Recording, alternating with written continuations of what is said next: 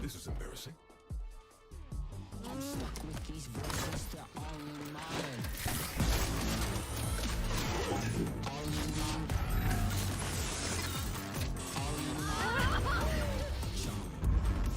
I'm stuck with these voices that all in my head. There ain't no arrival, no destination. Nothing's gonna free me from my imagination. No people finish, no good to open. It's gonna liberate me from my sense of broken. Oh, he makes me so proud. He makes me so rich. Oh, I should have picked this game. Winning requires sacrifice. Not really your style. Hey fam, let's go again. That bot owes me a code.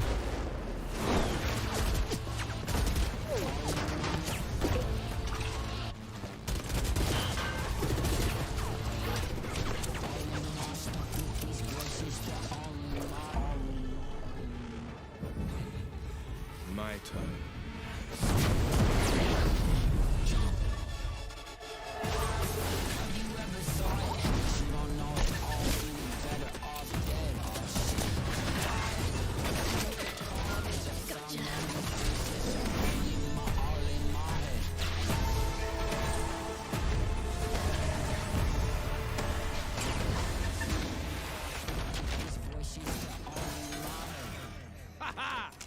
Team Forge, baby! What the? All right. Playtime's over. Ready up! Team Forge? Really? What? Fire and steel. Come on. Hey, wait. Ooh. You're quick. How about Firewire? Robo Squad? Oh, the Swagger Express. Roaster and Toaster. You know I'm programmed to kill you, right? Oh, another good one.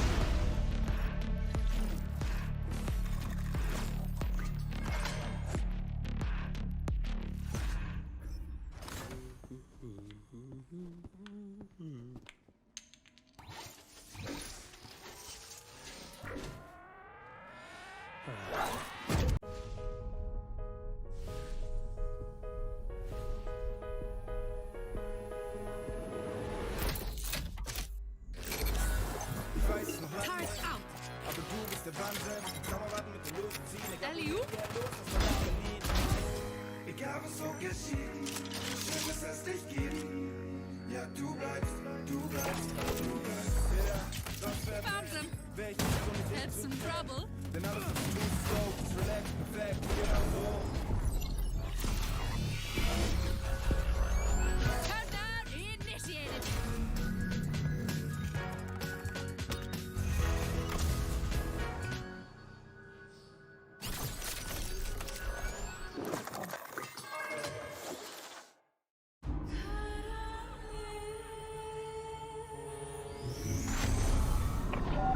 Cipher to all stations. I have a signal. Our blackmailer is headed east. Leon, this is Sova. Confirm you have target visual. Yep, got him. Ground team, collapse and converge on Sector 4.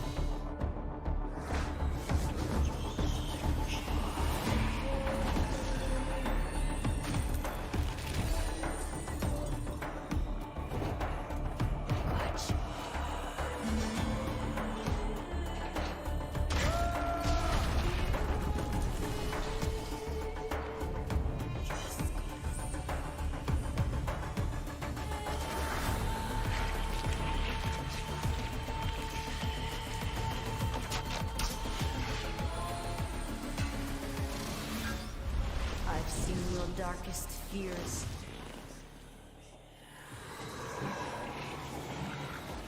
Mine would eat them alive. Covering! Chamber, it's on you!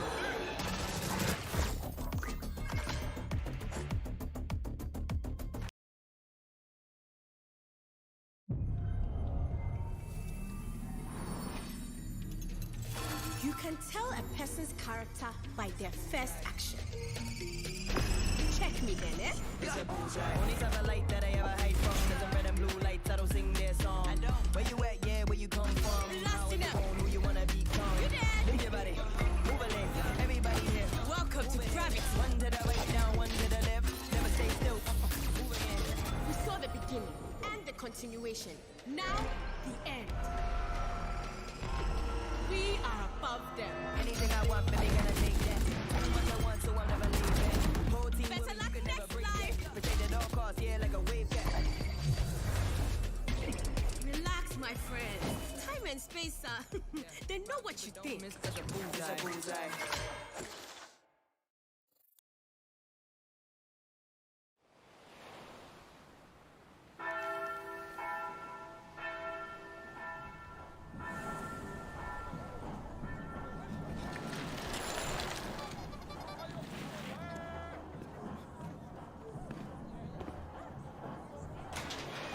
É por isso que eu vou te botar no jeito hoje, viu, Binho?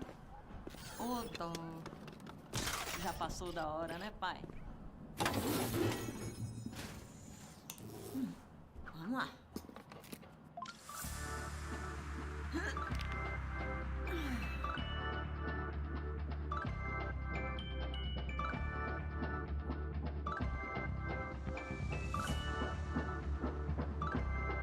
Oxe. Bebe, hoje só amanhã. É hora do reggae. Porque toco a fé. Eu vou mandando a fé pela cidade. Bonita, o toque do cachê e a força do divino. Ninguém explica, ela é bonita. Porque toco a fé. Eu vou mandando a fé pela cidade. Bonita, o toque do cachê e a força do divino.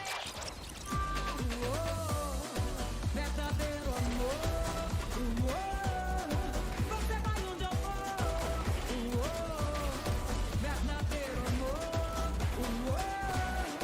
Você vai onde eu vou. Não diga que não me quer. Não diga que não quer mais. Eu sou o silêncio da noite, o sol da manhã. E vou ver o mundo tem. Mas tem um ponto final. Eu sou o primeiro que canta, eu sou o carnaval.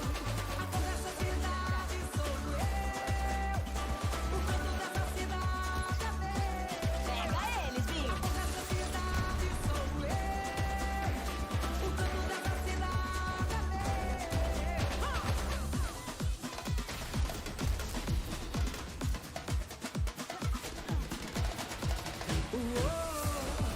Verdadeiro amor. Você vai onde eu vou. Verdadeiro amor. Você vai onde eu vou. A cor dessa cidade sou eu. O canto dessa cidade é meu. A cor dessa cidade sou eu. O canto dessa cidade é meu.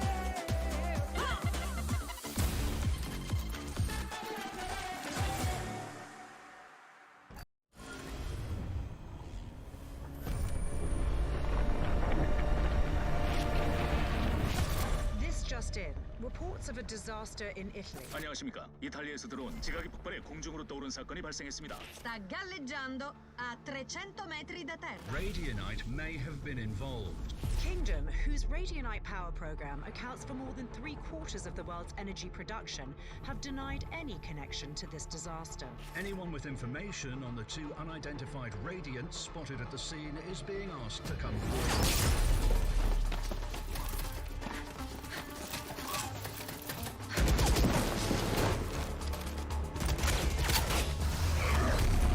Finally!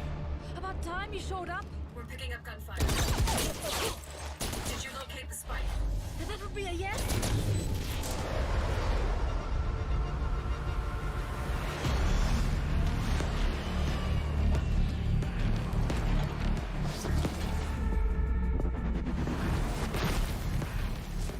Stay close. Weapons ready. I was born ready.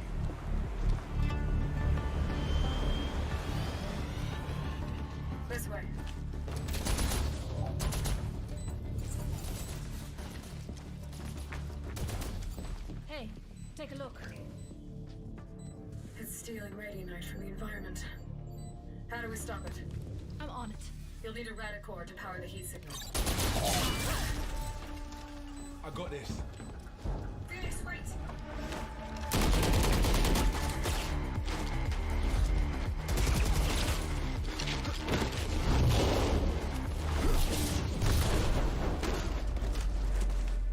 Hands up, come on.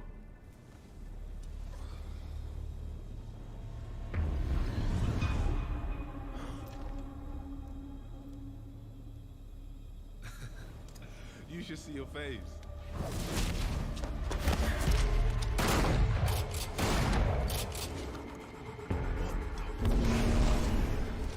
Come on.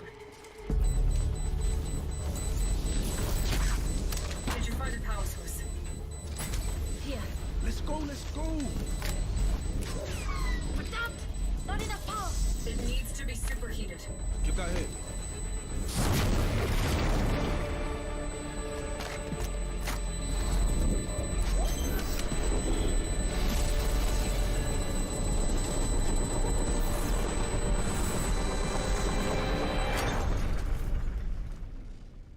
I honestly didn't expect that to work. Really? So, maybe give us a heads up next time? Sign secure. We're coming home. That the big man. Tell him I need answers this time. What is your problem? We crushed it! Phoenix got a look in the mirror. How come they look like us? And what do they want our radiant at for? I'll talk to Brimstone.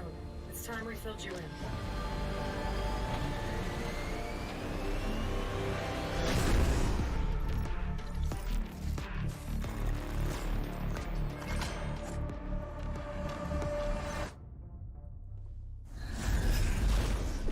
Yo, we got problems. We? You're the one that screwed up. You serious? You had it easy, Jet. You know they're bringing whole teams now, right? And so will we.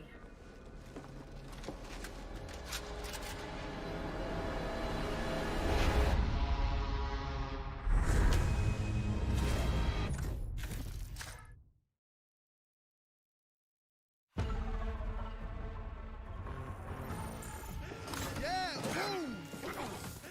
You line them up, I burn them down. Really, I could do this all day. Congratulations. You were undefeated at target practice. Oh, target practice? KO, are you shading the king? You're not the king. You have the same score as the rest of us. How about a game where the bot shoots back? I'll bring the fire in any game you want. Please, be my guest.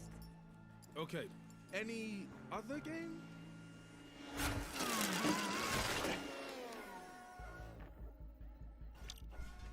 Let's dance. Yeah. Say hello to MaxBot. The perfect blend of tactics and firepower. Now you can train against, well, you. My money's on the machine. You got this, pretty boy.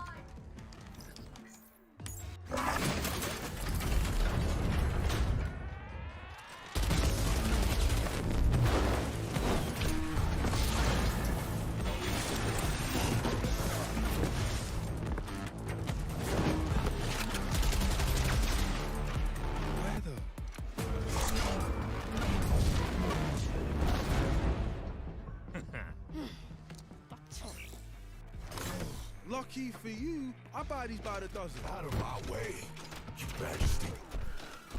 Somebody call the doctor. Machine double off the shoulder.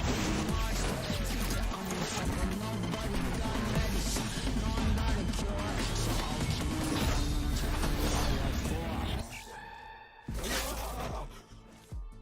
Well, this is embarrassing. I'm stuck with these voices. They're all in my head. All in my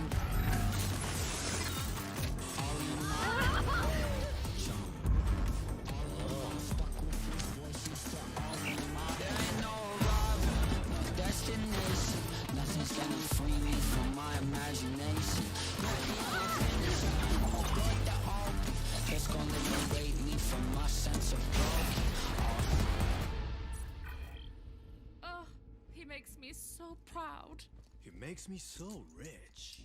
Oh, I should have picked this game. Winning requires sacrifice. Not really your style. Hey fam, let's go again.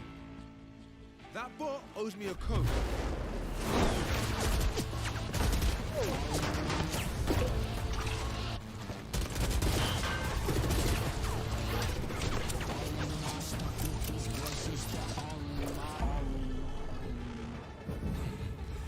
My turn.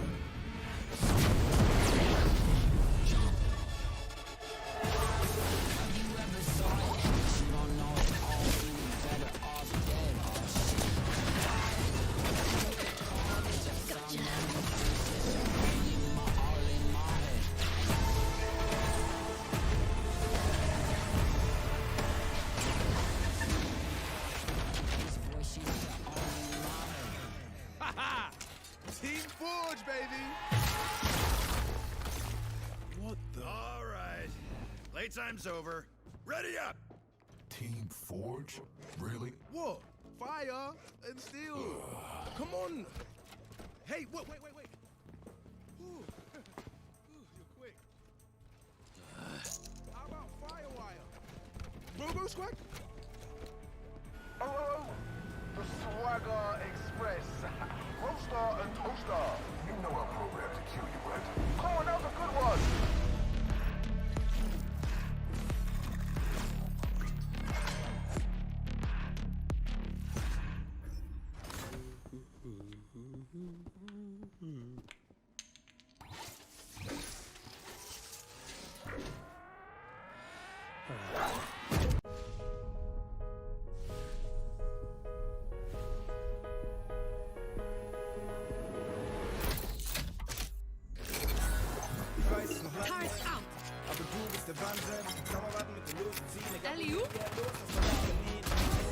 Egal was so geschieht, schön, dass es dich gibt. Ja, du bleibst. Ja, das wär Found them. Had some trouble. Denn alles ist loose, slow, relaxed, perfekt, genau so. Countdown initiated.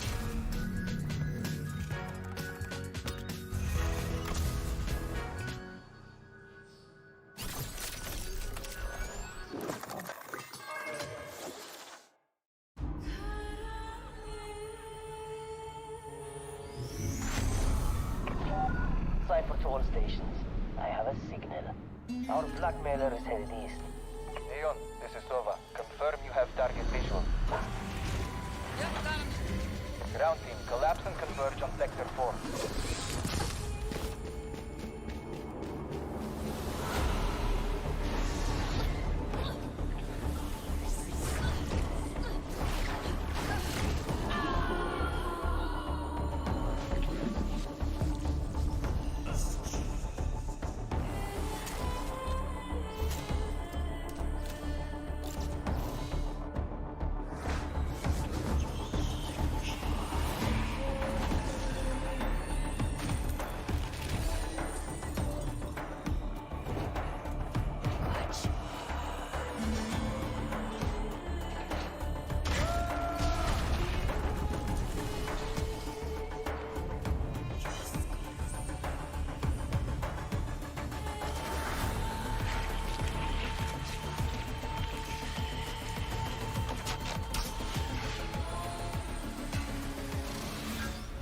I've seen your darkest fears.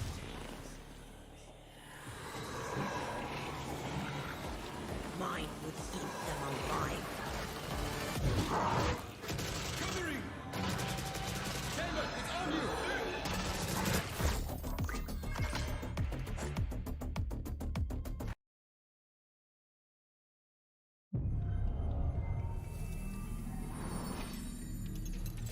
You can tell a person's character by their first action. Check me then, eh? It's a bullseye. Only type of light that I ever hide from is a red and blue lights. I don't sing their song. I don't. Where you at? Yeah, where you come from? Blasting up. Who you wanna become? You dead. Move your body. Move a leg. Everybody here. Welcome to gravity. One to the right, down, one to the left. Never stay still. Move again.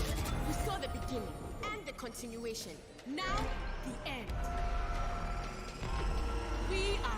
them. Anything I want, baby, gonna take that. I'm what I want, so I'll never leave it. Whole team with me, you could never break it. Protect at all costs, yeah, like a wave cat. Relax, my friend. Time and space, they know what you think. It's a bullseye.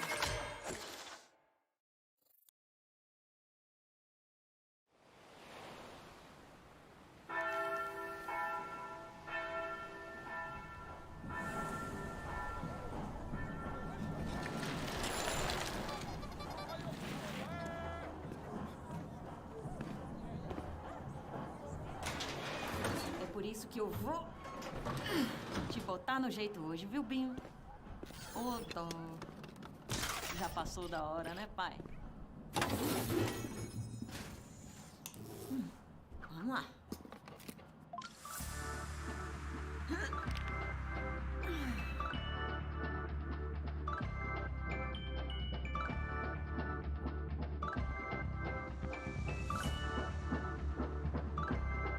Oxe.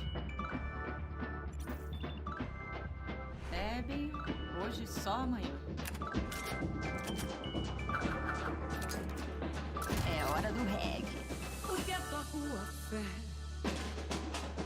Eu vou mandando a fé pela cidade bonita.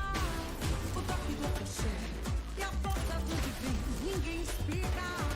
Ela é bonita. Porque toco a fé. Eu vou mandando a fé pela cidade bonita. O toque do axé e a força do divino. Verdadeiro amor, você vai onde eu vou, verdadeiro amor, você vai onde eu vou. Não diga que não me quer, não diga que não quer mais. Eu sou o silêncio da noite, o sol da manhã. E o voo fundo tem, mas tem um ponto final. Eu sou o primeiro que canta, eu sou o carnaval. A cor dessa cidade sou eu. O canto dessa cidade é meu. Pega eles, Binho. A cor dessa cidade sou eu. O canto dessa cidade é meu.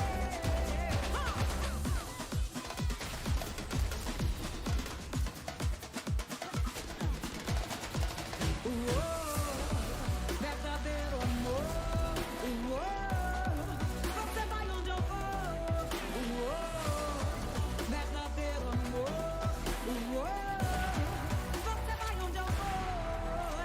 A cor dessa cidade sou eu, o canto dessa cidade é meu. A cor dessa cidade sou eu, o canto dessa cidade é meu.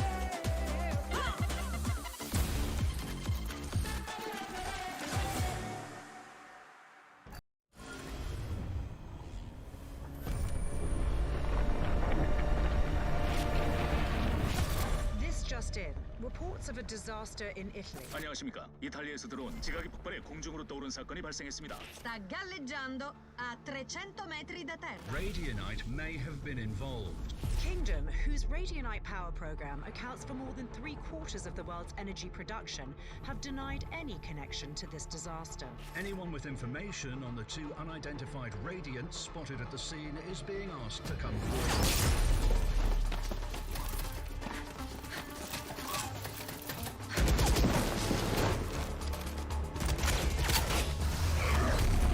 Finally! About time you showed up. We're picking up gunfire. Did you locate the spike? That would be a yes.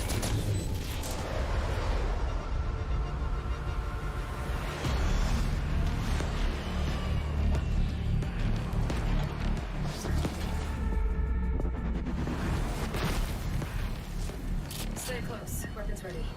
I was born ready.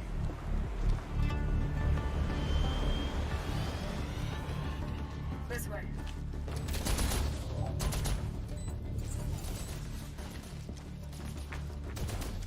Hey, take a look.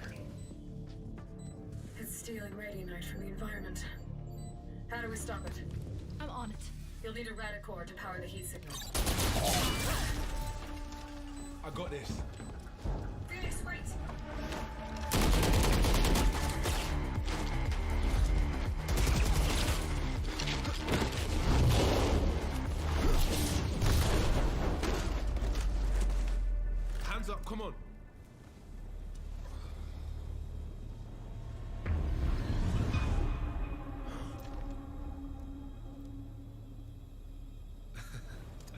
should see your face.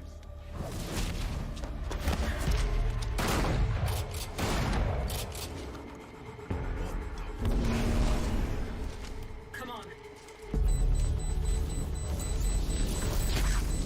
Did you find a power source? Here. Let's go, let's go. But Dad, not enough power. It needs to be superheated. Give that here.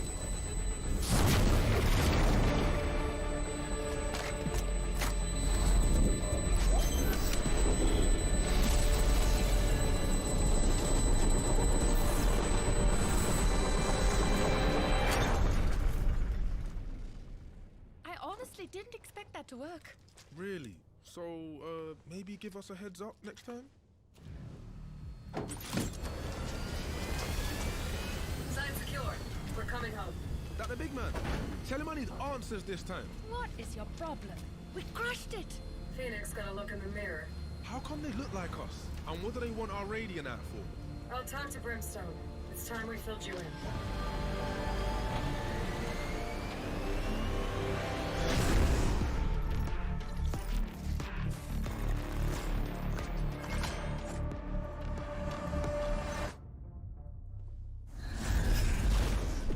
Yo, we got problems.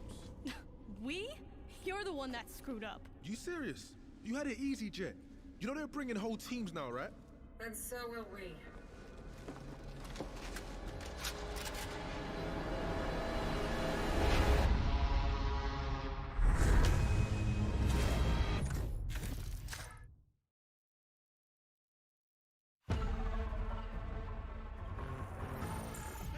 Yeah, boom! You line them up, I burn them down. Really, I could do this all day. Congratulations. You were undefeated at target practice. Oh, target practice? KO, are you shading the king? You're not the king. You have the same score as the rest of us. How about a game where the bot shoots back?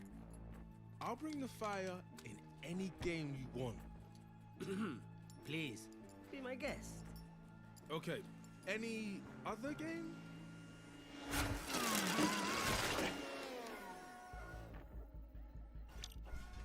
Let's dance. Yeah. Say hello to MaxBot. A perfect blend of tactics and firepower.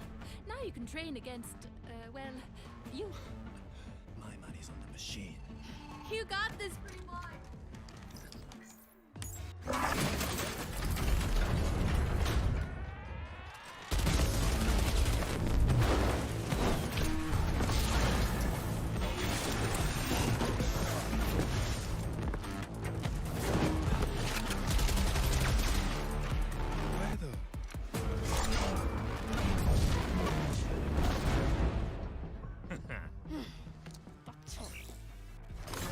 Lucky for you, I buy these by the dozen. Out of my way, Your Majesty. Somebody call the doctor. Machine got off the shoulder in Mars. I'm in trouble, nobody got medicine. No, I'm not a cure. So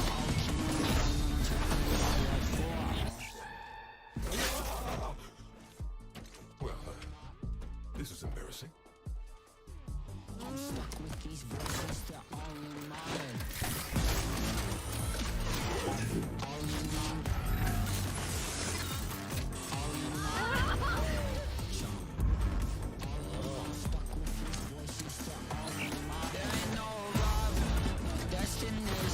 Nothing's gonna free me from my imagination. It's gonna liberate me from my sense of broken. Oh, he makes me so proud. It makes me so rich. Oh, I should have picked this game. Winning requires sacrifice. Not really your style. Hey fam, let's go again. That bot owes me a code.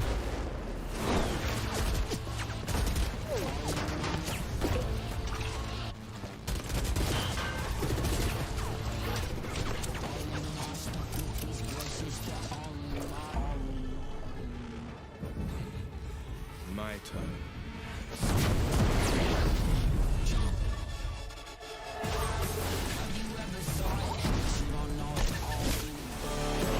good is that a spot, obviously, in the APAC playoffs, there is opportunity in this world of Valorant for Oceania teams to do some damage. Tony, I am feeling absolutely ecstatic with the matchups before us tonight. Order. Has this TP to safety. Yep, that's the right play. And Maple, there you go. Oh my god, Maple! Honey Badgers.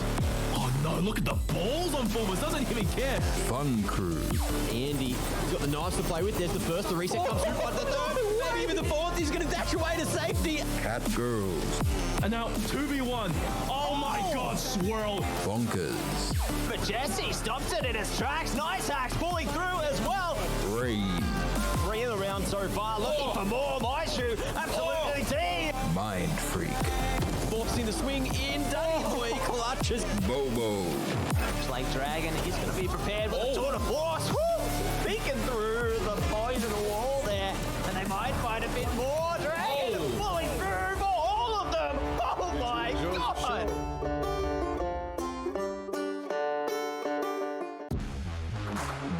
Going to be 2 effects from Nice Hacks. Goes up. Precious can't land the shot. Now again. Quick double from Precious.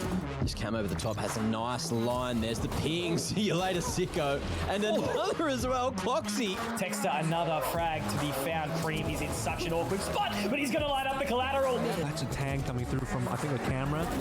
Oh, what is this?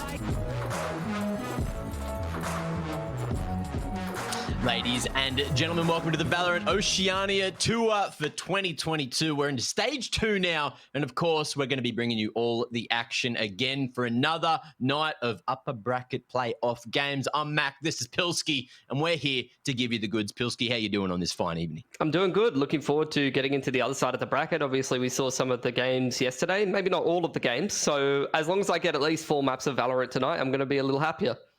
Well, true, yes. Hopefully there is no FFs, but look, usually there's not, so hopefully we get 4 to 6 maps. But if you guys don't know how this whole stage 2 has worked or how the whole sort of thing has worked at all, look, we got a nice little VT package to explain it all for you.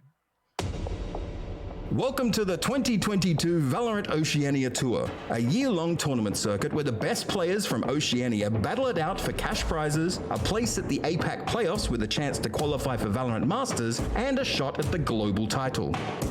Teams can compete in up to 2 stages, consisting of open qualifiers, a regional group stage, and playoffs, each with their own AUD $25,000 prize pool. By placing high enough, they'll accumulate championship points to be one of the top teams fighting for a shot at the OCE Championship and a $30,000 prize pool. Those top teams go on to the APAC Last Chance qualifier, with the winning team invited to the Valorant Champions, where the world's greatest compete to be named 2022's Global Champions, winning an as yet undisclosed prize pool and true gaming glory. For more information, head to LetsPlay.Live /2022 VOT. And if you don't know, now you know. So that's the beautiful thing about these videos. We don't have to talk. They do the talking for us. It's great. It's beautiful. And look, there's a few things that are beautiful, of course, about this competition. Mostly the winner of the competition gets to go overseas and play in that APAC Last Chance qual. But of course, we're just at stage 2. So the winner is, of course, going to, get some of those points to play in the Champions later on in the year, or playing the OCE Championship rather. But they're not just playing for the bragging rights, Mitch. They're playing for a little bit of cash as well. So if you came first, if you were the best in the country and you took home your share of $9,000 dues, what are you spending it on? For me? You, yeah. Well, you got to split it 5 ways, and then you probably give some money to the coach as well. So after all of that's kind of been divided up, I don't really know. Maybe I'm upgrading my setup to be an even better gamer, even more elite gamer. Maybe I'm buying myself some celebratory dinner or some nice drinks or something like that. Having a nice outing with the boys to get ready to go overseas at that point once you come in first. Well, I know I'm taking us all for a spicy bowl of pho, which isn't that spicy, but it's more, fragrant than anything. Can be spicy. But anyway, Can it? Oh, I guess it can. You can put a bit of extra chili oil in. Anyway, you know, that doesn't matter. We're here to talk about Valorant. We're here to talk about a few things, including what happened yesterday. We casted these matches and we got a few highlights to have a quick look at as well. There was only one game, unfortunately. Of course, Order took a forfeit win, but the game we did get to see was an interesting one because Fun Crew really pushed Cat Girls, but Cat Girls, of course, took that 2-0 at the end of the day. Yeah, I think, look, realistically, Fun Crew is quite a reasonable team at the moment. I'm not sure how much of a fan I was of their Haven comp. I think their Icebox comp was a bit more of a normal kind of comp that you've seen quite a bit of. They kind of fell flat towards the end of Haven, just couldn't get enough consistency going on that attacking side of Haven. And part of that, I feel like, came down to their comp. They really relied on some explosive timings because they were playing double duelist and chamber without as much utility, with only the Sova being that main utility man. As for this game, I mean, we saw multiple interesting comps from Cat Girls. They played a little bit off meta. They played Raze Fade instead of Jet and Sova in all of their comps, and they said in the interview that that was just something that they were kind of experimenting with. It was the first time they'd given it a crack, which might be a little bit scary because you don't really know what Cat Girls' main kind of comp might look like or how much kind of practice they've put in, and if they can beat you with something that's a little off meta that they haven't tried before and you're a decent team like Fun Crew, that just goes and speaks to the talent that Cat Girls does have overall. Well, that's it, right? And look, we've got the bracket to have a quick look at. So as you can see, Order and Cat Girls are continuing on in that upper bracket. So they will be playing one another in the next few days or so, I'd say. And then down in that lower bracket, of course, we have Honey Badgers and Fun Crow looking to go blow for blow. Hopefully, Honey Badgers bring 5 and get into the damn game. But of course, we got a couple of games today as well to talk about. Those games, of course, are going to be Bonkers and Rain and Mind Freak and Bobo. So the other side of that bracket up the top, I believe it's a couple of...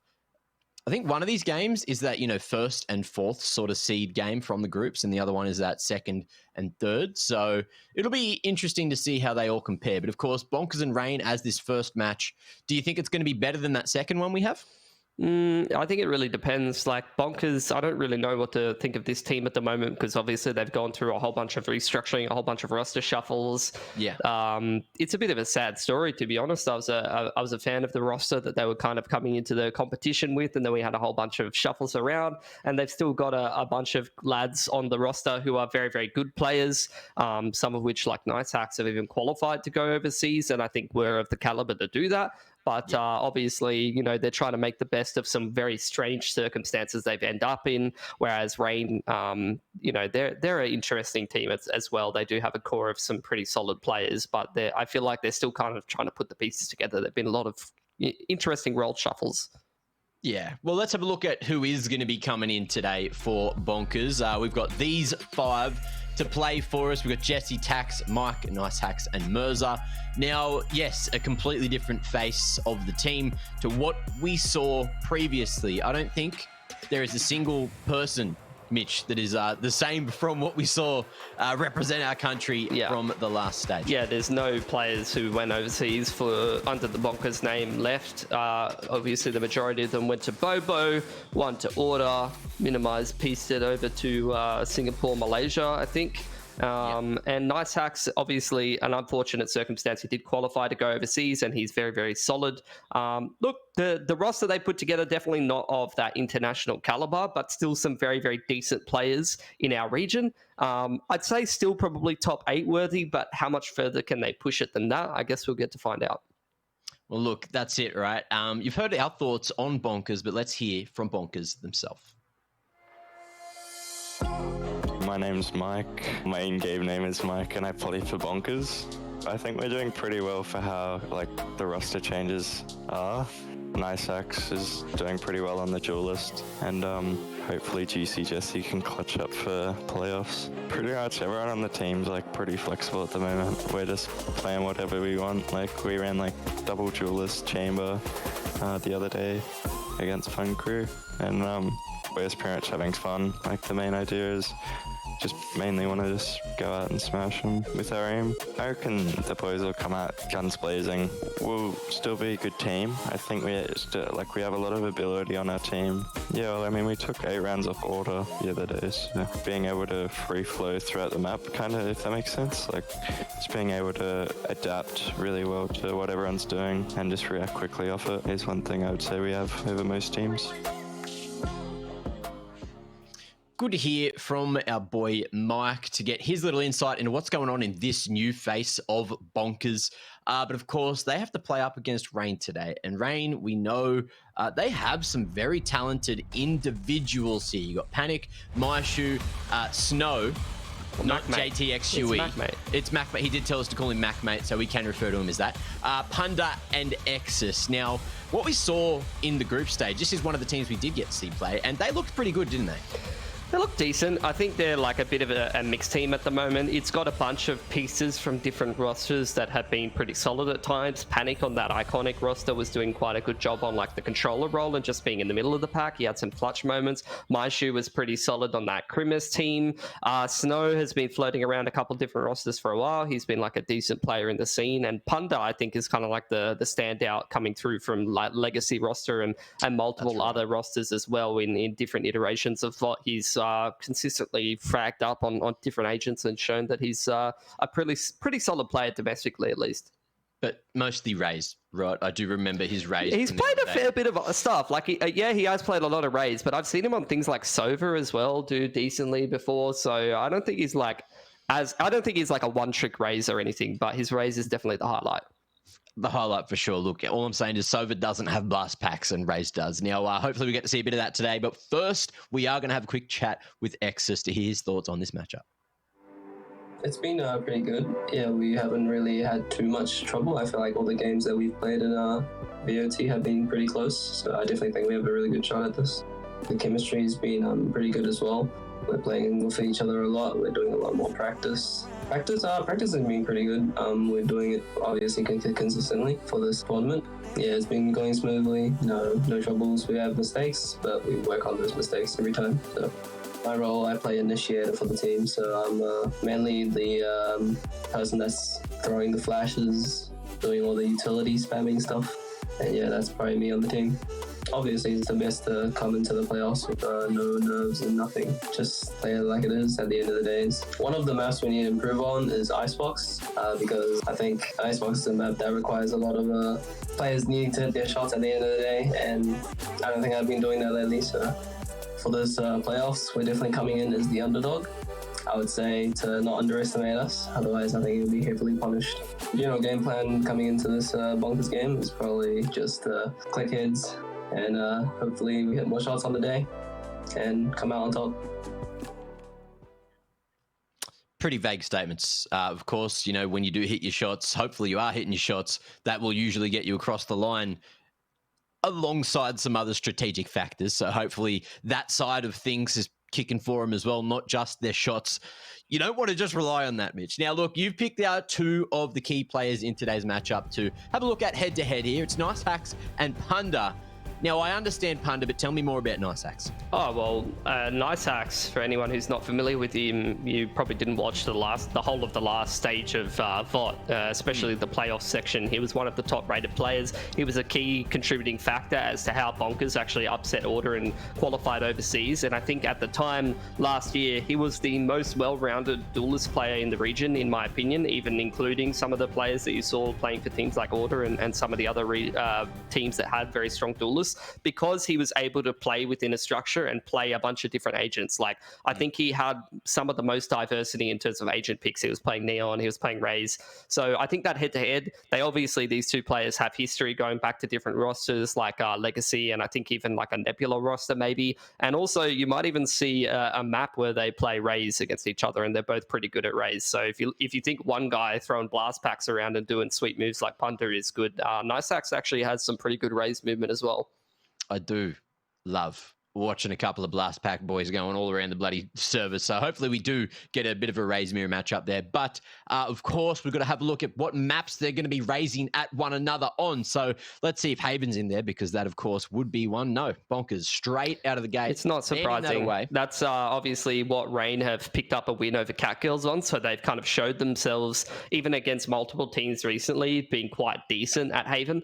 Bonkers going to go towards Bind and then raise on to Ascent and Icebox. I feel like these are some of the more common maps that we've seen lately. You've seen a couple of teams, if they do play Haven, it's in the map pool. You've seen a couple of teams even picking into Split and interesting things like that.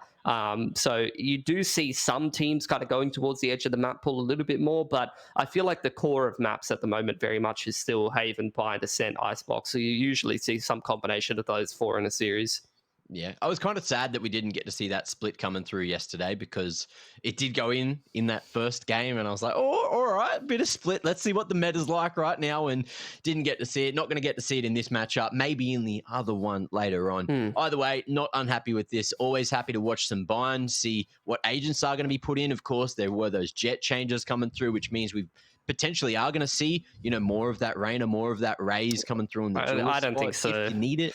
I honestly think like that was kind of a one-off for Lou being subbed out, which I actually didn't really even expect that to be the case for Catgirls. Like taking Lou off the Jet, it's been his most played agent by far, and I think that's going to be the exception to the rule rather than the rule, to be honest. I think Jet is still a perfectly fine agent, still very, very strong. I don't think the dash change is even that much of a change, to be honest. So I wouldn't be surprised to see some more Jet. But if there was a matchup where there was going to be a little less Jet, this would be it. Simply because, like I said, NiceHacks is not a one trick. He's very flexible with his agent pool. He can play a whole lot of different agents. He can play multiple different duelists, as he showcased in the playoffs last season.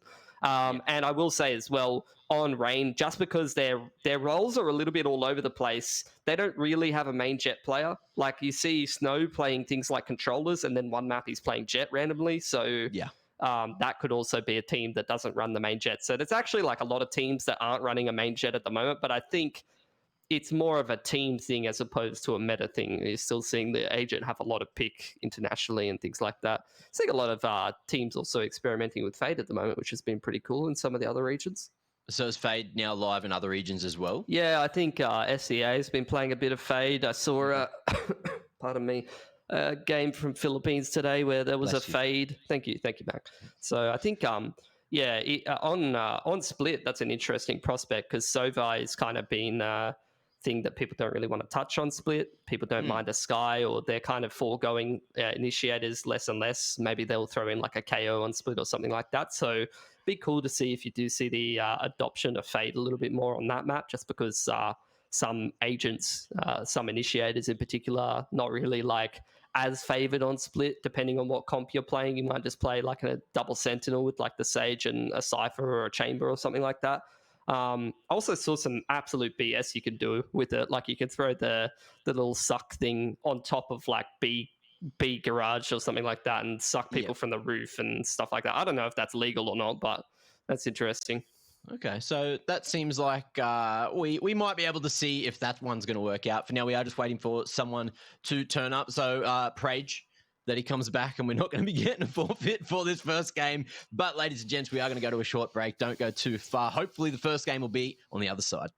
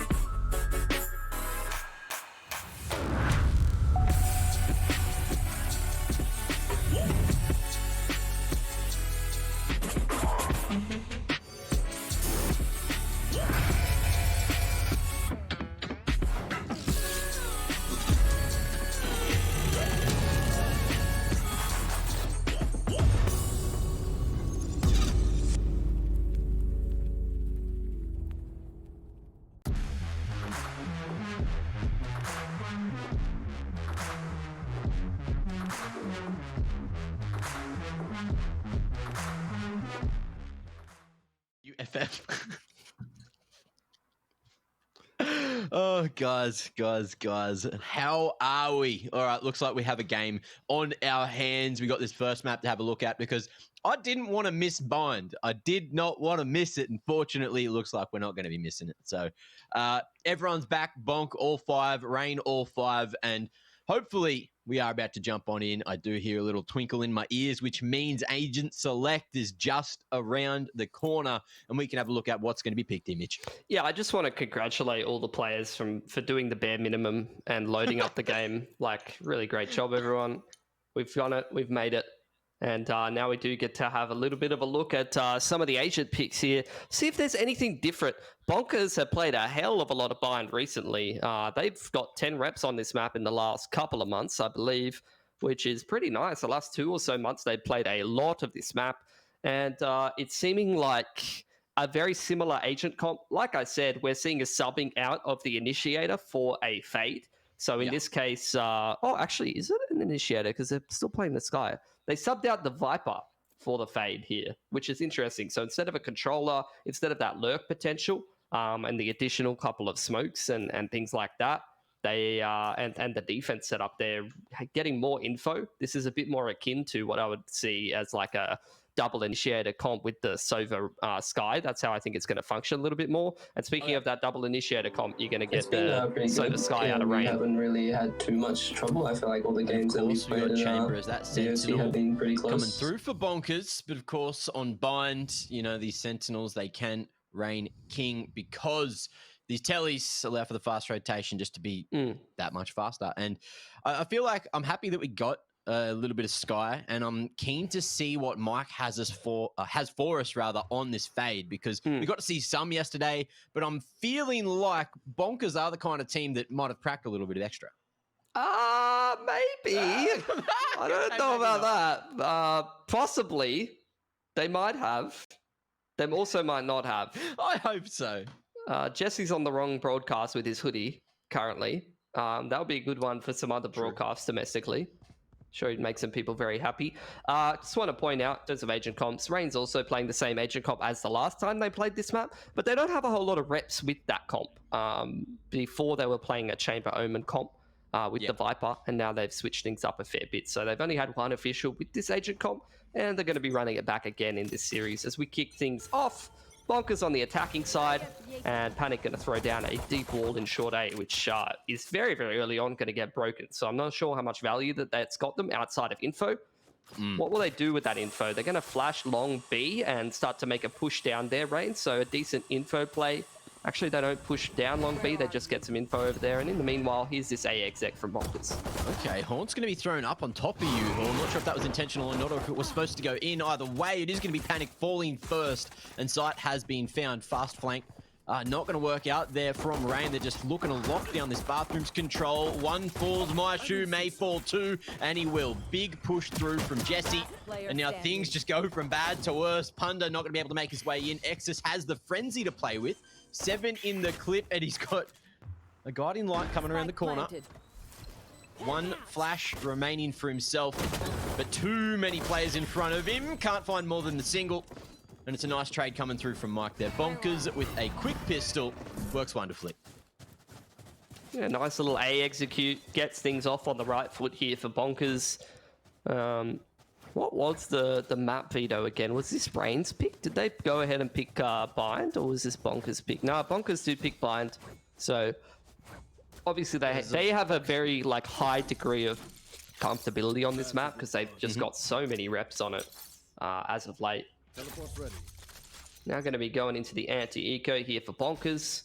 It's a nice little B stack here for Rain. Instant flash down long. He's going to scan a couple of those players, and it's going to be an absolute brawl. Numbers in front of him, and that's going to be the easiest mop-up of their life. Panic at least able to pick up one for their troubles, but it's a quick second round, and it looks like Bonkers, they are here to play. Absolutely. You'd expect nothing less just from the. Get him in there. Go, Jesse. Got the graphics guys working overtime at the moment. Maybe the graphics guys were trying to hint to a big performance from Jesse there. Yeah, true. As look, Tax on the anti-eco farm up has done pretty well for himself. He's 2 off of his Brimalt, which can be pretty nice on this map. Early dart does actually get the scan off. No one's pre-aiming the dart, so they got a lot of information off of that. Myshu's even going to chuck a little shock dart in, which cancels the dog. So beautiful little bits of utility in from Myshu. Rain seem to be happy to play retake though. All paint shells. Get a decent amount of damage off just with that explosion. Myshu able to find one and falls away. Barely surviving for now. Panic trying to find himself a line over the top. There's the first Phantom in hand, and he's waiting for this swing back through. But in the 4-on-3, Bonkers, they've still got a lot of work to do. Yeah, 2-man push in towards elbow here. Massive gun disadvantage. A beautifully timed flash does at least get Mirza 1 kill, but I don't know how much more value he's going to be able to get out of that unless he had some insane sheriff shots. How is no one hitting this man? He's got 60 HP max. I do not know the answer to your questions, but Jesse could just save the day. He is going to be picked up by that guiding light. Spike retrieved, and now footsteps falling all the way back to the telly. And you can see that Rain are going to try to cut him off at the pass, rotating quickly all the way back through CT. This is scary. Jesse, he's going to get this one planted. Yeah, open plant. He's got 8 in the Headhunter. He's a Guardian, so a lot of tools that could help him win this round. He's 5 off of that TP being off cooldown. Nexus. Patience pays off for him. He just holds the angle, takes out Jesse, but still all in all, Bonkers a very nice bonus out of them. They get the spike down. They get 3 guns taken away from Rain. So they've done very well for themselves. Sky Ult now available for Rain. This is going to help them grab some info in the mid round or maybe start to facilitate some of these retakes if they get into one of those scenarios. As for Bonkers, 1 off Tax's ult. Might see some orb farming here early on, grab him the Brim ult, and then maybe go for a little bit of a set play off of that. Wouldn't be too surprised to see it. That works. Most even round so far in terms of weapons brought in. But I dare say that was a pretty damn good bonus, regardless of the result. Rain going to be happy with it too, getting that first round on the board before it's too late. Guiding Light giving a good amount of info. Tax going to be spotted by that one, and falling all the way back. Will survive. Takes some damage for his troubles, but at the same time, that's going to be Bathrooms control for Rain. Yeah, they know that there's at least 2 players over there, and they've also had the Prowler lock onto someone in U-Haul, so Bonkers have a very good read of the situation. They know that there is 3 over towards this A side, and they're not going to forfeit this Bathrooms control. They're going to actually do their due diligence, retake that map control. Boombot does lock onto a player on the left side. Raze Nade closes out the right side, so this is Bathrooms control back in the favor of Bonkers, and they're even going to send out the Prowler out onto the Sky, who gets completely caught out, but somehow is still alive. And Nice Hacks just can't quite connect there. Trying to hold down the spray, but the jump from, who was it, Snow? Just too much to deal with. Couldn't quite find him. And Tax as well, still kicking on 31 HP. But those Seekers as well, going to be dealt with as the rotate comes back through. Again, it might just be one of these late round hits. Yeah. We've seen a lot of them over the last couple of days. This is classic from Punda though. The Judge in close range position on the Raze. He's got a whole bunch of util there as well. Sky Heal coming out here. After that initial contest over towards the A side of the map. Look at this 2-man rotation from Rain, though. They have a great read on this situation, and there's a dart here for Myshu. Let's see if he can get any spam kills. Smoke's in the way, and there you go. Punda. Oh, no, he's missed the move, and he couldn't use those blast packs to survive. It's going to be the quick 2 for 2, though. Panic swinging in and thinning the numbers greatly. Jesse deals with that flank as well, and it's just going to be the 2 remaining players from Rain coming in from elbow. Tag comes through. Myshu just on 11 HP, wants to trade, but he's sending Snow in first, and the man's going to be blinded up. Good swing coming through, and no one survives for Rain. A big round for Bonkers there to lock down a 3rd.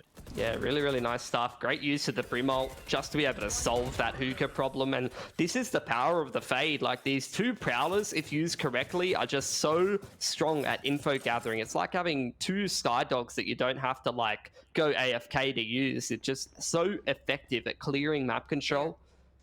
Still kind of getting a feel for how easy it is to kind of dodge them, but for the most part, I've seen them that like seem pretty reliable at just clearing parts of the map and gathering info about whether there's players there. So look, Rain back onto an eco now. They are going to contest short A here early on. A couple of players spotted out. The Prowler still contesting, and so far it's a bit of a farm for Bonkers, not having any issues winning all of those duels. The double half sight smoke clears out all of those backside angles. And they kind of just chuck it along pretty smoothly right now. Yeah, Tax as well, already getting halfway to his next ult after using it in the previous round. So a couple of entries, Spike Plant, everything looking pretty good for him. Sharing that love. Seekers are there for use if they want it, but at the same time, Mirza, surely he'll just use that in the next. Punda now spotted at Heaven, and that Prowler, oh, that's spotted out my shoe down in lowers as well. So it is just going to be this standoff, slowly but surely. The Pistol-y players are just looking to fall to that spike so they can buy into the next. Don't want to be losing too much, and managed to take at least one player away, which is better than nothing, but it's 4 already on the attacking side for Bonkers. Got a couple of ults as well. Like, this is just a take the site starter pack. These couple of ults that Bonk have available to them. They've got that Fade ult, they've got the Seekers, and they've also got that Sky ult, the Raze ult as well, the Showstopper. So, I mean, these ults comboed in can just facilitate a really smooth site take here, and I'm not sure there's much Rain can really do too much about it. They are, three of them are a one-off, one of their ults, so you know, a kill or an orb for any of them could actually make a bit of a difference here. Whoa. Let's see if Snow is hungry to try and get that orb control. Doesn't seem like he will be. Tax going to be baited, just spamming that ice wall. And Panic picks up first blood. So a solid pick for Rain there. We are going to see them just fall away and play the numbers. Yeah, now you're going to get this boom bot in. Molly being utilized to try to slow down this push, but in comes this Showstopper from NiceAxe. In the meanwhile, a whole bunch of kills going the way of Rain, but Bonk have still been able to trade out and try to take site control. Unfortunately, earlier in that round, the Sova was able to get that B-Long Orb, get his Hunter's Fury online, and he's been able to cross-map pick one of those players crossing the side. 2-man setup in Heaven is more than good enough for Rain to close out that round, so 3 alive for them. And I'd say a lot of the heavy lifting being done by Panic there. He pretty much self-sufficiently gets that pick outside of bathroom, just baiting off the wall. And I feel like that kind of forces Bonkers to speed up the round a little bit more than they were comfortable with. And they get punished by Rain really nicely. Solid use of those ultimates as well. From both sides, you know, to open up as well as try to equalize. But then, of course, that Hunter's Fury just doing too much from the other side of the damn map. You want to play? Let's now, play. let's see what happens into the next. Panic's had this res for a couple of rounds, but hasn't really had an opportunity to use it. So, still waiting for that investment. Looks like Punda has managed to go aggressive and get himself his Showstopper online. And still just hunting for his first kill.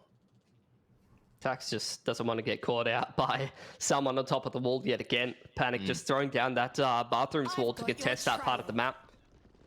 In comes the Seekers though, the majority of them going through bathroom side. It's going to be a creep up short A in the meanwhile, getting slowed down by the slow orb as this execute comes in with the Fade ult. Yeah, that Nightmare not going to be going far enough to hit the Heaven players. Seekers still going through, but NiceAxe hoping it would connect so he could contest through the smoke, but he's just going to hold his ground for now. Spike not planted yet, but numbers starting to rotate the whole way through. Are we going to see a late telly? No, doesn't seem that is the case. 2 to 4, able to pick up one of the Exus there. Paint shells won't stop the Spike from being planted, and Punda going to get his head ripped straight on off. Maishu now last alive, and he is just looking to save already. So big round, big hit. Bonkers finding 5. Yeah, really nicely done. Just keeping things relatively simple.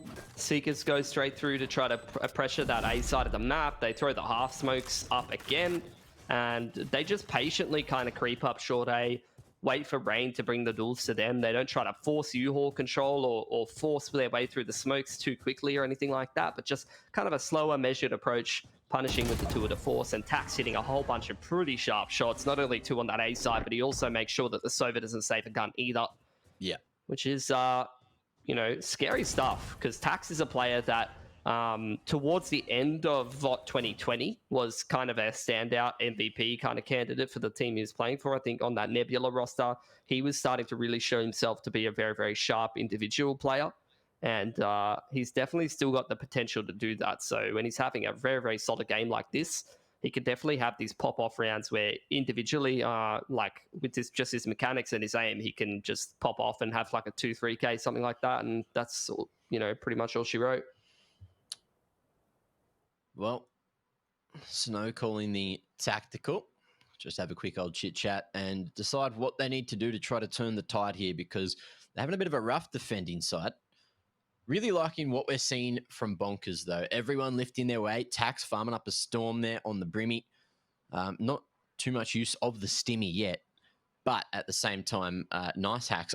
We were talking him up coming into this matchup, but he hasn't had to do a whole lot. Everyone else really pulling their weight at the moment. Yeah, I think, look, the roster that Bonkers has put together, although it's maybe not as scary and not like an international contender, like the name would suggest, you know, they're still rolling through with the same name as the previous team.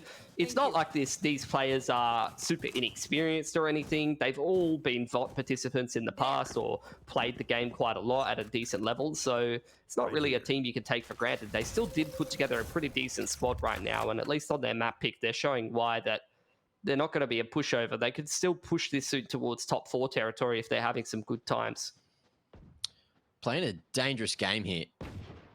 But Rain hoping that someone goes to clear this wall out. There is 3 players are all facing here, as you can see on your screens, but it looks like Bonkers may navigate away from this dangerous position. I think this is just going to be like the smoke, hookah, elbow, and CT, like the triple smoke and just exit the side or something like that. Yeah. Or maybe even take elbow control. Yeah, CT and hookah smoke, and they're just going to go and take elbow here. So not even interested in that hookah stack at all, and they avoid it perfectly. Jesse playing quite passively over towards market. That's really the perfect approach to that situation. So great mid-grounding from Bonkers, just recognizing exactly what Rain are trying to throw at them. And look, this trademark as well. Going to activate right now. Punda's position known. And they know Jesse's here somewhere. Still lurking around these corners, and Punda decides that the safest way to go to Snow is straight through the telly instead. Smoke and fade finally in a moment. Jesse, missed opportunity there as Tax flicks back and picks up another. Looking pretty damn good for another round now for Bonkers. Snow just wants to try to keep this gun alive. Sharp shot to take the head off of Tax, punish him for continuing to go on this hunt. And Mirza sneaking in on the flank. Ooh. Is he going to be ready for it? Oh, Snow tries to react. Good couple of kills. Great damage on the exits and will fall as well before the round's done and dusted. So even with a 4-round lead, there is some good financial damage coming through from Rain. Yeah, a little bit here and there, but it's not going to bother Bonkers at the moment. They have been on a great streak so far. They've built up so much cash. Their economy looking very strong. And we're going to get the Razor here early on towards Nice Hacks. He's going to probably blast pack himself on towards that bathrooms line, and it's looking like there's going to be a couple of players over there for Rain. Not sure if he's going to get an angle though, because the Brim is on backside A, so that's probably just going to be a side of bathroom smoke, and indeed doesn't get the angle that he was looking for. Ooh, and there's the info. Punda was thinking about going forward, but Exus, of course, just spotting 2 there with the guiding light. Now Maishu just jump peeking. Gets himself a bit of info on the other side of the map. And Rain deciding what they want to do off of all this info they've gathered. Yeah, I mean, they've been pushed off that B info line. They did get some control of bathrooms at least, and they're still contesting that. That's a great shot from Snow, dealing with the chamber, trying to creep up short A and make their lives uncomfortable. There's the Brimalt to try to filter them out of bathrooms, and they've at least done that. But with Punda so close and with this showstopper available, I think this A side is going to be very difficult for Bonkers to take.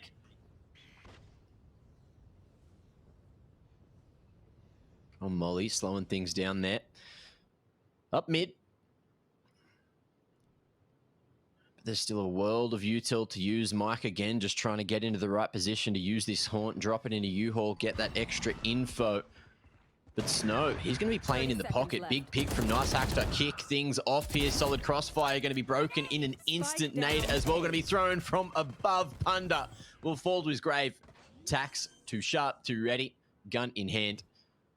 Look, with the man advantage, this is looking pretty damn good for Bonkers now. Maishu just going to be droning through to try to get some info on the back of sight. Panic going in off the back of it. Haunt not going to reveal his position. Maishu finds another, though. And now a decent chance. They know that Sage is on site. They're going to get that res off to swing the numbers back in Rain's favor.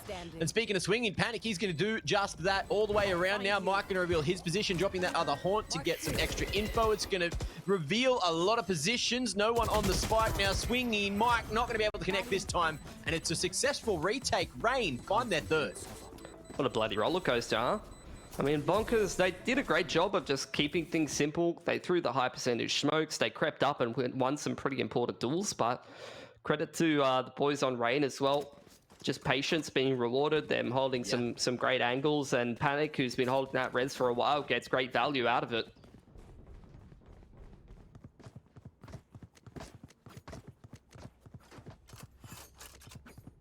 We are getting the Raze matchup that I was kind of anticipating and hoping for, but at the moment, like you said, it hasn't really been the deciding factor of the game. Nice axe. Just going to be trying to take a very advanced line with the operator. Oh. Last pack invested, but no one falling, no one even going for the jump peak. They seem to be aware of what was happening, and now it's just going to be double elbow after a pick goes back Rain's way with that initial peek in through bathrooms. Yeah, credit to Snow. I mean, he's on that controller role, but he's finding opening picks multiple gun rounds in a row. Not something that you can really take for granted here. He's a double elbow setup here for Rain. Just waiting for Bonkers to come in and contest this site. They're playing off the site, maybe a little bit worried about that fade util, but the contact play comes in. A bit of a lineup for Panic, but still the site taken by Bonkers. Yeah, he gets big damage onto Mike, and that wasn't even the man he was supposed to kill. So, an awkward position, but it's worked out to bring Bonkers back into the round. Now, Punda, he's got that showstopper at the ready. He's making his way forward, finds one, can't get the shotgun out for the second, but Jesse might have just won the round for Bonkers. Back to the one-on-one we go as Snow. Now has to try to win the ring around the Rosie, but there's nothing going round here. It's Mirza straight over the top to find another for Bonkers. Very, very close round. Mirza really had the critical frags in that round, huh? Like that peek onto the player on elbow. Very, very quick shot from him, and then he gets the last frag of the round. Couple of nice ones in the mid round from Jesse. These are not really the players that I'm necessarily looking at or expecting to pop off for Bonkers, but if those guys are playing well and you get like nice hacks, having some pop-offs here and there, and Mike doing his job like normal, this is not really a squad that you can take for granted. Like, they're playing a pretty solid game right now. Operators really getting his entries working. Good timing on the paint shells to slow things down on these players trying to make their way up mid, but again, nice hacks. He's just hunting for another opening, following the boombot in. Looking to clear out those U-holes. It's all worked out, but again, it's going to be bathrooms that they're after, and Jesse deals with these two individuals perfectly. So from here, 2v5, it's looking like an unlikely round for Rain. Yeah, they were only on the half buy anyway, but yeah. And realistically, like with Bonkers money built up this much, what are you really going to do? They're giving themselves an outside shot, investing in trying to win a round, or even just farm up some additional ult points. That should be a freebie for Panic, and that's an operator actually hitting the deck, but Mirza, man, this guy's playing pretty phenomenal today, Mac. Yeah, hitting those shots, getting a whole bunch of those Seekers ready, which, look, he's got, again, I think this is his third time already for the half, maybe even the fourth with 13 kills on the board. He's used those to get a huge amount of space, get a huge amount of information for Bonkers. And on the other side of things, look, we've got Maishu at least with one ult to use, trying to maybe deny those spike plants. I mean, again, at the same time, everyone just keeps dying before he has that chance to use it. Look at Bonkers right now. I mean, they are going to run a bit more of a defaulty round. They have that tour de force, which can punish some of these aggressive peaks or attempts at gathering info. Panic does get that ult all, but the cost of a boombot. So decent trade-off there, I guess. Issue really being at the moment, though, the Bonkers has just got such great ults in a round like this. Like, their exec is going to be super scary. Showstopper, Seekers, and the Fade ult. You throw that all towards a site, it's going to be very hard to hold if used correctly. Yeah, just so dangerous. Nice axe using that boombot just to clear the right side of bathrooms, get himself up towards the left side. And look to try and find a line, tour de force as well. Look at this. Just clearing out all the basic angles at B. They just got both extremities and they got ops posted up on the line. So if Rain even makes like one over peak, it could be very difficult. But that's Snow again, another opening from him. A first kill, Punda getting one from Hookah side as well. This round kind of falling apart for Bonkers, and they're not even going to get a chance to use these ults, I don't think. I don't think they are. You're bloody right on that one. At least they still got the Fade ult there. And we'll see if it gets used. Okay, tag comes through, and My Shoe, the one ult we were questioning, is the one that might have saved it. But big picks coming through from all those riflers. Panic able to trade for 4, and Rain 4 on the defensive side. The question is now, at halftime, is that going to be enough, Mitch? I mean, I'm not sure. I think you're going to have a pretty phenomenal attacking side here for Rain. They do have an okay squad for it. Like, you've got that double initiator. You've got this classic, like, triple boombot that Fnatic used to use, or triple drone kind of setup that Fnatic used to make popular with the Sova, Sky, and the Raze to run that map control and run your defaults. And then you throw the Sage in the mix. That gives you really, really strong ability to be able to set up these post plants and hold them, just Sage walling off a critical part of the map and making those retakes really difficult. So, look, if they play the comp correctly, it could be a good attacking side for them, but Bonkers is looking in some pretty fine form here. I wouldn't be surprised if they continue to run away with this. Looks like we are going to see this B hit come through, or at least the attempt to get this long control from Rain. Just jumping there for info. Mirza, he's been sharp, and it's going to cost him a pretty penny. Over the top, though, Punda has found the timing. Mike, though, at least close to stop anything from going too wrong there. An awkward position, but Rain now going to be man down. Yeah, drone goes out, spots the Sky on that close angle, and the flash is good enough to actually punish Tax, who's hiding under Hookah. There's that Sage wall onto Elbow, which makes Mirza's position pretty much useless, and that's a side entry for Rain. They're actually going to just call the audible, though. They go straight back through the TP over towards A. This is why everyone hates Bind, and Bonkers is actually kind of on top of it, though. You invest so much just to clear out all the bloody angles that are nuisances, and we've still got Mike here waiting for the flank through. Okay, Maishu, he's going to win that engagement. Battle of the M's, he comes out on top. Niceax feeling it with the frenzy. Long range, Maishu might just save this one. 13 in the clip, he knows Niceax is potentially close, potentially around the corner, and with 20 seconds on the clock, Spike on the ground, Niceax clutches regardless. Yeah, great patience being shown there. He's going to get himself a 3K and start off this game relatively well for himself. Or this half, rather. Already getting a fair few points in towards that ult early on. If he has a bit of an anti-eco pop-off in the next, then you can expect a very fast timing on the showstopper. And I've seen those kind of timings just close down a game. Like, you go into your first gun round, old mate rips the showstopper, gets a 2K on the right angle, and, you know, then all of a sudden it's a 12-4 and you're crying.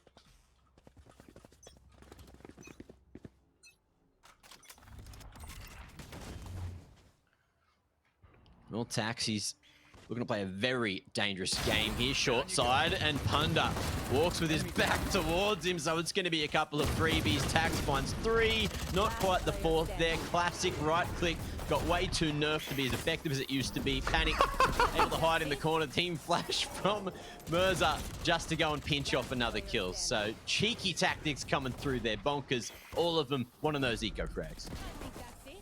Greedy little buggers. 4 alive for them, though, so pretty good anti-eco from them. And as such, I mean, especially with that Sheriff being thrown over and the fact that you've got a Chamber, losing one gun is not a big deal heading into the bonus, because Chamber can just root the Headhunter or the Sheriff and still have a lot of impact. In fact, even maybe arguably in the right hands, more scary than someone with a Spectre. See how Rain go in this first gun round, though. This is where it all begins. They need to have a clean gun round here, clean anti-bonus, and build up that economy nicely, or it's probably going to be a quick game of Bind.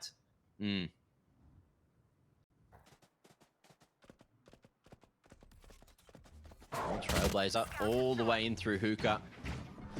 And Bonkers off the back of that decides to continue aggressing. Niceax, man, is hunting for some action, and he's going to be stuck in the telly for the moment. Door closed. Tax as well, investing in another one of these smokes, and we're just going to see the 4 straight through with the flash.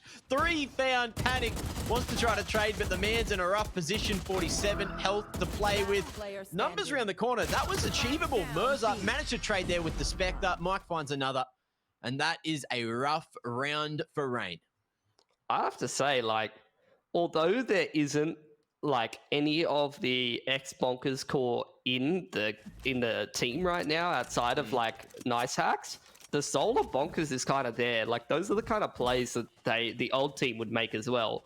And Mirza is like being pretty fearless on this guy. They're setting up nicely between themselves to make plays and make their opponents hyper uncomfortable and just fight for map control, which is something that the old Bonkers roster actually did really well as well. So that's a really big round to be winning. You're already so far ahead. You win the bonus. Rain going to try to go for a bit of a contact through bathrooms, heavily hit on the force fight. 2 smokes thrown out here. A whole bunch of these drones invested to try to minimize the risk, but there's a massive gap there, and the Fade util is kind of ripping them apart right now. Well, that's the issue with Brim Smoke sometimes. However, there's not much time to chat about that because Rain are just going to be stuck in at this choke. Smokes, Fade, and Tax. He's going to be able to start to mop them down. Another bink through the wall is going to put Punda very low indeed, and Nice Hack stops the retreat out of bathrooms. Looking like they're going to be flushed away this time. Jesse as well going to be forced by that nade not to swing. Nice Hack's going to be stealing 3 all for himself. The flawless round from Bonkers, and now on map point. Yeah, they're playing pretty phenomenally here. This is a pretty uncharacteristic quiet game from Punda, I'd say. Especially on the Rays, you'd expect him to have a pretty good performance. And I think this might be the first time I've seen Punda have a bit of a slow start in a series for the most part. So a bit uncharacteristic is what it is. This is Bonkers map pick, so we know that Rain, they definitely have a little bit more preparation on some of their other maps. And when they're playing their A game, we've seen them contest some of the better teams in this region, but this map is just not going their way at all. Bonkers again in the early parts of the round, just taking it straight to the other team and winning all of the duels. Flawless. And there it is, flawless round coming through. Bonkers, a convincing W in map number 1 of the series. And that, of course, was their map pick. So I guess it was expected, but that attacking side they had was just way too much for Rain to come back from. A big, big W there. And look, Bonkers, I feel like they're definitely en route for that 2-zip. Yeah, if they keep playing like that and Rain don't kind of step up to the level that they showcased in some of their other series, like they even had a pretty nice series the other day against Catgirls, I think it was. I think we were casting that one. So they need to wake up a little bit. They've had a bit of a slow start into this one, but Bonkers, I mean, that game from them really was like the soul of Bonkers, like playmaking Sky, Rays popping off, this utility heavy kind of comp, and them just utilizing their util to make the other team hyper uncomfortable. They were playing really, really solid games. So that's promising stuff from this roster. If they keep playing like that through the rest of this stage, they might be kind of an underrated team to keep your eye on. Yeah, you're definitely on the money with that one. And look, as much as I love listening to your voice, Mitch, I love Ascent better. And to get to that, we got to go to an ad break. So ladies and gents, don't go too far. Ascent is coming up just after this.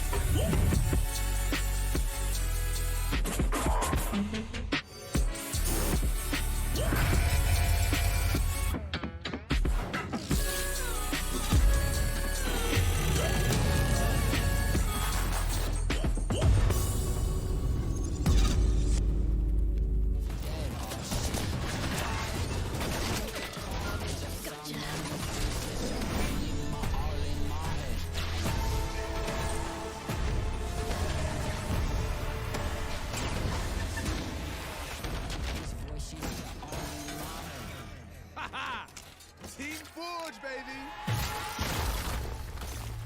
What the? All right. Playtime's over. Ready up. Team Forge?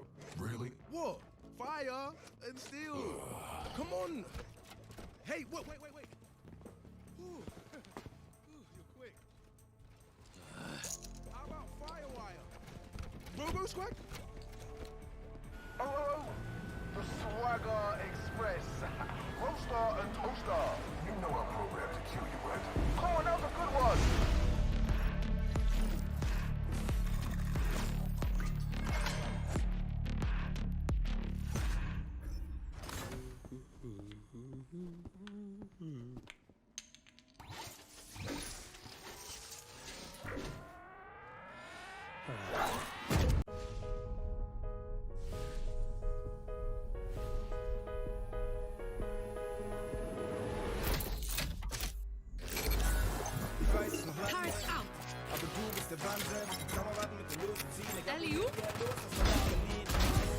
Egal was so geschieht, schön ist es dich gibt. Ja, du bleibst. Found them. Had some trouble. Then alles ist slow, just relax, perfekt, genau so. Countdown initiated.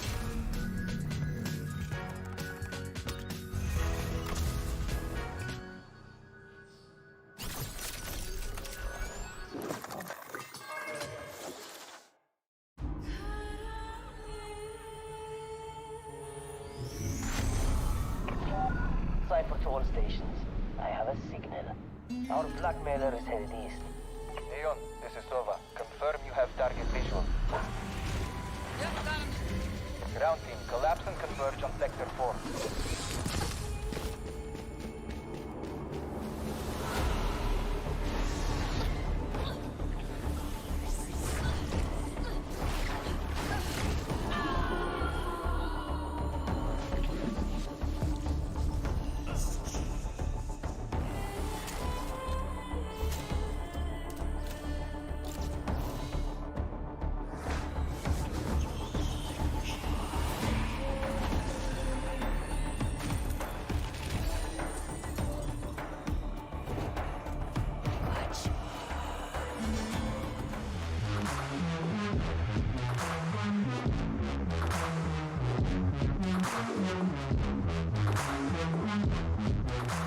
Ladies and gentlemen, welcome back to the Valorant Oceania Tour, where we just saw Rain and Bonkers go head-to-head. Bonkers, a dominant performance on Bind to pick up the first map of the series, and now it is time to delve into some Ascent. So I'm damn excited to see how this one plays out. Mitch, what about you? Yeah, I think we didn't really get to see Rain playing the game that we saw them play against various other teams recently. They've been able to take it to a couple of the stronger teams in the region on certain maps. So I think seeing them go down so straightforwardly to a team like Bonkers, who just looked like they got into the flow of things. They were all kind of laughing along. You saw all of their strats were working. They were playing even a similar style to the old Bonkers team. You know, there's no real other way to put it other than they just kind of bonked them. Yeah, they really did do a lot of bonking, kind of like what we saw from Bonkers last stage. So new look team, but still doing the same damn thing. Maybe Nice Hacks being that, you know, final remaining player is just keeping that soul strong, keeping all that those aggressive plays which we were seeing happening. And look, into Ascent, I'm wondering if the agent select is going to allow us to see the same damn thing. That double initiator was looking pretty damn good, and we may just get it again. Well, let's see. We do get Rain picking Ascent, where they've had some good results on Haven. Their Ascent has been a little bit more lackluster. They dropped the last 3 in a row to Honey Badgers, Catgirls, and Bobo. Are they going to play the same comp? It's looking like it's going to be the same for the most part. Should see Punda picking up the Raze yet again. That's what he played last time. As for Bonkers, it's looking similar as well. Yeah, you do get that Jet. Last time they did play, they had the Reyna, but they've gone instead for the KO, which is something that they played previously in a bunch of other matchups. I think it was kind of a one-off that they played the Reyna. Maybe Mirza or whoever was playing the Reyna was kind of feeling it that day when they picked it up against Fun Crew, and they did end up winning 13-5. But KO, a little bit more consistent of an agent, and you get a lot more value out of KO lately, especially when you're used to playing against comps, a lot of them with things like Jet Chamber, but that's not really what they're going to be coming up against this time. Maybe the KO going to be a little bit more valuable to disable some of these Killjoy setups and things like that. Oh yeah, definitely. Getting those knives out to try to just buy some extra time. And then, of course, just delete all that damn utility that's in the way. I do remember when KO was released and I was a Killjoy player, and it would be my damn bane. But at the same time, Ascent, it's where, men are made. It's where many fun times have happened. The sleeve lives on. The sleeve lives on. Even though Minimize isn't in the server, someone's got to crack the sleeve out, apparently. So there you go. That's the secret to Bonk's success, apparently. Okay. Interesting. We'll see if that one continues. I've actually gone sleeveless after summer sort of came. It was just too damn hot, so I got rid of them myself. There you go. Well, we are going to get Rain starting out on this attacking side, and it's looking like they're already heading towards that Sova Killjoy side of the map. You're already getting this set up here for Mike with the alarm bot Nano in the B side choke point. He's got his turret up behind the switch there, so we'll see if he can dodge that KO knife effectively and how good some of this Sova util is going to be before the initial site hit does come in. I think it's going to be a quicker one. You've already got Panic ready with the smoke and the paranoia on that B side area.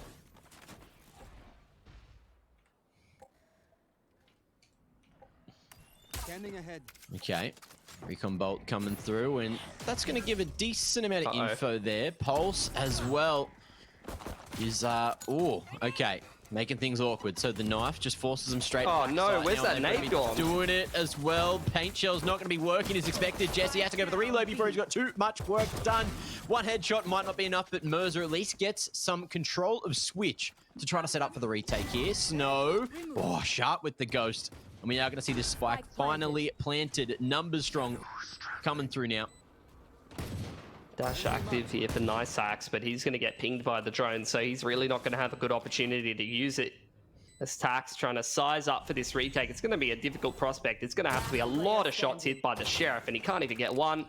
Tax spotted out here on this angle, and it's looking like Rain right from start to finish. A really strong pistol from them.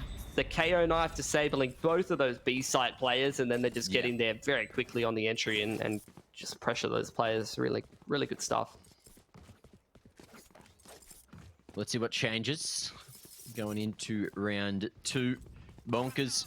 Oh, I'm already seeing a shorty board up. Love to see it. Tax expecting to get up in someone's grills. We'll see if that happens. A couple of Spectres across the board, and Maishu even going straight for that Phantom. Interesting.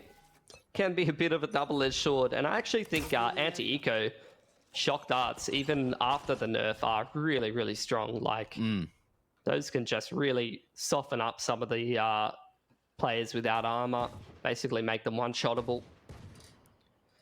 Either way, though, you do get that turret with the B contact for Nice Hacks there, who's playing off of it. If someone tries to break that, he might try and go and get himself a cheeky little kill.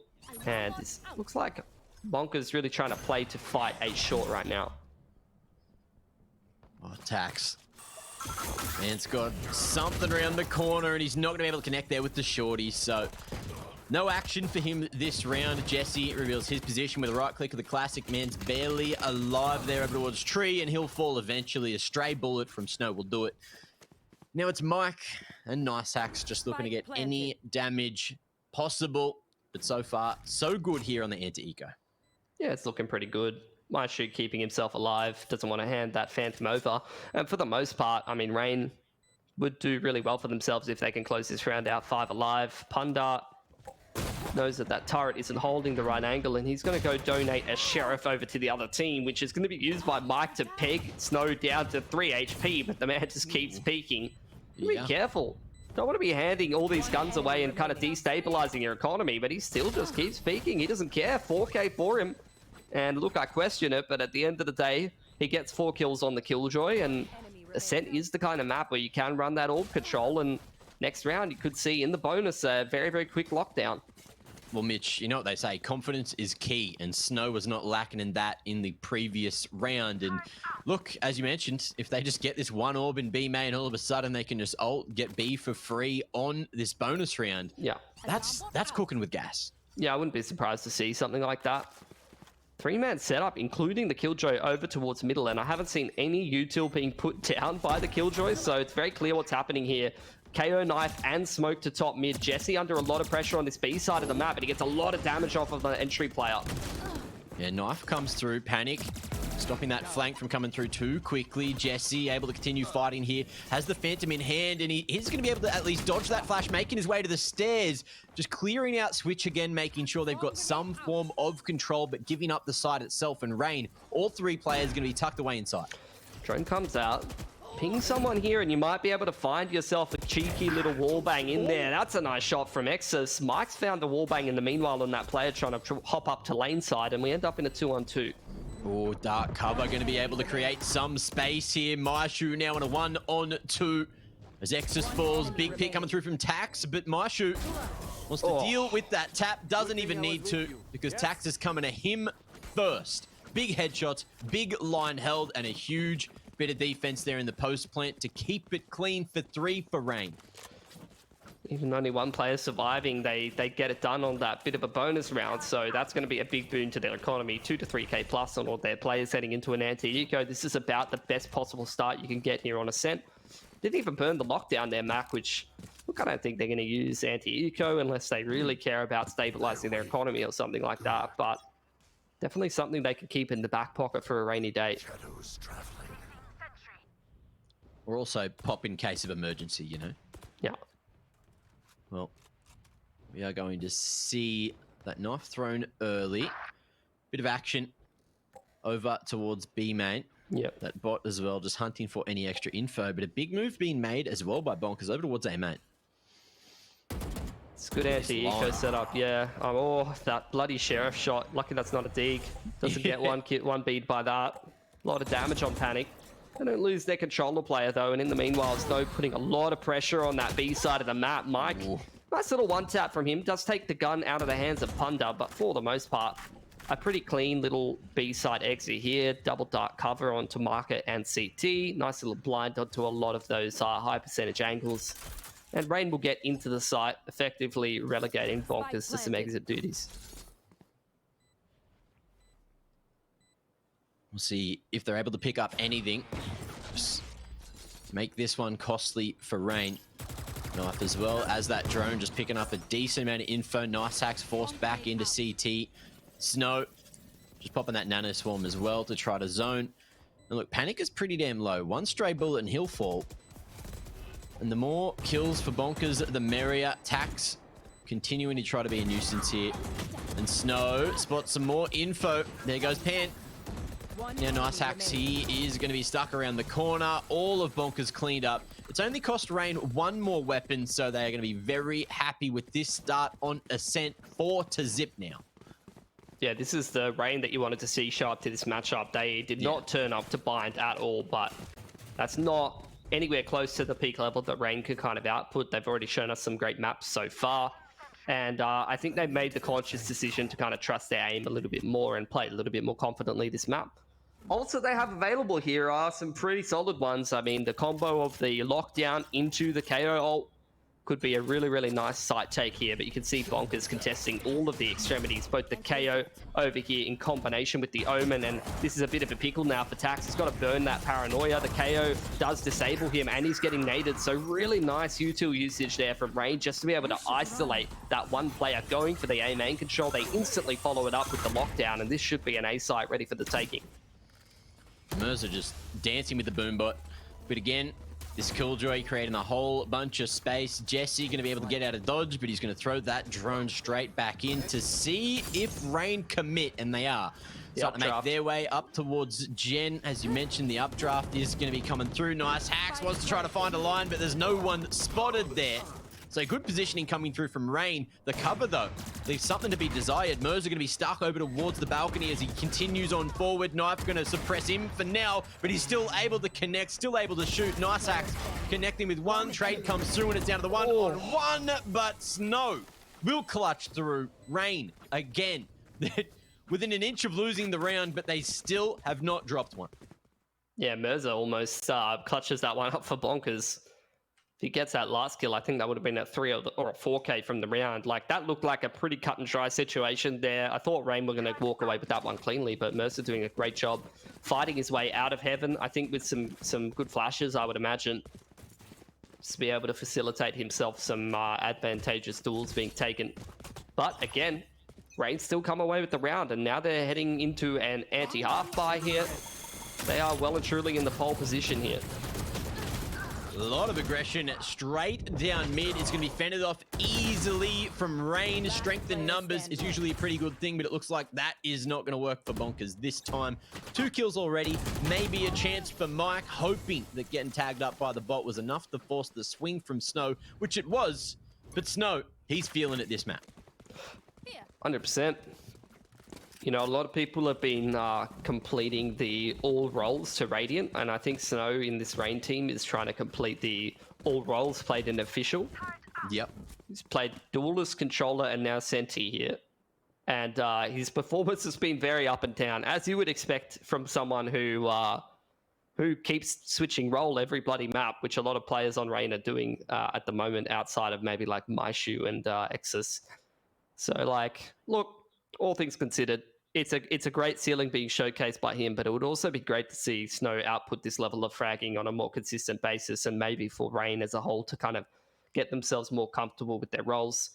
Bonkers have had absolutely no luck here on Ascent. They're going to take a time out and have a chat about how they can kind of crack this egg. Do you reckon he's not only a role swapper, but he could be a sense swapper as well? Does he strike you as that kind of guy? I have no idea. That is the reason for his up and down performance? I don't know.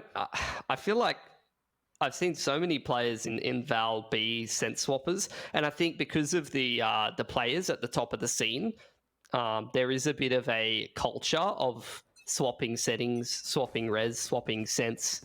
You know, a lot of these more famous NA players love to, I'll just try a new mouse this game. I'll just try a new res, new crosshair, new sense. What's your settings? As opposed to you know the EU CS players being a little bit more stable with their settings, some of the better ones, you know? Yeah. Seems to be the case. Now, that's going to be some decent early info just off the back of the knife here. Knowing that Punda is just going to be over towards A main, but are they expecting him continuing all the way to Wine? No one's spotting that cross now. And he could just walk in on this left side if Tax is unaware. It would be a pretty big risk, though, just to creep out A on your loan. Some nice crosshair placement from Tax. He's going to take Punda out of the equation and give Bonkers a man advantage for the first time in what feels like ages. They have a lot of great ults to close this round out as well, but Rain, in the meanwhile, decided to kick off this A split. Oh, dear. Whoa, knife again. Going to slow down at least a lot of the utility. It's not going to stop him from pushing, though. Snow again. Him and Exus cleaning up shop at the A side of things here. And look, on 13 HP, he could be on for another whiffed opportunity. Nice hacks. Lucky to be alive. He's just ducked straight between those bullets. The bloody movement keys and the first bullet in accuracy being his worst enemy there. Is this KO, though? That's really slowing down the ability of this lockdown to simplify this post plan. I'm not sure if Bonkers are going to have time to utilize that. Tucked away, Exus.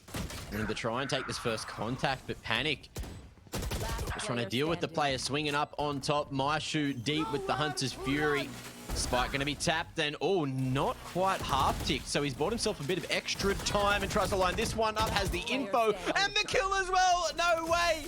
Jesse, though, has stuck it straight through on that third shot.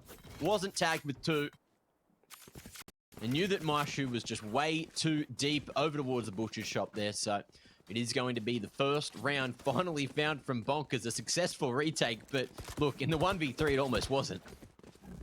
Yeah, at the end of the day, though, they win a bit of a, like, smaller scale ult trade-off in a way. The usage of the KO ult means that they can't use that lockdown, but in a way, they can kind of use that later on. Like, if you do get the set play here from Rain of their own lockdown being utilized, you could get the counter lockdown out of Mike. Turret down. You should run. In comes the first. Mike. Going to hold some form of control, and not going to be able to deal with that. A whole bunch of util thrown towards him, and they will get out in the last couple of seconds. So no one getting detained today. Dark cover enough to slow things down, though, in Bonkers. As they do try to make their way back to site, they're going to start to get picked off here, Mitch. Yeah, you're seeing a lot of patience from Rain. They're well aware of the potential of a secondary lockdown to be thrown in by the other team. So you're seeing a lot of trepidation from both teams. Neither one of them really wanted to commit into a low percentage situation. Instead, we end up in this weird kind of mid-round where both teams don't have a lot of reads or a lot of map control, and so Panic's just going to call the audible. Omen TP over towards the A side of the map, and Punter gets a pick on someone rotating through middle. Bonkers don't really have a great read on what's going on. Snow still in B main, trying to pick that B anchor, rotating off of the site. The Killjoys both being pretty clued on in that situation. And meanwhile, over on this A site, Tax is going to win that duel as well. So it seems to be going well for Bonkers for the time being, but it's not done just yet. Oh, and Tax makes a huge mistake, thinking he could use the Shrouded Step to get back out of safety, but he's put himself in a world of danger. Knife as well going to be used just to try and get that info. Showstopper, not going to be able to deal with that bot. I don't know what the hell's going on there. My shoe falls, and now a 10 HP Panda goes too, and that's going to be a successful retake coming through from Bonkers. Somehow, Mitch, the turret's invincible, bro. He literally just got showstoppered, and the turret's just like, yeah, and? How? Anyway, interactions, huh? Ain't they great? Especially because he was on 10 HP. Like, he just showstoppers it because he doesn't want to deal with the turret, and then he peeks back around the corner, and the turret is still shooting at him. Like, what is that? I wonder if that Killjoy battle over towards B might have changed up the whole round. Mike spotted an elbow of Snow. I wouldn't try and analyze that round. That round was an absolute fiesta. And look, all right, let's move forward. What's happening here? Well, we've got a lockdown still for Bonkers. I'm waiting for Mike to use it. He's been sitting on it for about 10 years. Yep. This will be a great round to use it because they're about to get their money broken. So if you don't get a good value lockdown out of this round, then you're kind of trolling, I'm not going to lie, at that point. Like, what are you holding it for? This is a big swing round. Well, Mirza wanted to get very aggressive here at mid. They still have nice hacks hunting for something. Just playing around the arch. Very slow kind of pace default. Rain anticipating some aggression out of Bonkers, and they're not really wrong about it. Nice Hacks is on this more aggressive angle. Jesse's kind of peeking down middle as well. It's a retake on pretty much both sides of the map. Off angle from Tax on A, just utilizing that one way. You've got these aggressive position players sort of leaning towards middle. Rain, on the other hand, are running like a bit classic 1-4 Sentinel on the lurk into middle, and the rest of the team going to kick off this A exec. Oh, that is such an awkward duel, and I cannot believe Snow's won it. He's just doing it. So many rounds back to back. When is he going to run out of luck? That's what I want to know. There it is. Finally traded through. Jesse's the one to do it. And now on the 4-on-2, it's looking unachievable, but I feel like you can never write Bonkers off because they've got this Killjoy just clearing out sight that could allow them to get this half tick coming through. Tucked away at 1-2.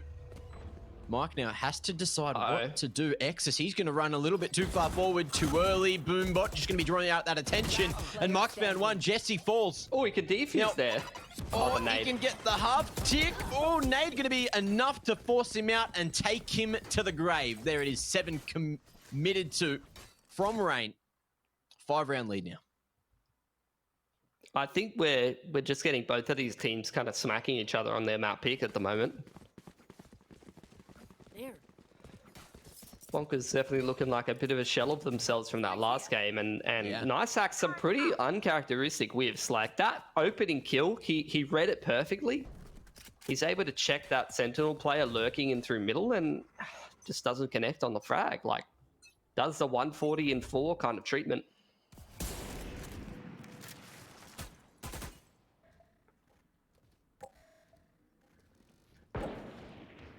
Snow just trying to play off the bot here. Taxi's used that Shrouded Step, and Snow switched on. I think he's heard that one.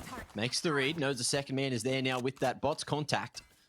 And we're going to see the aggression continue forward for Bonkers. They're just pushing and pushing. They've dealt with that alarm bot too, so there's a world of info for Rain to play off here. Marshall on the line. Jesse picks it robbery in front of him. Absolute robbery. Ah, he's one off his Hunter's Fury. It's tactical now. If after he gets anti-ecoed in this round, or he gets one more kill, he's now got a Hunter's Fury. So, tactical frag hunting from Jesse. And Punda. Okay. Looking to put on a show. Just smashes his way into market. But all he's buying is space. Big flank starting to come through now from Bonkers. All three rotating in. And Mike, surely 30 seconds left. He's going to clear these angles. You never check that. Like the other team's anti-eco, you don't expect old mate deep in market. Oh, it's a good shot from Nice Axe. It's getting a bit spicy. Marshoot on a good line, dark cover. Changes everything up for a moment. No kill going to be found, but with that shock dart, an extra bit of damage comes through. Not enough to pick up a kill, but again, Bonkers still just trying to force all these players to get stuck on into sight. It is Rain that have to make a move to get off. They've got a little bit of cash in the tank, but look, the more, the merrier. And in comes this push. How's the timing? It's not good so far. Merza going to be able to pick up one from the exit. Good damage, but how's the range? Oh, that's looking pretty good too. So 2 will survive in the end, and Bonkers, they all fall. 8 and 2. Getting a couple of ults started to get closer and closer for both teams. You've at least got Hunter's Fury online, one off the KO. You've got Jet Knives if you want access to it, but still going to get the purchase in from Nice Axe in this round. Rain have got a great economy built up for themselves, and as we get towards these last couple of rounds, if you get some multi-frags out of these players that are close to their ults, those could be critical in even pushing them closer to the double digits. Oh, big trade coming through. He just ignores. He just ignores Mike rather. He just completely ignores him and kills Jesse. Well, look, at least he's got his target priority down. He knows he shouldn't, you know, try to go between the two, just commits to one, and at least gets traded through, and allows the rest of the boys to try and continue to create this space. Access out of no man's land, and it's going to be a quick 4 for 2 trade coming through. Bloody hell. And Bonkers come out with the round. Just blink and you'll miss it. That was like 7 kills in a bloody second. That was a gorgeous lurk smoke thrown by Tax, just to be able to make them super uncomfortable. Gives Mike so much room to work with. He's able to play around that smoke perfectly and multi-frags up a storm from back of sight there, even though he's under a lot of pressure. So great little synergy in there. Like I said, a whole bunch of ults are available now. You do have that Showstopper ready to go. You've got the Hunter's Fury for Rain, and it looks like they're sizing up this A side of the map early on. One-way smoke to play around here. And all the flashes enough to turn the tide. Snow. He's just sweet. He has so much confidence. He doesn't care. Has so much space. The man is just holding A and D until the cows come home. Here we go. KO ult from Rain. You're getting a lot of ults invested. Hunter's Fury goes in from Bonkers. Doesn't really find too much over towards A main side. Even though the majority of Rain are over there, they're going to counter KO ult in the meanwhile. And after all said and done, we get a disengage. Everyone's too depressed to continue. So they're going to reset for the time being and maybe go and find happier fields. They always say the grass is greener on the other side, Mac, and I guess that's what Rain believes too. Suppressed, depressed. But who's going to come out with the success? That's what I'm wondering. Rain just going to re-hit A. And actually, it's a bit of a false sense of security because Mirza walked into A main and cleared that angle. Got to be worried about Wine, and if they actually invest a util into clearing Wine, that's going to be a bit of a tell. Forget about it. They're just going to kick it off with the lockdown. Makes sense. Oh, and the knife as well, just to try and figure out if anyone's tucked away inside. Drone going to get the info that they were looking for, and Mirza can't connect before that dark cover is popped. So it looks like we are going to see Bonkers all grouped up and looking to flood the site once this lockdown's gone, and that time is now. A couple of shock darts starting to come through, but that first one hasn't hit the intended position. And Snow just waiting for this pulse to come through from the recon bolt. It does connect. There's nothing to find with the spam. They're just going to go off the timing regardless. Push comes in through the door. Mirza, he's going to be able to find himself the double on the re-entry. Timing not favoring Snow at all. Numbers in front of him, and there's way too many to deal with. Mirza able to find himself the triple on the retake. 1 for Jesse and a round for Bonkers to end the half, 4-8. Yeah, 4 on defense. I don't know if that's going to be good enough for him. He had a similar scoreline coming out of Rain in the previous map, and they just kind of rolled over and died, especially if this pistol doesn't go well for you. Mercer is just continuing to impress tonight, though. I mean, he was the standout on the Sky on Bind, and he's had a whole bunch on the KO now, continuing on that initiator flash roll to find really nice multi-frags in the mid-round. He's really been playing phenomenally, and he really wasn't the player I was looking at on this Bonkers roster, but this might be the first of many series. If he continues on this form, then I think might be a bit of an underrated player at the moment. I feel like the only underrated one here, Mitch, is you. All right, why have you not been picked up? Why'd you get dropped as the Bonkers coach, huh? It's because I was too mean to minimize. Actually, I was too mean to RDW, and he left the team because of it. Of course. Went to rely on big old Dick Stacey instead. Now, we are going to see Bonkers just get this mid control with a couple of smokes. Dirty dark cover here to give this one way from Snow at Tree. And he's got another one to play over as well. We'll see if this drone spots him, though. His pistol looking pretty good so far. Okay, tag's not going to happen. Punda able to find one there with the nade. Paint shell's too strong. And now with the numbers, we might just see Rain happy to flood on the retake. Great little door setup. Almost catches that Killjoy. In goes the dart.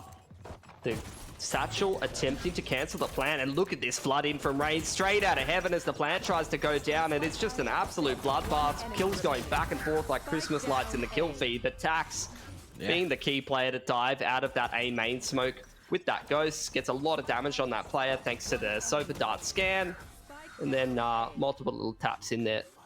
Yeah, Mans just stands and delivers there. 3 very quick ones, standing like a turret and getting all the trades that were needed. So that is definitely one that Bonkers needed to try to get back into this map, but we'll see how the anti-eco goes. That's a big difference, though, between Bind and this map.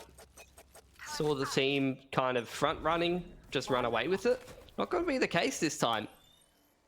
Rain now on their eco, waiting for some mid-control to come in. That is kind of what you see sometimes a team do anti-eco, is just 1-3-1 around the map, maybe throw some mid-pressure and test that mid-control. And that's what Rain are trying to play around. They've got this nice little setup off the back of the Sova Dart, trying to pick someone, catch them out of position in middle, but in the meanwhile, Bonkers just going to pretty much no nonsense hit this B site, jet dash in onto the switch, and then some smoke and utility onto CT and market, and they're going to get into an afterplant on B here.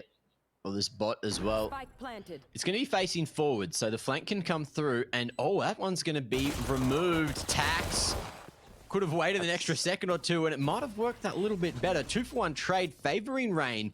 And now as well with that suppression, it's going to slow things down. A couple of these members looking pretty damn low. X is not going to be able to trade it. It's Bonkers finding 4 for nothing to trade it up and win. No, good little protocol at the end there. Recognizing that all those players are retaking in through B main. Just a nice little contact setup off the player at logs. The double swing comes out. But still, fighting a B main like that lost Bonkers 2 guns. So this bonus is going to be a little bit worse for wear, and their economy overall going to be a little bit worse for wear as a result. See up on C, they're just going to buy down to 2k. And they're going to see what kind of damage they can inflict on Rain's economy in this bonus round.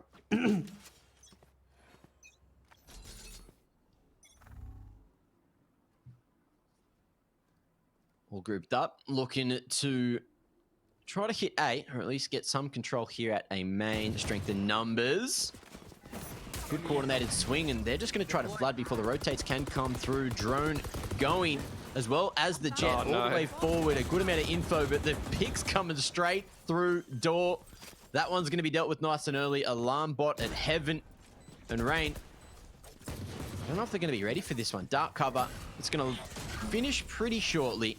And that suppression as well is going to make things a bit more safe for the retake, but they still need to clear out all these nooks and crannies. Snow not going to be clearing the corner initially. Merza from that position at switch finds 2, and that has turned the round right on its head. Rain now relying fully on Exus in the 1-on-3 to clutch, but Man's got a lot of work to do. He makes the jump, but he can't connect with those shots, and Bonkers now just 1 round away from keeping this game even. Yeah, that's completely flipped the game on its head. An 8-4 lead at the half, but Bonkers, not only did they win that pistol and they win their anti-eco, but they win the bonus, and that's always just such a massive swing in the favor of whichever team does it. You can see the effects on their economy. They upgrade a bunch of those Spectres into rifles as a result of that last round, and now they're going into an anti-eco with already a strong economy. Yeah, it's going to be hard for Rain to grind this game back. They're going to kick it off with seeing how much damage they can do on this bonus here. Well, there's a lot of util to work with. Punda, it's gone very far forward, all the way towards the top of mid already. Yeah. A few members waiting for him here. Close range, swinging. Mers are able to find one before falling. So the trade's coming through from Bonkers, and they are going to be very happy with the position they are in. They're aware of Sober's position towards B, so instantly they're smacking it straight back to A. Marshu's spotted there in market, and surely it's the round from here. I mean, that's just exactly how you want to anti-eco. That's maybe not how you want to spray. This is the duality of Tax, really, though. Tax is just this player that he can absolutely one-tap everyone out of the server. He can literally just get this cleanest looking ace you've ever seen. And then I've seen him whiff 30 bullets on like a pretty easy spray. So, look, here's what it is. Bit inconsistent. When he's on, he's on. This is definitely Bonkers firing up here, though. Really clean anti-eco there. They win 4 in a row so far in this half, and they are in the pole position to be starting to streak away with this game. See what Rain has to say about it, though. Ult advantage in the favor of Bonkers here early on. They can utilize that KO ult. You've got very close to a couple of ults here for the Rain squad, who are going to contest A main side here. They are playing a bit of a retake setup on middle and B for the time being, and Bonkers running a bit of a mid control here. Looking like they might be setting up for a mid to B. Drone goes and clears out all of mid. So let's see if this lane setup does actually come into play here, or whether maybe actually this might just be dropping off nice hacks at top mid and then deciding what they want to do mid round after that.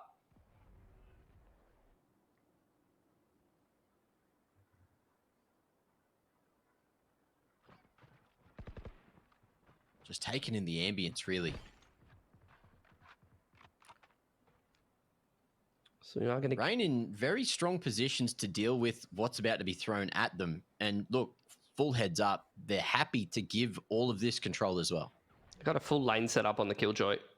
I think the barrel might have been spotted there. They seem very well aware. Oh, no, it's not. They both put their backs to them as the B exit comes in, but it's only a 1-for-1. Honestly, that's not too bad of an outcome, all things considered. But big site given over. That's a big pick for my shoes. Spamming straight through onto that entry angle. And does take out the KO, but he's going to be res straight away. Never mind. That's really good util from Rain. Credit where credit's due. And now they've got the lockdown if they want to use it to just 100% this retake. He goes back in for the second time, but the man is not going to be able to survive for too long. Now we see this defender Killjoy coming through, trying to force all the Bonkers towards the back of sight. Mike playing a dangerous game will get to safety, and it looks like all the Bonkers members going to get out of dodge and get some kills in that transition. Just like that, Jesse going to be able to find the final kill, and Rain, that one kill they lost at the start, it looked like it was still able to happen for them. Just look. Bonkers just connecting on everything. Look at all of those X's on the map. Literally 4 players killed by spam on CT. I think only one of those players was in front of the smoke. So all of that investment in there by Rain to be able to try to get into that round, I think they for the most part, did pretty much everything correctly. They were able to 1-for-1 that lurk kill. They isolate the KO with the spam through the smoke and then make sure that he's not resable. And then they throw that lockdown down. I think if you freeze frame that in the 4-on-3, you'd say they're in a pretty good position, and they all get spammed through the smoke.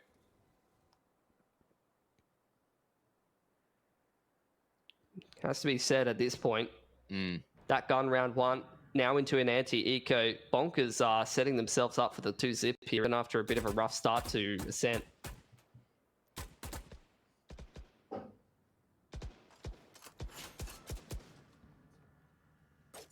No early aggression coming through towards the A side of things, but Rain having a sniff towards B main. Of course, that turret was on the line, but as it's taken, the push starts to come through. But even with all this positioning control and the read, these rotates, I don't know if it's going to be enough, because Bonkers, they're hitting everything. Like, everything is in their favor. all Rain have is their aim. And their ults. And so far, their ults are being used pretty nicely. A lot of damage there from Maishu. Do have that showstopper in there. Kind of an underrated couple of abilities being used. This is a lot of shots being connected with the Sheriffs as well. Rain getting great value out of this round. Mike's on 50 HP. Nice hacks with him. 1 bullet of dying as well. That's probably going to be all she wrote. That's safe territory here for Bonkers, if they're even allowed to do that. Does Snow have a swarm here? Oh, Punda's looking to have a little bit of fun, spawning them over towards Wine. He's the ultimate distraction, but no one was connecting initially. Exis going to be able to find one. Mike looking to survive right at the end, but Maishu says no, finds 3. A couple of which were found with the Hunter's Fury. And look, Mitch, I wasn't wrong when I said all Rain had was aim. They used it perfectly. Most of them, yeah. Punda was, in particular, was pretty sharp at the end there. That was really nice. Really crisp. Traced a perfect outline around the player model. Heartbite being won, though, by Rain is a massive boon. That's going to kind of be step 1 on the trip to try to break down this economy. Now Punda on the operator here. Oh, beautiful stuff. Going to take out Mirza here early on. Man advantage for Rain. They are fighting back into this half nicely. Nice hacks. Going to push that dash button. Very clear what he wants to try to achieve here with this man disadvantage. Trying to put Bonkers back into pole position here. Punda changing up his angle. Does take out that turret. They hear that op shot too. So we'll see if they do commit towards the B site. There's numbers here. And they're just waiting for Nice Hacks to make his way all the way towards CT. Oh, the drone. Oh, it's missed him. And he's gone over the top, able to find 1, not quite the second. I like the ambition. I like the attempt. It just didn't work as expected. Mike's still got the lockdown here. Sova and Killjoy utility grabbing control of tree for the time being, and Bonker's going to scale up in towards this A site. Punda trying to deny that plant, and he has been able to boot Mike off of it. And in he goes with the showstopper. He kills himself. Oh no! Punda is having a rough day at the office today. And now, Rain, they're going to be an extra man down. They've heard Jesse smash his way down short, and they're worried about it, but he's gone all the way back to main, and just looking has wasted so much extra time for Rain. Drone as well now. Going to be spotted, and there's just too much util for Rain to get past, so they're just going to back away and save. Oh my, Bonkers. Things are going their way, even when it's not really them, you know, allowing it to go their way. It's kind of Rain, you know, tripping over themselves from here and there.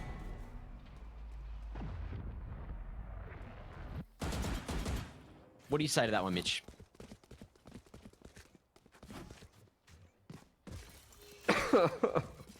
Nothing. We'll just move on. Hey, we'll just move on. Oh boy. Was that 2 big rounds from Punda back to back? Nothing to say about it.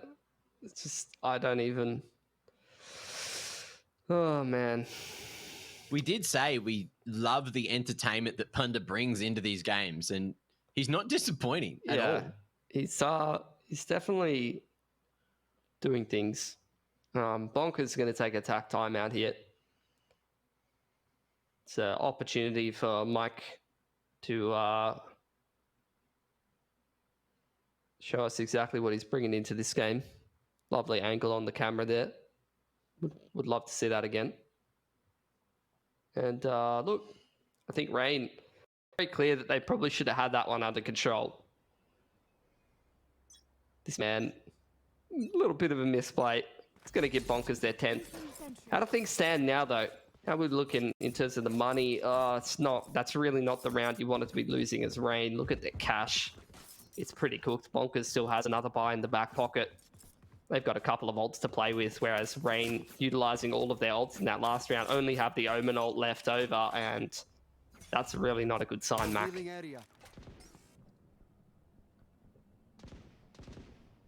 It's a slow approach again, just waiting out this suppression. But mid, just not being contested round after round for Rain, and Nice Hacks, he is having a field day down the middle. There's no change of setup. Like, they're doing the same approach every time, and Nice Hacks is very much recognizing that he can just get away with taking all mid control off of them. He just walks up there for free in combination with the Sova drone. Yeah, Rain are aware of it, but they lose so much map control and so much info with this setup. Like, this is the kind of setup that's good to throw in there here and there, but you need also different setups that you change up every now and again to kind of keep the other team guessing. But when you're just giving up mid control every round, that's one thing, I suppose. You should run. Here's this lockdown. In from Mike. Going to clear out the B site. Will the knife disable the Killjoy? I think it's dodged, so that lane setup is still active. Man's just got far enough away. Nice Hacks can't see a damn thing. There's numbers in front of him. Oh, rough one. But look, Rain adapting perfectly, dodging all that util, using some themselves. But Jesse always trying to connect here, not looking good for the first two. Third dodged as well, and the Hunter's Fury has little to no impact other than buying some extra time. Now, Smoke's got to fade at some point. Tax, 18 seconds on the next one. And he's just going to be keeping that gun in hand, looking to play Paranoia. I think that's going to be a bit of a team flash coming through. Odd position now, and Mike just waiting for this swing, but Panic feeling too sharp, swinging in. Mirza can't find more than the single, and the trades are solid. Big retake coming through for Rain to keep it even at 10 apiece. Yeah, credit to Rain. Set up little one-dimensional, but they're aware of what's clean and dirty. Great flash in from Exus, clears out top mid, gets in that opening pick onto Nice Hacks, and they keep things pretty calm on the retake. It's exactly the round that they needed. Stabilizing their money a fair bit. They're going to get a couple of drops in there. Still not close to any of these ults, but they do at least bleed out those two ults from Bonkers. You do get the lockdown and the Hunter's Fury invested in that last round, and Bonkers didn't pick it up, so they're going to start to scrape towards the bottom of the bank account, which means that this game is actually pretty even in terms of the ult economy and the actual like finances of both of these teams. Really could go either way at this point. Well, early aggression here at A main, and Punda, oh, he was looking to fight fire with fire, and the 1-for-1 not really favoring the defenders here. So Bonkers, we'll see if they can maybe get through mid again. This time the alarm bot's in the way, so at least reveals them of Nice Hack's position here. Yeah, I mean, him just being at market is going to draw out a lot of that utility, right? I don't think that they know he's there at this point. Yeah. Like, he's always there. He just lives in middle. And they're just going to 1-3 off the back of that. Bonkers making their way over towards A. Here's this drone through middle. He's going to check market. The drone duration there actually going not in the favor of MyShoe, who could get picked on the cross there. That drone change, he's not happy about that. He's hunting for a bit more as well, but Snow gets that trade belated, but it does come through eventually, and it keeps it even at 3 apiece. Bonkers, both players trying to cover there from A main. There was, of course, that molly in the way. And Jesse, he wants to try to play off the recon bolt, which is going to go in behind the defenders. And Pulse comes through, connecting. Mike doing big work over towards A main. And the Paranoia not going to quite connect. Now we see Bonkers starting to fight aggressive. All pushed up on site, waiting for the swing here at Heaven. Barrel spotted, Tax in the corner, spots the final beanie of Snow. And Snow can't connect either. So 3 picks at the end, 3 alive for Bonkers, and they are going to be happy with that. The lead maintained 11-10. Need a drop.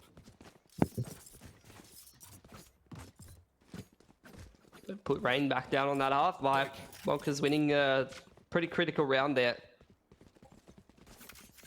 Nice Hacks. Even if he's not putting kills on the board, I mean, that round getting the Sova on the rotation is massive, but he's just exerting a lot of pressure by abusing the fact that there's no mid control. Oh, is the Paranoia going to come in off the back here from Tax? Yes, it is. So that's going to completely shut down that B side push. Okay, and there goes Exus. Trades favoring Bonkers for the moment. Punda able to find another, but instantly answered for. MyShoe could have just saved the round there, and he does. Snow swinging in to finish with Punda. Numbers strong for Rain. And even with terrible weaponry, they still connect for enough of those headshots. Wow. I mean, sometimes you just stack a site and it works out. Like, you got a very, very quick B play, and actually Bonkers on the anti-ecos have been going towards B quite a lot. So sometimes you do the same anti-eco over and over again, or you do the same kind of strat against a half buy, it can get a little bit readable. So Rain really rewarded for their heads up play. Back on B, even though the paranoia comes in there, and I thought that was kind of going to be a bit more of a straightforward one. Some really nice shots being hit on some of those sheriffs. So Rain, I mean, that's just another pretty high impact half buy that they've managed to win themselves to keep themselves in a game that they might not have any business being in, despite some great individual performances. What are you going to get from Bonkers here? Ooh. Well, missed opportunity with those blades is what you're going to get to kick things off. Yeah. How are they going to try to navigate back into this one? One way. Very strong here for Panic. And Bonkers giving it full respect. Rain really putting themselves in pole position here. They've got so many high impact ults here. And man advantage. Well aware that short A is being contested here. KO nade pushing Mirza into the corner. Drone to go back through. Does scout the position of the enemy. KO. This is just such an awkward standoff at short. Neither one of these players able to take tree just yet, but Bonker's going to go ahead and take matters into their own hands. He's going to scale up onto this A site. And Rain happy to give it to them. They have the lockdown. They have the showstopper. So their retake onto this A site should be looking pretty strong. Spike planted. Ooh, drone going to be dealt with just in time as well to keep Jesse here at tree. Solid crossfire able to be played, and Mike just peeking forward. Good pick coming through from Panic to keep the numbers strong now. And another. This is looking terrible for Bonkers. It's all down to Jesse to try to make this one happen. But he's got Punda just blast packing towards him. Snow does it before he even gets there. And there you have it. Rain find themselves 12. That thrifty coming through in the previous round definitely set them up for success and might have just saved the day to take them all the way to a third map. Yeah, 100%. You can see Bonkers trying to play around the lockdown. They were trying to posture towards tree, but great patience being shown by Rain. They don't rush the lockdown. They really take their time, really hold those angles from tree side, and when Bonkers try to force, they punish pretty nicely. So Rain pole position now, big ult advantage for them. Couple of ults could be available here pretty soon for you for Bonkers. One off the lockdown, two off the Hunter's Fury, and Punda's picked the right angle to try to find the opening pick yet again here.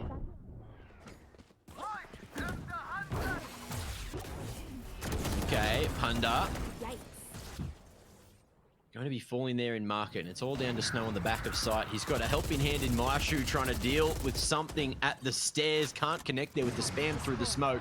And things again getting so damn awkward. Nice Hack's too low to help take that site, but the footsteps heard from Mirza, who's going to be flashing on the right side, pushing on the left. And he's going to be able to mop this one up nicely. Bonkers. Big kills coming through to take us all the way to overtime. And they are still looking to make this happen in 2. Yeah, very, very spicy game that we've got going on right now. These teams just going back and forth. Snow's almost put 30 on the board. Really stepping up in this game here. It's good to see. But Bonkers in general, another like critical impact kill from Mirza there. I really like the flash over through one side of the archers and the peaks through the other side. Especially because it was Snow at the back of side there. Definitely not a player you could take for granted in his current form. We head into OT now. Kind of changes up the game a little bit. We'll see if we're going to get some different setups in, at least for the time being. Bonkers again sticking to that Killjoy and the Sova over towards the B side of the map. Rain going to play a bit more of a slower defaulty kind of round.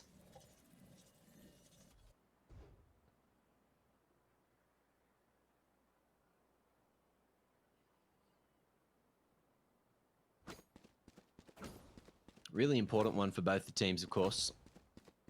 No one wanting to put a foot wrong or be the loose piece of the puzzle. Rangers keeping things simple. They start things off in a 1-3-1, try to deny info to Bonkers and make sure that they don't have too much map control. And then they go straight into the 1-4 here, leaving the Sentinel behind in middle. And they're just going to head over towards this A side of the map. Oh, Drone, I believe, has spotted Tax up towards the rafters. Nice Hack's going to be able to find one, but it's traded by the Boombot. Abilities come in clutch now. And Exus finds another as well. just stopping that aggression from heaven. So things slowing down here, or so I thought. Snow going to be able to retake tree as Mike wanted more map control, but he got a little bit too greedy. Now Mirza, can he frag up a storm here? Finds the line to Exus, but won't quite connect. Big swing coming through. Will find it on the second attempt, but it's looking good for Rain now, who take the round on the attacking side and now need to back it up on the defense to take map 2.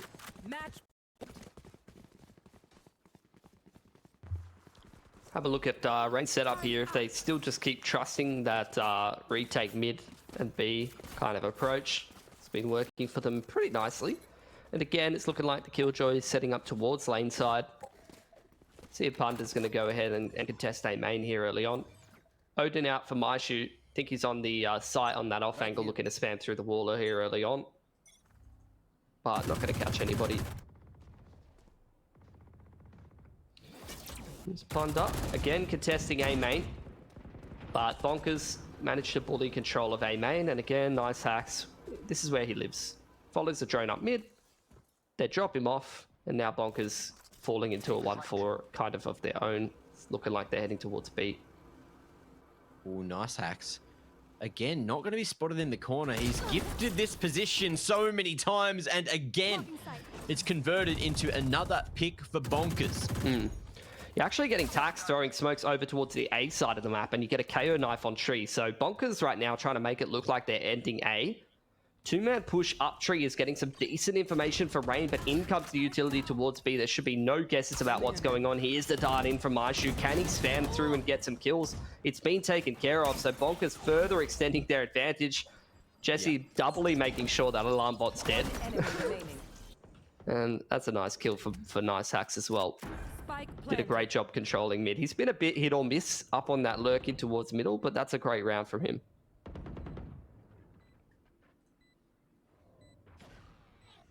Unless Pan digs deep here, we're going to that second overtime, and, well, that's a good way to start it. A little bit of armor left. Okay, Dark cover to play around. Second pick found, but Tax nice and close to trade.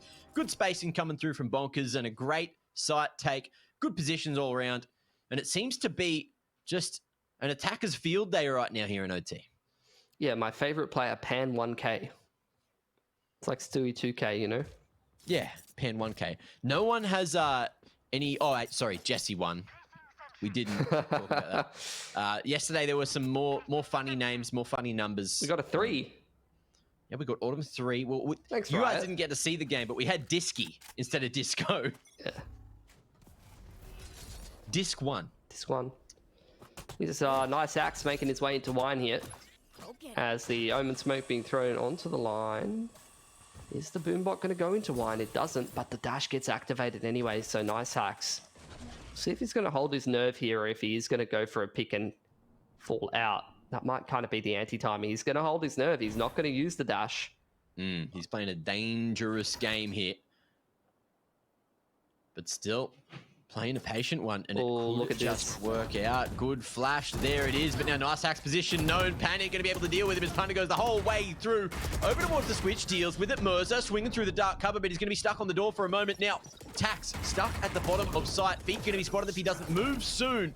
And Pan going to be able to make this one happen. Dark cover in his way, as well as a nano swarm to try to slow him down. Mike coming from above, though. Panic going to be dealt with. That's a nice couple of picks there on the re-entry. Snow going to be blinded. The paranoia looking good, but the blind is not enough to stop him from connecting. Lockdown going to be used, and Mike, he's got a little bit of time to play with. That bot going to spot Snow back and out of sight, and it's cost him a lot of health. The nano. Drops a bot of his own, but again, the Killjoy ult. He's not going to connect. Nano as well can slow him down. As you mentioned, another going to be invested, but the time is a factor. And he knows that Snow is low because the bot just farmed him. Wide swing going to be coming better late than never, and Snow's going to clutch it from that position. I have no words for that one. That's just great intuitive timing from Snow. He's really dialed in at the moment. Like, just plays around that really, really nicely. It was a bit sketch running out of sight, but when he made it into A main, he had it under control. Rain again, giving themselves the map point. Going to move the Killjoy over towards the A side of the map and have that nice little door set up. which means it's probably time to go ahead and contest B main early on here. Spam through from the Odin. Maybe the boom bot in, perhaps. And the smoke to the back of B main. That's a lot of control there for the boys on Rain. They even deal with the turret and grab a nice little ulti or for Punda, which means he's 2 off his showstopper. I think the Omen would be probably the last agent I give an ult or to an OT, but look, yeah, to each his own. Push starting to come through. Knife not connecting onto either of these defenders at tree. Nano Swarm going to be used, and the knife dealt with before it pulses. Okay, null command. Let me just create some extra space. Nano Swarm in the corner. Snow just going to tank it for the moment. And it looks like Sight is found. Spike is planted. And we are going to see Rain just looking to flood here on the retake.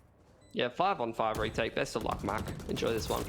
Okay, thanks, Mitch. Yep, well, there's a bot here. Mike might use it, but at the same time, he's in a pretty good position. Pushing off the back of the alarm bot, finds himself one. Jesse joining the fray and continuing to control tree there. Under Heaven, Nice Hack's going to be dealt with, and Maishu finds himself a triple, picks up the Hunter's Fury, and the final kill as well. There's the successful retake, and there's the game.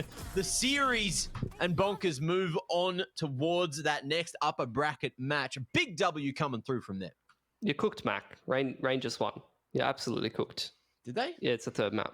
There's 10 people. I don't know, man. Third map. Third map. Pretty good. What's going on? We love third maps. Who plays for which team? Maishu? I don't know. It's hard to keep track of Nice those. Hunter's Fury. Good man. Great series. Great series. I just want to get to the second series. I thought we were all done. Do you have a bow to put on it yet? No, no bow. We got to. We haven't quite wrapped it up. Like, I think we've probably done like the little crossy thing, and then I might have made one loop, but I'm undecided on the third loop just yet. We have to do a third map. Okay. Well, I'm not disappointed because the more Valorant we get, the better. Ladies and gents, don't go too far. Map 3 is coming up just after this.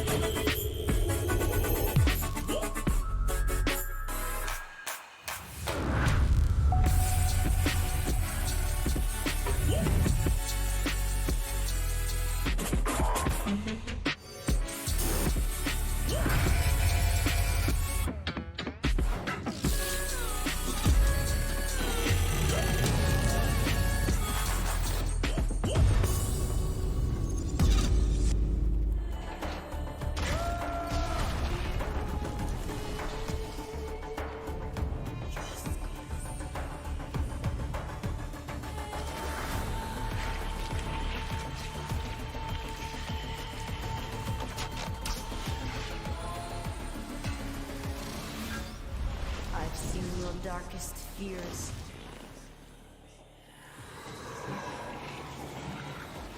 Mine would eat them alive. Covering! Chamber, it's on you!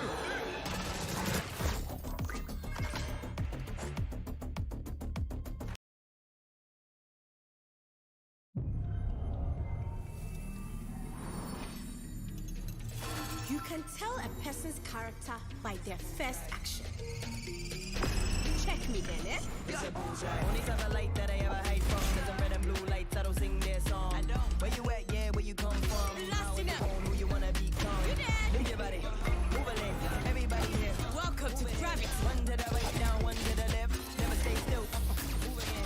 We saw the beginning and the continuation. Now, the end.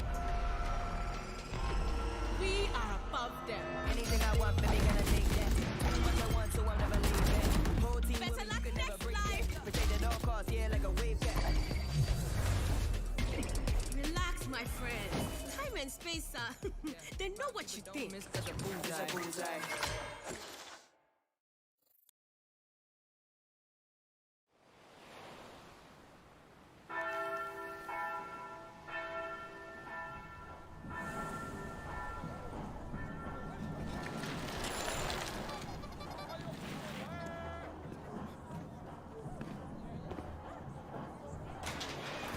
Por isso que eu vou te botar no jeito hoje, viu, Binho? Ô, dó. Já passou da hora, né, pai? Vamos lá.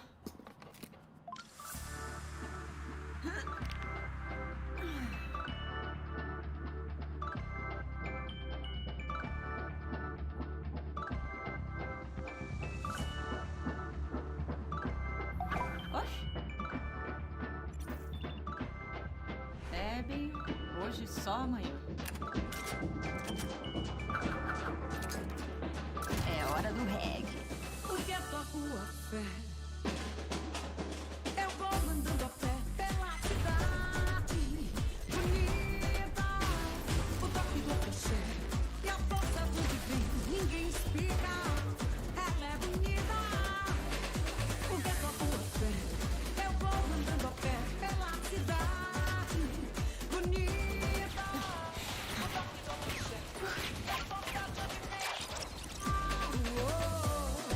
Verdadeiro amor, você vai onde eu vou, verdadeiro amor, você vai onde eu vou. Não diga que não me quer, não diga que não quer mais. Eu sou o silêncio da noite, o sol da manhã. E vou ver se o mundo tem, mas tem um ponto final. Eu sou o primeiro que canta, eu sou o carnaval. A cor dessa cidade sou eu. O canto dessa cidade é meu. Pega eles, Binho. A cor dessa cidade sou eu. O canto dessa cidade é meu.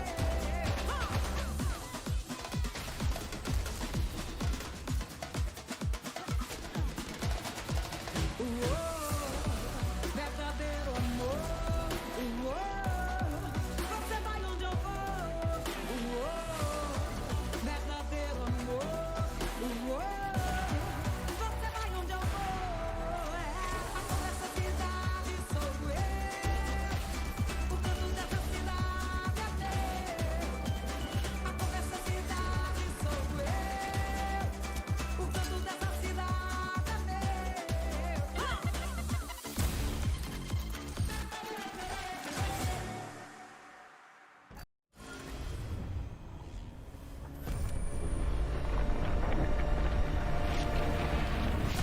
This just in. Reports of a disaster in Italy. 안녕하십니까. 이탈리아에서 들어온 지각이 폭발해 공중으로 떠오른 사건이 발생했습니다. Sta galleggiando a 300 metri da terra. Radionite may have been involved. Kingdom, whose Radionite power program accounts for more than 3/4 of the world's energy production, have denied any connection to this disaster. Anyone with information on the two unidentified radiants spotted at the scene is being asked to come forward.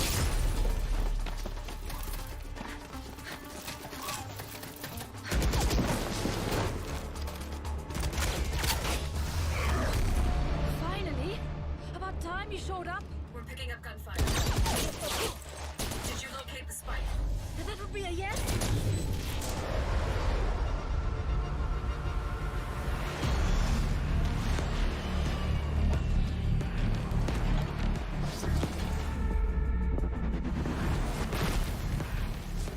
Stay close. Weapons ready.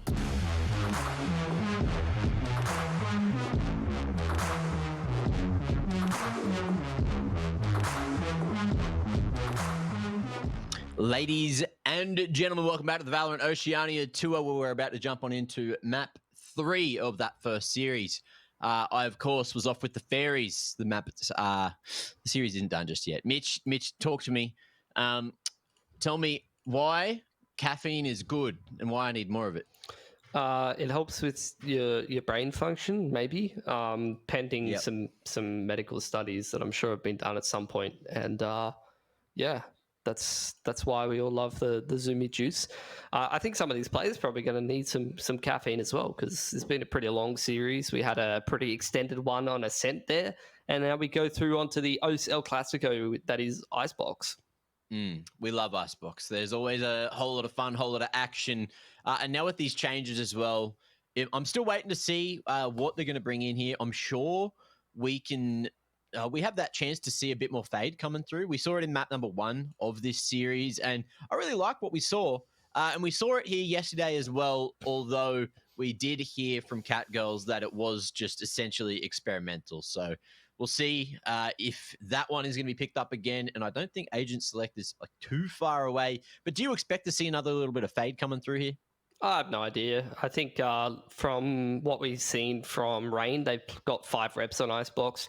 They've got a pretty lackluster win rate on it. They're 30% right now, so 1 from 5. The last couple of games are against some pretty solid teams, though. They've lost to Bobo, Catgirls, Bobo, and Honey Badgers, and then they also beat Fun Crew. And Fun Crew have looked like a pretty solid team on this. Their comp at the moment, they've been shifting it around a little bit over the last couple of maps. They've been changing up their agent comp little by little, but the last time they played, they did play something that's not too unsurprising. It's Sage with the double initiator. They're playing Jetless and Chamber and Viper, so we'll see if that's going to be the same in from Rain. Actually, it isn't. They're hovering the Raze, so we'll see if they're going to get the commitment to the Raze. That would be the 3rd map of Icebox in a row that they've changed their comp. Which kind of indicates that they're probably hyper uncomfortable on this map, and they don't have a great win rate on it either, although they have played a lot of good teams, like I said. As for Bonkers, they haven't got an official on Icebox, which is strange for OS, and they're going to actually go for this Reyna pick and maybe the Fade instead of the Sage slot. Okay. Well, let's see if that one's going to be locked in. Double Fade gameplay. So we do get a very interesting one. We do get 2 changes here for Rain. They've gone from the KO Sova kind of setup that you often do see. That's kind of popular comp at the moment, and they've gone in for the Fade, and they're actually playing the Raze instead of the Jet. So they're actually kind of playing a similar comp to what we saw from, if not the same comp from what we saw from Catgirls.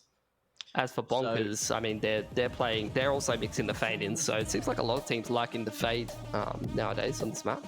So Rain are playing flashless though, fully relying on the rest of the util to I don't think make this one. I don't think that's really that much of an issue on Icebox, to be honest. Like, I think there's a lot of comps that are flashless, really, on this map. Like, the most popular comp of all time was like that. Jet, Sage, Sova, Viper, and then the 5th slot was like question mark. You know, sometimes you would have a flash agent, sometimes you'd like chuck a Killjoy in there or whatever. Well, I like Icebox. We're in for fun. We're in for a damn good time. And I'm keen to see exactly what we end up with at the end of this one. Looks like, though, we are going to see Bonkers. Expect some form of B hit coming through. Maybe I'm wrong. Maybe it's the A, because Niceaxe, he is quickly sending it to stack the A side of things. Yeah, could be an A-lean, just playing retake off of that trademark and the Viper wall. Be interesting to see if Chamber's as popular once the single trademark comes into the tournament realm. Initial haunts get exchanged back and forth and do scan both for the attackers and the defenders, so both teams well aware that there is presence and pressure over towards A. Oh, going up that trip of the wire is just like so dangerous in those positions. But he's able to survive to tell the tale. Prowler going to try to connect in through the smoke, and it is going to be the Boombot to get some extra damage off. But the pistol's finished, and now there's 3 picks all coming through for Rain here. Spike planted, and it's Bonkers in a rough damn positions. Snakebite as well, going to just deal with that armor early, get a bit of extra damage off on the back of sight. We are going to see the Haunt come through, but not reveal any positions at all. And Snow from 410 spots that swing towards the back of sight, so it's just a matter of when. One enemy And remaining. Snow, oh, can't quite hit Mirza, who's just spam jumping there underneath the rafters, but it is going to be the first round going to Rain. A solid start here on Icebox.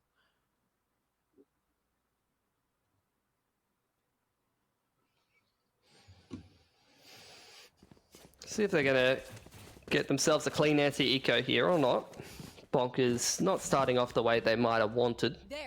They are swapping around a couple of roles here. Mike's on the Fade and Mirza on the controller role.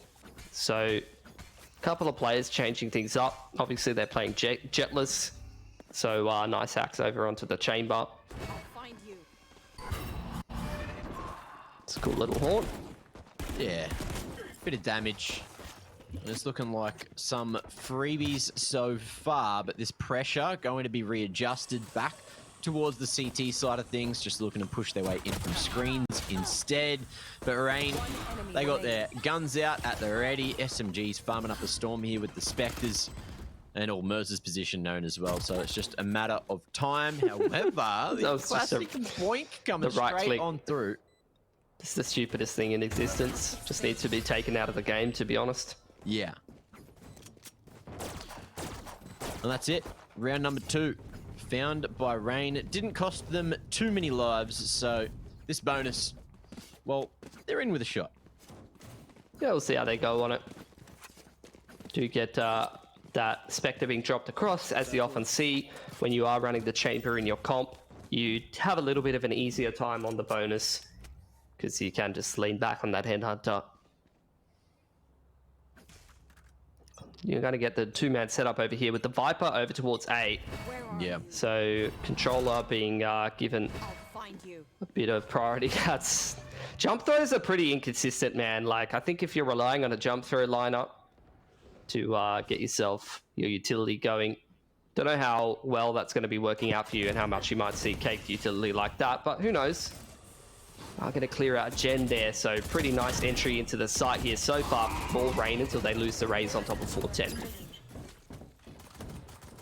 Well, Snakebite goes down to try and slow Rain for a moment. And we are going to see this slow but sure battle of patience over towards the mid side of things. Wall going to be broken instantly with a Haunt on top of Gen. And I believe that one just not going to reveal too much info. Panic. Oh, it does actually. Gets a connection onto a fair few of them. All of them marked to get the trails in here. This is where you are going to get the Lurker, the Viper in the mid-round. Punda making the push straight through the middle of the map. Tax on this advanced angle, going to be able to get one and can dismiss out if he wants to. He continues fighting instead, feeling comfortable to just continue aggressing, but he's punished for that. He does get traded out, and this is where Punda can actually activate in the mid-round and pick these players as they rotate in. Jesse wants to try to deny, but there's good cover coming through from Panic there. Guardian managed to tap him straight on the head. Punda, how's his timing here? I think he's heard those footsteps all the way towards that snowman position. Pink start to come through, and it's all going to come down to the timing again. Mirza worried about this flank, but it looks like we are going to see him go up into kitchen instead, trying to hold that headshot line. Mirza keeps on going forward, connecting on the Panic and expecting the second. Maishu falling. 3 for Mirza, and now not in a position to stop that one from happening. Punda, he's been heard, but he's playing a dangerous game. And Mirza hasn't gone for the half tick just yet. Swing comes through. Punda clutches for Rain. That's going to be 3-0 up on the scoreboard. Yeah, great push from Punda in the mid-round. Put Rain on his back there, just lurking under tube. Made all the difference there from a pretty scuffed situation where it didn't feel like they were getting much done at A. They were kind of spinning their wheels. Yeah. So really great start to this map now for Rain. Bonkers back on the half bite.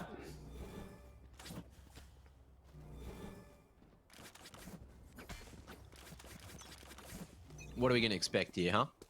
Just a bit of an A hit again. Rain definitely prioritizing this site. And that Haunt going to be dealt with early.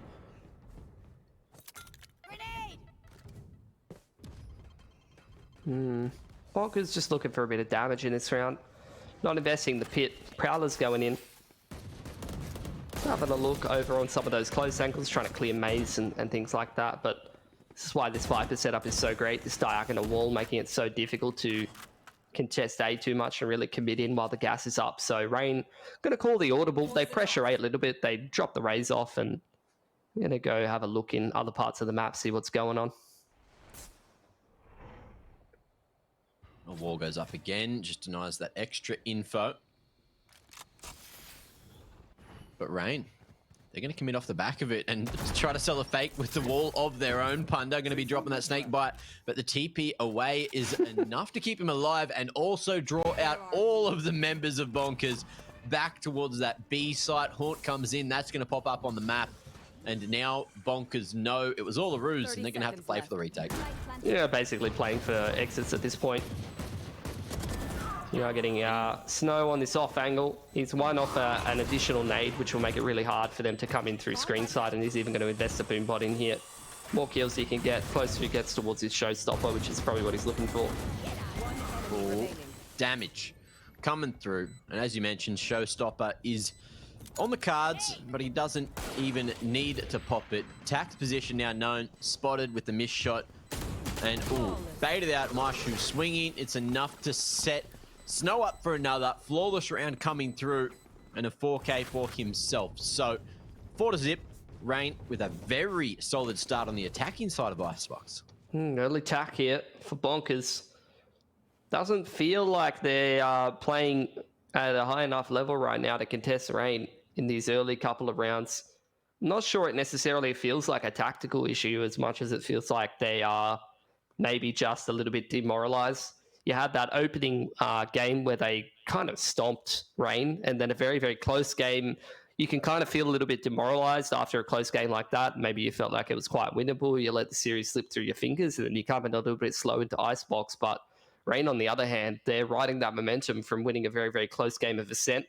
And feels like they're kind of the ones who are bringing the form so far. And they've got a pretty beautiful start here to Icebox, which means the Bonkers, it's not even just about taking the attack and chatting about this round, but in general, they just need to get themselves fired up, because with the economy built up from Rain, even especially after getting such a clean anti-eco in that last round and building up a couple of ults, they're going to be pretty hard to beat in these next couple of rounds, and it's going to be hard for Bonkers to get themselves into this half unless they can start to get themselves on a more consistent streak of rounds. Well, Mitch, if you had to get me fired up, what would you do? What would your, go-to phrase be? I'd just give you a slap on the ass, to be honest. Alrighty, well, I'm going already. Let's see if that tactic works with everyone online, because no one's in the same vicinity. Yeah, that's why we hate COVID, Mm-hmm. All about the LAN gameplay. Oh, yeah. Says the guy who's commentating an esport that hasn't had a domestic LAN in almost, 3 years? Yep. Ever for its existence. One day, it'll happen, maybe. We hope. Everyone's an onliner. That's it. It's the age of the onliners. Nightfall going to be used here, and trying to get as much info as possible. Only that one player on site, Tax, seems to be in trouble. Showstopper going to be enough to mop him up, and I believe he might have spotted the second as well. We are going to see the paint shells finish that one off onto Mike. Big picks from Rain, who are looking very, very good to pick up a 5th round. Spike planted, but still 2 alive. And are we going to see Bonkers even attempt to go for the retake? Nice axe, he's running the other direction. It's great use of the ults there from Rain. Go and take that bit long control straight into the showstopper in the pit to open up and close down the round. And Rain just continuing on that streak even after the attack. Bonkers just can't get anything working for themselves. They even lose the operator. Can't save. Pretty valuable asset there. Mirza does get himself one, but cleaned up by my shoes. Not a single gun saved over from Bonkers. They're going to have to go back to the half buy. And with 3 up for Rain, it's another bloody clean round, Mac. And their money is absolutely out of control. They're max chilling. And it's another great game from Snow so far. I love clean rounds almost as much as I love bum slaps. So I'm having a really good time here on Icebox. 5-0. A solid scoreline if you're a Rain fan in Twitch chat. And look, the reverse sweep is definitely on the cards right now. getting a lot more value out of a Raze than a Reyna when the Reyna's not really doing much output. Half buy coming out for Bonkers though, and with the investment of the tour, opening pick on that Raze, things are starting to look okay here for Rain. Punda sneaking past the dart, gets himself an opening frag perhaps, but not when he's aiming like that. Rez comes out here for Rain. Gonna make it a 4v5, but this round's looking scary, man. Look, we know that Punda's seen better days than that one, so a bit of an awkward situation for him. However, Reyna having a little bit more impact with that Empress up already, and now the rotate's starting to come through, but the B site starting to, A site rather, sorry, going to be cleared out all by Myshu. Man's just tapping heads, taking damn names in the haunt as well, getting extra info here in the 2-on-2. Spike planted. There's the Lear in through screen side. Drone trying to find a little bit of info to make this retake a little bit more palatable as the dart coming in from Jesse does scan Myshu. Really, really nice stuff from Tax though. Opening frag for him and the retake in combination with the dismiss. Great movement as well. And that scan just allowing him to pre-aim accordingly and give Bonkers a round that they didn't really have too much business winning considering what they brought into it. But this is what the chamber offers you. 2 to force, couple of half buys, and you can put together a round that you had no business winning pretty often, to be honest. Gotta say as well, people really not enjoying the Jet in these last couple of series. Yeah. I did mention it, and you said, nah. I don't think it's a thing. I don't think it's a thing, to be honest, but maybe it is a thing. I don't know. I'm not sold if it's a thing. We'll find out, I suppose. Is this what's looking like a quick mid to B, perhaps? Yeah, Sage Wall invested. Early info. Off the back of that defensive haunt, and we are going to see Jesse as well try to get more with the recon bolt. He gets destroyed, but a nice pulse comes through. However, that box that he was shooting at is not penetrable, and Panic, he just keeps on going forward. Wall's not enough to stop him there. Spike planted. Now with the numbers, Rain, they're in very good positions, but Tax was not dealt with over towards Yellow, and Man's going to be able to pick himself up too, all the way to Spike already, and oh, Snow, he's going to fall as well. The heal's too strong, and Tax, he's just going to hold his ground. Snakebite go onto the Spike, but Tax, a big round. Someone needs to get on it. For not having that big of a performance. That's but there time. is plenty of time, Mitch. Okay. I was getting a bit nervous. Can you hear the ticks? You play this game, don't you? I was listening to the sick beats, Mac. True. The sick beats are quite loud, aren't they? Yeah. Very important to the game, you know, to let them know. Imagine if there was those cool beats, but then you just lost the round anyway. Yeah, that would be a bit of a weird vibe. Vibe check would be a bit off on that one, I think. Hit you with the sad beats instead. Yeah, violin, perhaps. Ooh. I'd buy that. Well, this game's getting a bit more interesting. Tax went from 1-5 to 8-5. Yeah. Couple of nice rounds. I'm seeing a strong correlation with Tax shooting people in the head and Bonkers winning rounds. You want to play? Okay. Let's play. Expert analysis from yours truly. It does. Yep, it checks out. I looked at the numbers. And you're right, Mitch. You're completely right. Now, nice axe. Is he right to go forward? He will be. And he goes backwards too, all the way to safety, all the way to sight. And that's going to be a solid numbers advantage for Bonkers. Here's the two-man setup at A, though. Mirza and Tax playing off one another, but Panic, great crosshair placement on the tour. Does get rid of the Viper early on. That's not going to be something that you're going to be too happy about if you're Bonkers. You don't have access to that wall. Rez comes in, gives the man advantage back to Rain, attacks. He's going to have another big one here. Oh, he's in a good position. Dismisses away, gets the info, and it lasts just long enough to go all the way back through main, back to site. Now, question is, how much longer is he going to last? And the answer has already come through. It's not much longer. Jesse going to be stuck on the back of site. Tagged up by that haunt as well. So pulse comes through, info known. Prowler not going to be finding anything at elbow, but it does give across that information that no one was standing there. Jesse still going to be able to fight the site for 1. 2 picks answered though by Rain, and they are in pole position to make this one work. We are going to see Nice Axe going forward, picks up the Vandal, but he's not able to shoot a shot at all, and that's going to be a plant coming through. Better late than never. Doesn't really matter. I think it's extra money, just a little bit, but that is going to be 6 on the board for Rain. And the old hold. We love the alt orbs here at LPL.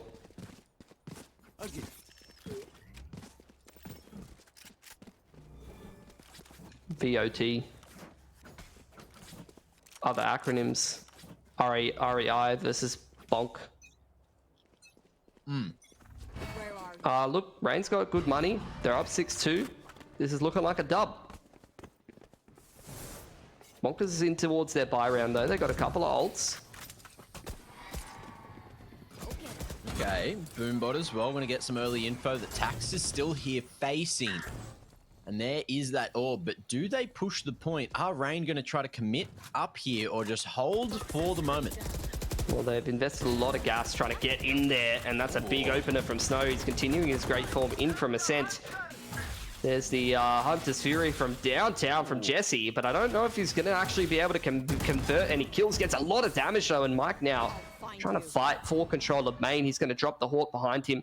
Here's the heal onto one of the boys. We'll see who's the favorite today. I think it's Snow. I'd be giving him the heal as well, to be honest, because he's going to shoot more people in the head for me. Man's been absolutely popping off. There's that defensive wall going straight back up, but the rotation already shifting back towards me, back towards B for Bonkers, and in comes the timing peak. Punda connects. And this is looking good now. Rain just going to be walling that one off and going straight through screens. Merza not quite aware, but he will hear those footsteps, so puts that walls up, tries to isolate an angle, and it works out perfectly. Spike on the ground now as Niceax pushes forward. This is getting awkward. Yeah, no doubt. Spike goes down, but Punda is playing around his pit pretty nicely. There's the showstopper in. Doesn't actually convert the kill, but gets a lot of damage off of Niceax. And now these last two players on Bonkers, super, super low. Couple of stray bullets will close it, or maybe even the snake bite.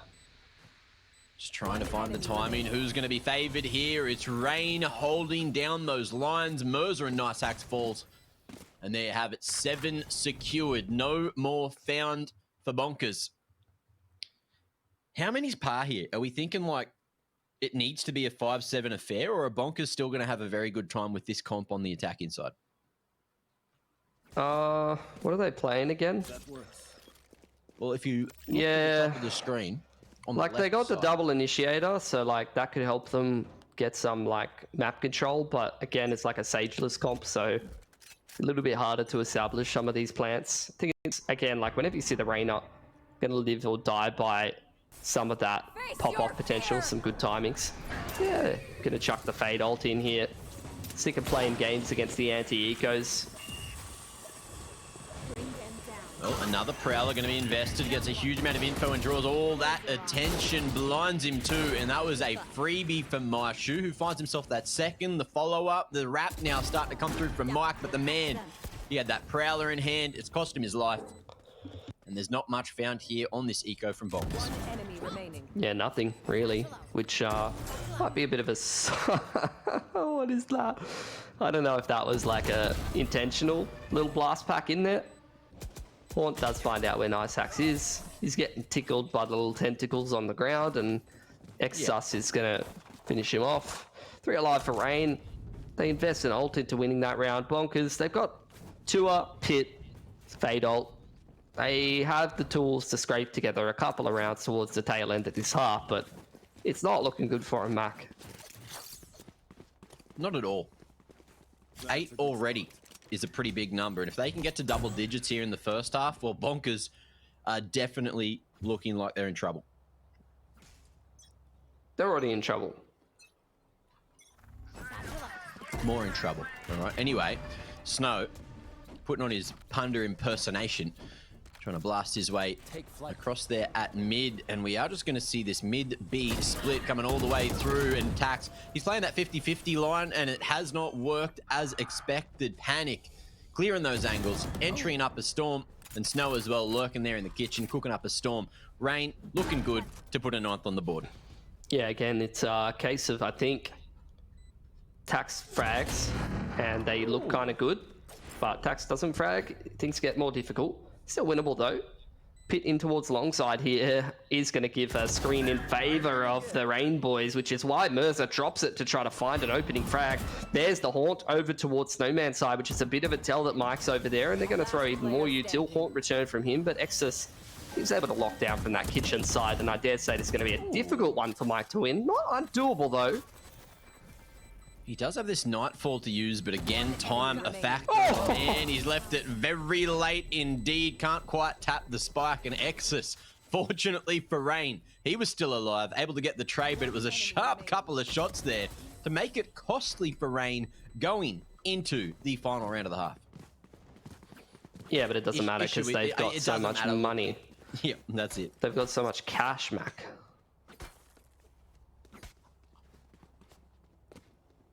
And they're also all playing well across the board. There's no weak link right now, whereas a couple of the lads on Bonkers having a bit of a slower day at the office in the fragging department. Consistency map to map. Very important. The Haunts again exchange back and forth over towards this A side of the map. You're going to drop the nade to flush anyone out from that headshot angle and from behind 410, and the Prowler going to start to clear out Maze in combination with the Boombot. There it is. Nightfall goes through, and it's going to send everyone away for the moment. Tax gets a good amount of info and spots that attempt at the cross. It's drawn them back to B, but again, it's all a ruse. Mike, he's gone forward and, oh, feeling sharp. Spots a couple more heads, but he's not going to be able to connect. There's Snow with the trade, and the res comes through to keep the numbers strong, favoring Rain, who are going to start to rain a bit of thunder up from above. Mercer able to turn it into a 1-for-1, but they're still not going to favor Bonkers. Tax here has the dismiss, will get back to safety. Cost him a pretty penny. And Punda over the top has that wall to dance around on, but the numbers still there for Rain. Yeah, Jesse in on the flank. This is a good range for the Spectre, and he's got a great timing, but he just can't really connect any shots so far this half. He had a very rough day at the office. Showstopper zoning Tax back, and that's the second time we've seen someone kill themselves with the Showstopper. The heal gets Tax back up to 120. A whole lot of fun happening on the Raze side of things. That Nightmare's going to come through, give them the wall bang potential, but it's Maishu holding over the top. And as you mentioned, Mitch, Bonkers are in a very difficult situation. It's all going to start with the pistol here in the second half, but a comeback, feeling like it's just not even on the cards. Yeah, it's going to be very rough. If this pistol goes away of Rain, then this game's pretty much all Dunskies. And even then, I mean, it's going to be a rough comeback. Valorant, though, you know, is a pretty swingy game. Pistol, anti-eco into the bonus win. And you can win any half, no matter how far behind you are, I reckon.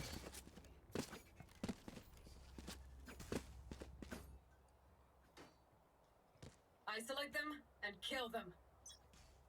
What's this lineup? It's just the mid orb. There's like a million mid orb lineups. Oh, the mid orb. Okay. Good Haunt. Going into that roughly the same position as what you see when the old Sober Dart goes up there. Interesting to see that the Haunt still works from raised ground. Yeah, that's kind of the whole thing. Yeah. Is this A-wall in combination with the Prowler. Bonkers scaling up onto the site, but like we said before, no Sage means that they're not really guaranteed a plant or anything like that. They need to win some duels, but luckily, Mike's going to start him off nicely. Here's a little lurk through from Nice Axe as well, and that's going to call the audible for the rotation to go all the way back around onto B. Oh yeah, he's heard all those footsteps. Man might even be able to find himself for timing. Clearing out those lowers positions, but Punda threading the needle straight back towards the top of site. And we'll see how thorough Bonkers are with this B site clearance. Tax soon is going to start to make his move. He's heard jumping up to rafters. Maishu with the offline. That's good for another. And now with that push through, they seem to be aware of the potential rotate all the way back. But here at Snowman, Nice Axe not going to be spotted, and he's hungry for a little bit more, making sure he doesn't whiff that one. One tap straight onto the noggin, took his time with it. And it didn't cost anyone too much more HP. Rain going to be able to answer with one there with the classic. Maishu as well, feeling it with the Ghost now going forward. And he finds himself the big old quad kill to put 11 on the board and make this a very quick second half. Yeah, I mean, if you can't win that pistol when you're that far ahead in terms of map control and numbers, then it's probably time to wrap it up. They literally had the whole of the A site. They got someone in Snowman, and they still found a way to lose that round. So, look, bit of a rough one for Bonkers. Not much else to really say about it. Rain definitely showing up to Icebox in spades right now.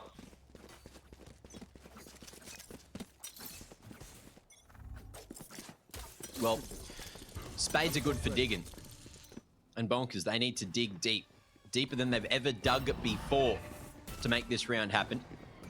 Force by it. It's a good start, but unfortunately, that is not space created. Prowler as well, just going to reveal more of their positions, more of their numbers as they push up to site. As you mentioned, no Sage Wall means no easy plants. They have to continue fighting for this one. Wall going to be dropped. Hoping the punters out in the open, and that one has worked in Bonker's favor. Okay, Mirza answering with another. Maishu, though, Guardian was way too strong, and Mike on 3 HP is not going to be able to get any work done at all. That's going to be 12 on the board now for Rain.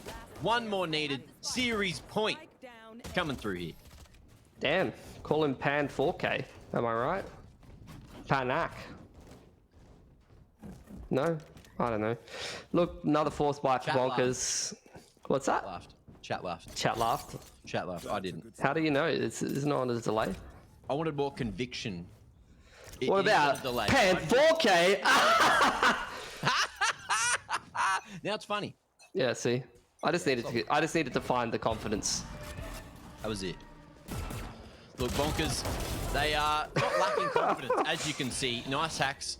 There's nothing stopping them from going on this aggressive now. And Exus up towards the top of screens, able to find himself one, not quite that second. Punda able to find yet another. And here you go, Panic in an awkward position, continuing forward. And it's going to be a trade coming through.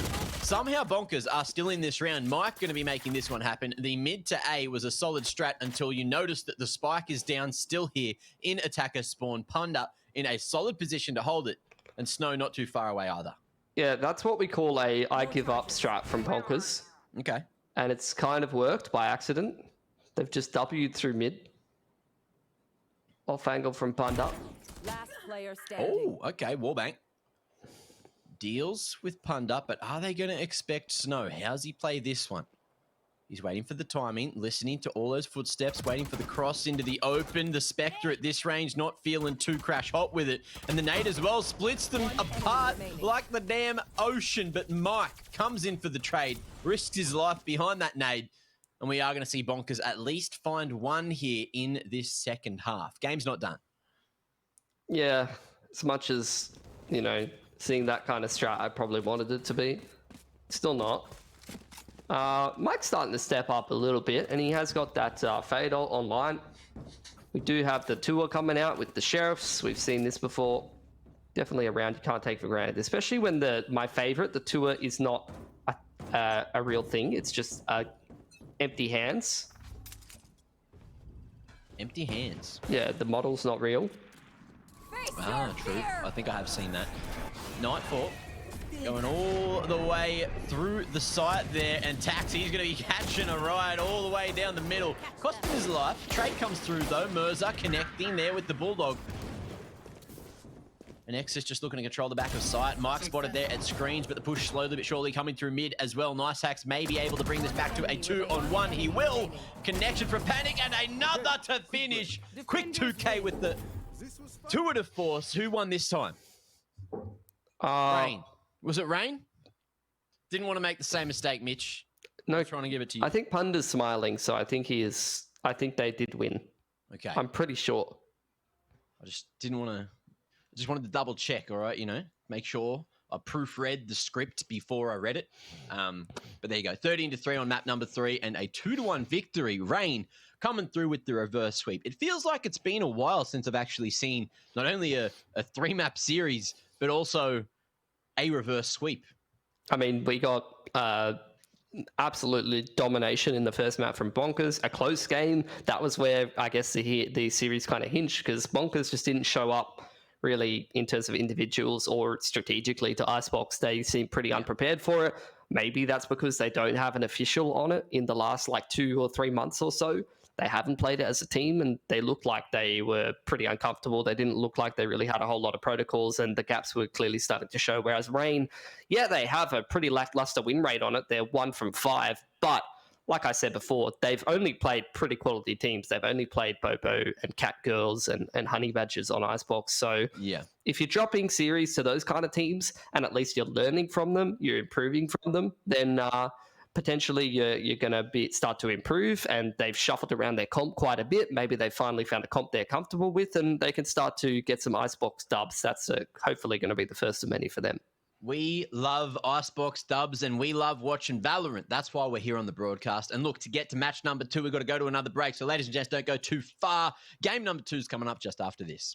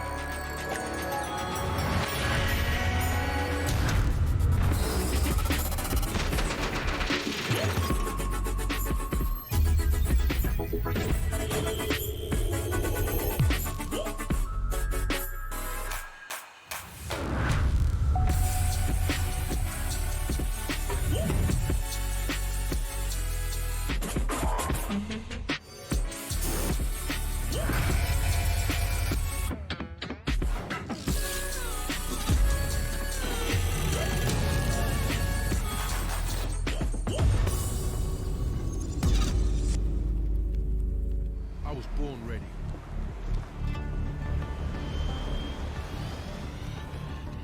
This way.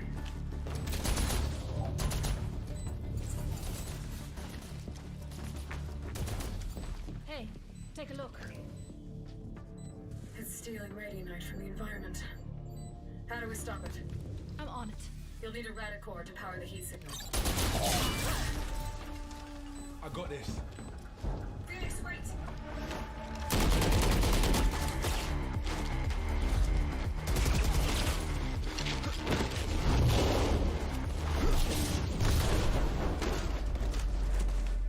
Hands up, come on.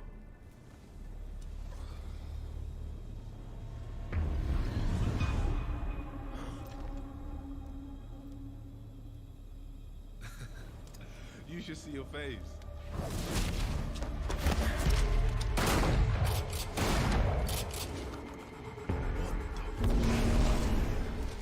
Come on. Did you find a power source? Here.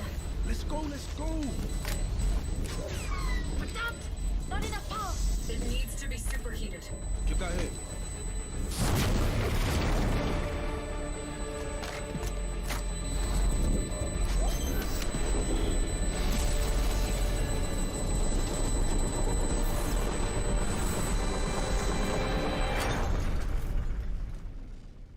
I honestly didn't expect that to work.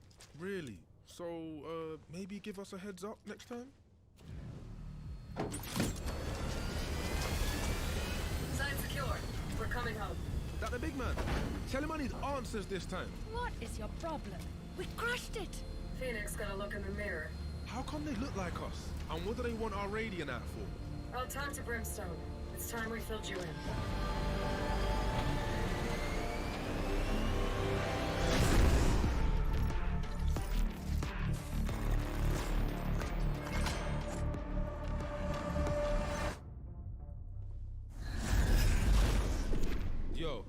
problems. We? You're the one that screwed up. You serious? You had it easy, Jet. You know they're bringing whole teams now, right? And so will we.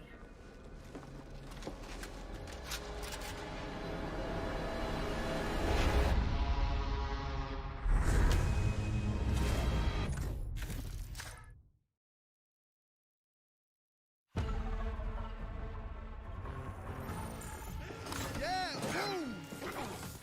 You line them up, I burn them down. Really, I could do this all day. Congratulations. You were undefeated at target practice. Oh, target practice? KO, are you shading the king? You're not the king. You have the same score as the rest of us. How about a game where the bot shoots back? I'll bring the fire in any game you want. Please, be my guest. Okay, any other game?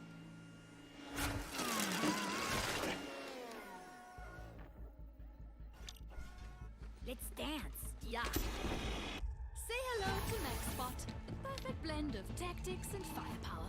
Now you can train against, well, you. My money's on the machine. You got this, pretty boy.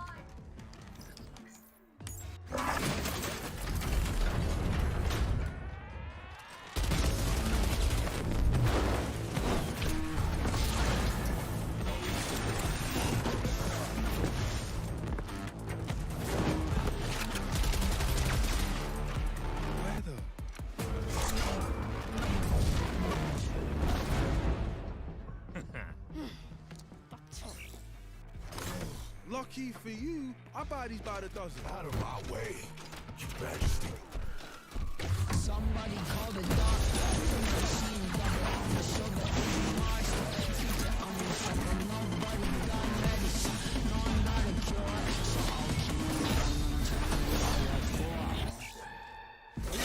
I'll Well, this is embarrassing. I'm stuck with these voices, they're all in my head. All in my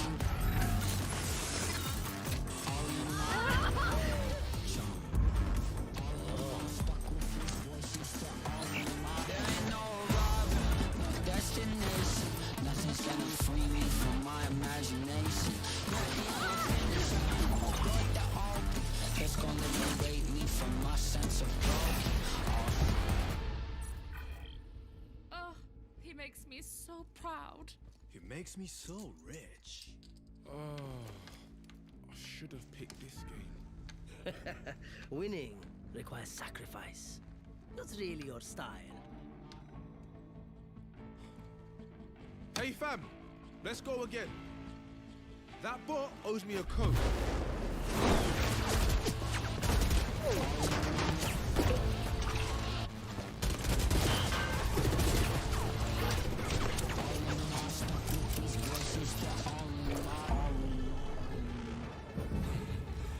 My turn.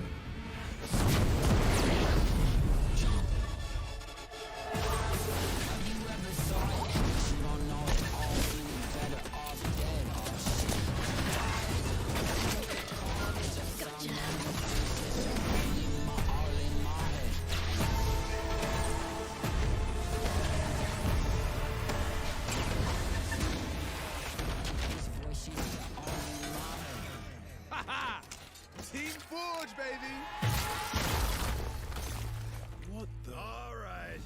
Playtime's over. Ready up!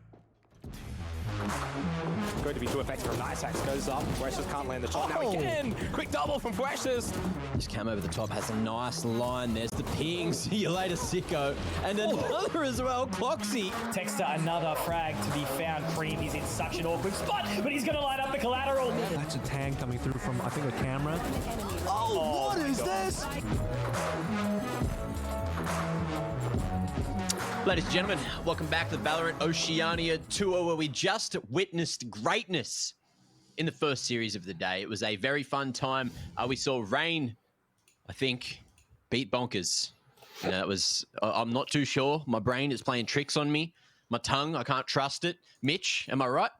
Yeah, it was a 2-1 and pretty convincing, all things considered, like especially when we got down to that last map. I think Rain kind of showing that they were the more quality squad, at least on Icebox, but Bonkers as well, making a very, very close game of Ascent and even dominating Rain on their own map picks. So showing that they're a pretty quality squad of their own, if not just a little bit inconsistent. They just did not show up to that last map at all.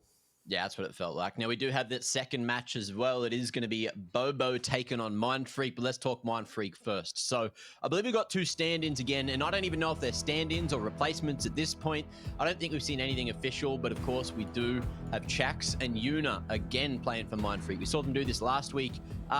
Thoughts on this one, and do you know or do you think that they've been scrimming? Do you have any idea on this one? I have no idea. I don't know what's going on in the Mindfreak camp. It always helps when, you know, you get some kind of clear communication on the socials from the org or the players about, you know, what the status of certain players are. If there was that communication, I must have missed it perhaps. But I don't know what's going on in the Mindfreak camp at the moment, and the results have not been great. They have lost the last 5 series in a row. Yeah, a bit of a rough time for them. However, Bobo have been having a pretty good time, haven't they? So have a look at the roster here. You got Noz, Scroll, Tix, Signed, and Dragon, all of which are very sharp individuals. A few of these, of course, representing on Bonkers not long ago, but now they're over here, Mitch. Yeah, I think, you know, this is obviously the core 3 of the team that represented us overseas, and they're looking to try to do that again. Signed is someone who's played on multiple top rosters. You know, he was on Order for a little bit. He was on that wildcard team that did beat Order for a little while and was kind of trying to cement themselves as the top team in Oceania, which I think they were for a brief period. And then you got Dragon, who he's had a good couple of seasons for a while now, and he's been kind of an up-and-coming player in the region. And the great thing about him is not only does he have great mechanical skill, but he also has a pretty good flexible agent pool, and he can kind of fill a lot of different roles. So he's also got a 4 in his name, Mitch. Oh, today is he number 4? So he's the first 4 so far. We've had Autumn 3. He's Dragon 4. Well, he's Draforgan. Oh, cool. Anyway, look, we got a head-to-head to have a quick look at. Sorry to cut you off. I thought it was funny. Anyway, Dragon, he's here, so you keep on talking about him, and you put him up against Duddy. Tell me why. Look, I think Duddy, he's still, let me double check the stats, but I'm pretty sure he's still one of the top rated players in the competition at the moment. He is second, which is the same thing as the last stage of VOT. So he's just been one of the more consistent fraggers, even on a team that's kind of struggling at the moment. He's still putting up numbers in that duelist role, so he's still a player to keep your eye on. As for Dragon, he's just been a player that I feel like can have a lot of good impact. Like I said, he's pretty flexible in terms of his agent pool. I've seen him even play things like Sova or Viper at times, at least in his competition. I think he's somewhere near like the top 10 of the stats, and he's mostly just been playing a little bit more of the fragging agents. He's got games on Jet, Raze, and Chamber at the moment, so those are probably the agents we'd be expecting him to play in this series. Okay, well, something you didn't expect is that we get to have a quick chat with Noz, so let's hear what he had to say. Honestly, so far it's been pretty breezy. I think our only tough opponent so far has been Cat Girls. We did feel pretty confident. The first map was a little bit rough. We had a slow start, but we adapted to how they played on the last 2, and yeah, pulled it through. One by one getting traded out. It's brutal, and it's 13-7. Our confidence is pretty high. I think the only tough opponent will be Order. They're all really strong mechanically, and they have really good fundamentals, so they're always going to be tough to verse. We just have to have good communication, good fundamentals on our part, and understanding the map, what's open and what's not. Our practice been good. You know, we've been practicing really hard, 5-6 days a week. Theory every day, scrims every day. I think we play off each other really well. Yeah, we have a lot of pop-off players on our team that can just turn around off the mechanical skill. Texas Dragon and Scroll a lot as well. Scroll's been popping off a lot. So I'm kind of like a flex Sentinel player for the team. Kind of play everything that needs to be filled, or the Sentinel that needs to be filled. I'm also the IGL of the team. Good IGL, you need good leadership skills. You need to keep a level head in game, understanding how the opponent plays and how you can adapt on the fly. Our main goal is to make VCT APAC challenges and come at least top 8 in that. You'll see us in the grand final. You can expect to see us there. You know, you'll see a lot of interesting strategies and compositions. So yeah, be ready for that. Okay. Confidence. It is key. We had that conversation earlier. And Mitch, you did get to spend some time with Noz as well. So do you think that they're able to back it up? Yeah, for sure. I think they've already got the experience of going over to VCT APAC, at least the core of the team, where they probably learned a lot. I can say that all three of those players are pretty quality. Tix, I think, was like one of the better rated players at VCT APAC, even though they didn't go past group stage. Noz, outside of like a map or two, where like he basically just got sent in to die, played very well in a role that he wasn't, that he was kind of uncomfortable with, or had to learn kind of on short notice. And I think the great thing about Noz is he's like pretty much untiltable, and he's got like fantastic communication. So I think he's undoubtedly got to be one of the better players to RGL a team, and just one of the better assets to have on your team in this whole region. Like he's one of the better players to have in the region. A good place to be and a good player to be playing with. Now, let's have a look at where we're going to be playing as well. We've got the vetoes here for the second series to see where we're going to be heading. I believe it's going to be a Haven for that first map, coming through as Mindfreak's pick. Bit of Bind to follow through from that one, and Icebox as well. So at least we have a bit of a change of scenery for map number 1 of the series here, Mitch. We do. So look, Haven getting picked on through. We've had Mindfreak play it 3 times recently. They did lose to Order and Cat Girls, and the only other team that they played was a team from the Open Qualifier. That's not someone that's really like qualified into VOT or anything like that. So not a whole lot to go off of, other than, you know, they've got a couple of reps on it here and there. I'm not sure if maps are even necessarily going to matter at this point, Mac. Just the relative form of these teams. For me, Bobo is a potential team that can qualify over to VCT APAC. They should be in the grand final, as they were saying in the interview, whereas Mindfreak are in a bit of shambles right now. Well, let's see what agents they're going to be bringing into Haven to kick off the series. I'm seeing that Neon Fade insta-lock. Neon Fade. All right, Bobo. I mean, this is what, if you're not familiar with Bobo, like, this is what you're looking to expect. This is the team that, look, some boundaries. There's a lot of boundary pushing already, Mac. Let's be real. All right, everyone's playing Fade at the moment, but teams are playing Fade for just to test it out. Whatever, we'll try it out. Bobo's the team that will play it and actually try to play it properly and prepare and have strats around it, as opposed to just playing it for shits and giggles. So okay. Like, I don't think that this is a weird comp or a troll comp at all for Bobo. I think this is like relatively serious question mark. It could be an off comp for them, as opposed to like their main comp that they're using. But I'm interested. I'm intrigued. I haven't seen too much Neon on Haven outside of like one game out of Liquid or something like that a while ago, where it was like, it was an interesting little pick. Let's see what Bobo's going to bring for us. Yeah, I remember Neon, we got a lot of that from Bonkers when they were making that winning sort of approach through the last stage here in VOT. Yeah. I remember it mostly on Bind, because they just send it straight out B with that double wall business going on. It's need to quickly refresh my damn memory on the ability names as well, so, you know, don't mind me. It's worth mentioning as well that actually Bobo on Haven hasn't been great. Like, they've lost to Cat Girls, they've lost to Honey Badgers and Rain in close maps, and they did beat Fun Crew, but they also lost to Fun Crew. So this is a map that they're actually losing to teams that I would put them below the hierarchy. So maybe a comp change is going to help them become a little bit better on this map. Let's see where Neon's going to be heading. Dragon leading the charge. A newer name here, and we're instantly going to get that fast lane in, as well as that just high gear all the way over towards the link, which attempted the wrap straight back to A, but A-Long's still going to be controlled for the moment. You got Sicko over here, and you know that this man Sharp, he's good looking, but they know that he's in this position. So Dragon is not going to be able to make that happen. Sicko feeling it with the ghost, able to find himself the triple, 10 HP remaining, and he could have single-handedly just won the round for Mindfreak. Really, really good hold there on Long. All on Noz now in a 1-on-4. Well on his shoulders. See how he goes for it. Yeah, he's got this ghost in hand. Sicko pretty low, and no one's gonna fall. Chax jumping across the line.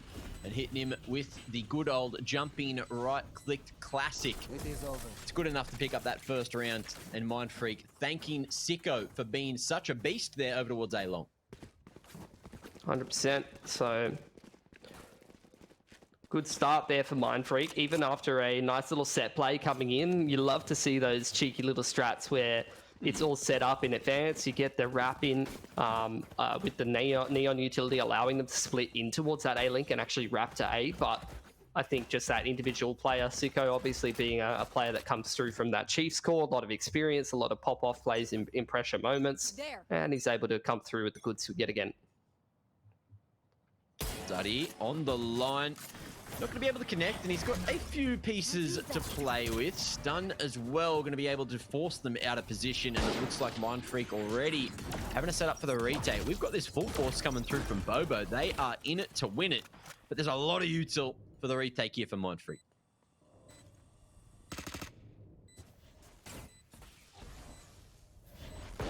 See how it all does go. Looking like a pretty nice retake in here for Mindfreak. Very, very controlled, kind of keeping the pin back into the site for the time being. Nuna not going to be able to make that happen from Logs. Ticks as well with the Sheriff in hand, making it costly for Mindfreak, and they're still yet to get on this spike, yet to start defusing. Sicko falling, 21 health remaining on this man, Noz. He makes it happen, and there's no time to finish off this defuse. It wasn't half-ticked, and Duddy Boy now just running for his life, and he's not even going to be given that. Mindfreak in a terrible position going into round 3.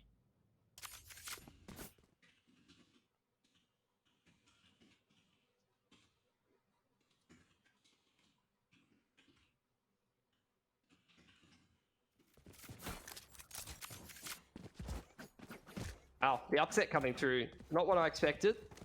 Already this game having a lot of twists and turns here early on. So, are we just going to get the save here out of Mindfreak? It's looking like it. Bunch of Sheriffs being purchased up for the most part. They're just waiting to inflict a little bit of damage if they can. We've got a Garage. Doesn't go well for Daddy Boy.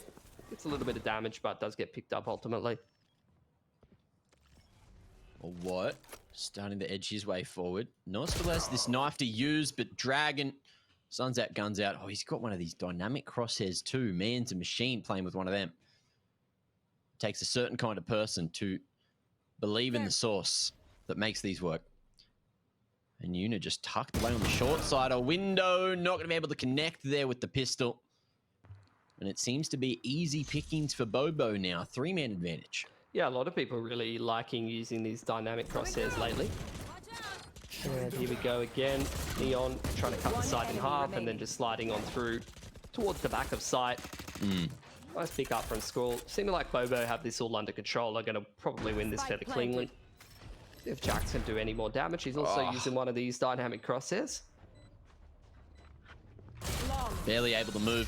Full accuracy coming through there. Tick's able to keep it fully clean. And now Bobo going into round 4. They're going to be the ones to have to play this bonus round. This is, with Fate coming out, actually a good opportunity for Skrull to start to diversify his agent pool a little bit. He's been non-stop on the Sova for the longest time, and he's had a bit of, like, struggles trying out different agents outside of, like, the Viper. Basically just been Sova Viper non-stop. You got a little defuse, not defuse, sorry, disconnect coming through here. Lovely. So, quick tech pause, nothing to worry about. We'll get this one sorted real quick. I think a good opportunity, though, like I said, for Skrull to start to diversify his agent pool, because an agent like Fade should be the exact kind of agent that does suit his skill set. Yeah.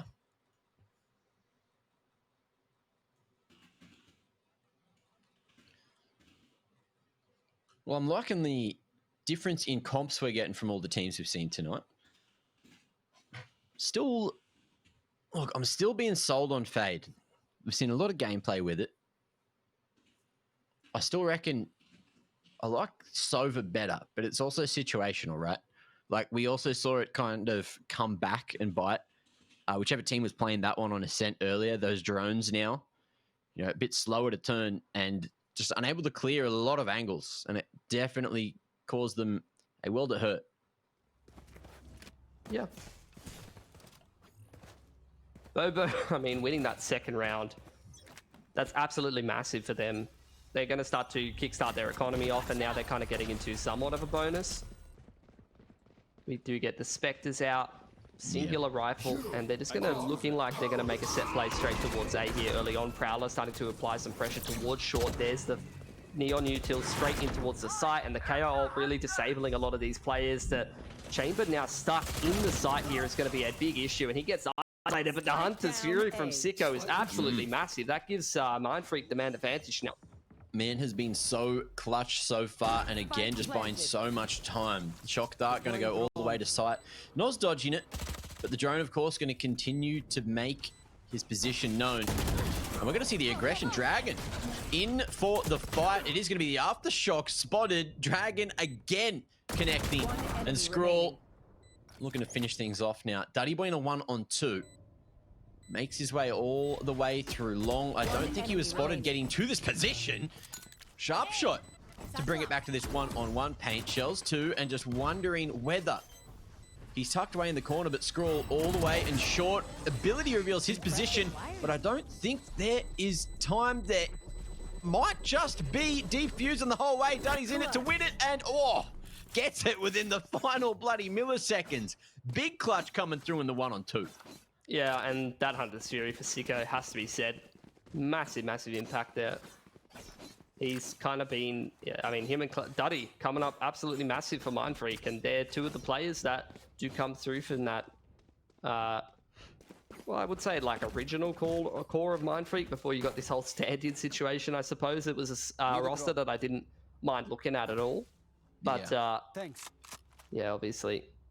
Bit of a rough situation for them, but still they have personnel who can have some big impact on their squad, and those are two of them.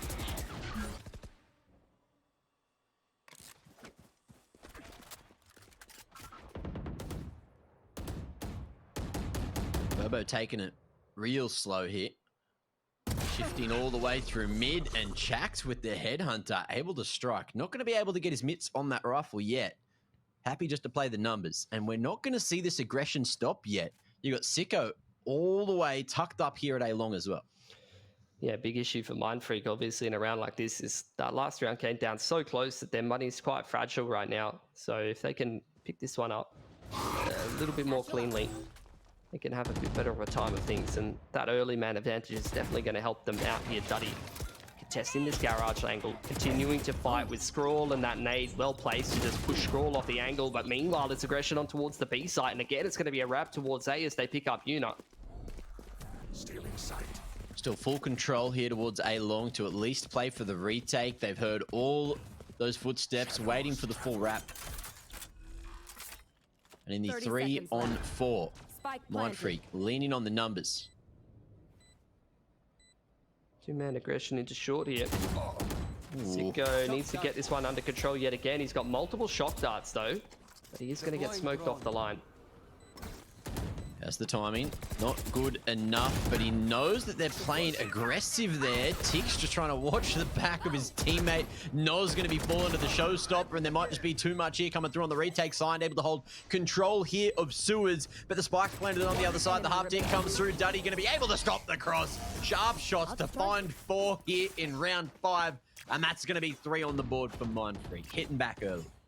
Yeah, nicely done. Another big couple of impact frags coming out for Duddy, and he's once again showing us why he's the second-rated player.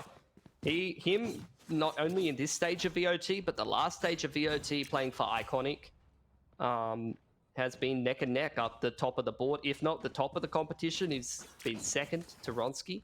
A gift. So I think if you're any player that's keeping up with Ronsky in terms of fragging output has got to be having some absolutely mad stat lines. And again, he's putting in some great work for Mindfreak here. Smoking to Gary, Prowler to follow, and that's going to be a good amount of info coming through from Mindfreak. Trademark dealt with, shot comes through, and Duddy again is fragging up a storm. Man's blind, man can't hear a thing, but it's not going to matter. He's found 3, and the long push has been torn apart as well. Clean round coming through from Mindfreak. One enemy remaining. All good stuff. they're starting to actually really warm up.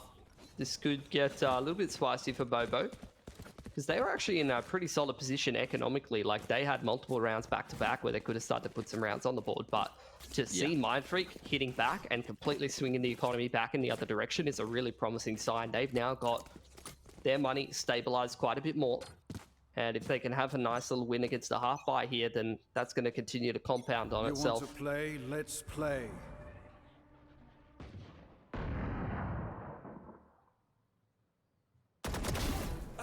Okay, aggression through mid. Works again for Chax, who's been pretty good at getting his first picks. And Duddy, man wasn't done, so he's overextended. It cost him a pretty penny, and that's now a rifle retrievable outside a garage if Bobo want to push for it. But they're not hungry for guns, they're hungry for the rounds, so they're just going to leave it for now. And back away, set their sights on C. That works. Going to rely pretty heavily on this tour de force, which we've seen be pretty consistently dangerous on these half buys. Anticipating the jump spot, signed, caught in transition. They're still moving, can't quite pull the trigger in time. But this smoke up onto the angle. KO knife being dodged by the TP there. But as the smoke comes out, Bobo going to call the audible, starting to move back to the other side of the map. Tix has found a lot of space over towards long A here. And he's still got full util. He can still drop multiple smokes on this site, but instead he's going to try to walk up and find the timing on Sicko here. Ah, big shot comes through, and you've read it like a book, Mitch. Timing found. And let's see if the round is going to follow. Suppression coming through the wall. Noz, he's popped that null command. And it's looking pretty good to net around. Signed still with the tour de force here. Holding down the fort, holding down the flank. And even with that dark cover, there still seems to be an opportunity. What going to be dropping that paranoia, clearing out the corner. A lot of noise going to be made by this man, but the tour de force at that range is not going to be as effective as you'd like it. Scrawl, he'll fall too. And Mindfreak, it looked like they weren't that much in with the shot. All of a sudden, it's going to be straight down to Tix, who found the site, but he has to control it, and he's not going to be able to. Time still there for the defuse, and Mindfreak wrangle it all the way in for a fifth. I was writing them off, Mitch. Yeah, I mean, what comes up massive there? Able to bamboozle Signed inside of his own smoke, and then gets that second kill on the player on short. Really a round that Mindfreak had no business winning. Bobo had all the cards in their hand. They found the perfect timing onto A. They set themselves up for the post plant, even the KO ult to follow. So a couple of mistakes maybe there for Bobo. Unnecessary risks being taken, perhaps. And they drop a round that really they should have been closing out, even if it was just the half buy with the tour de force.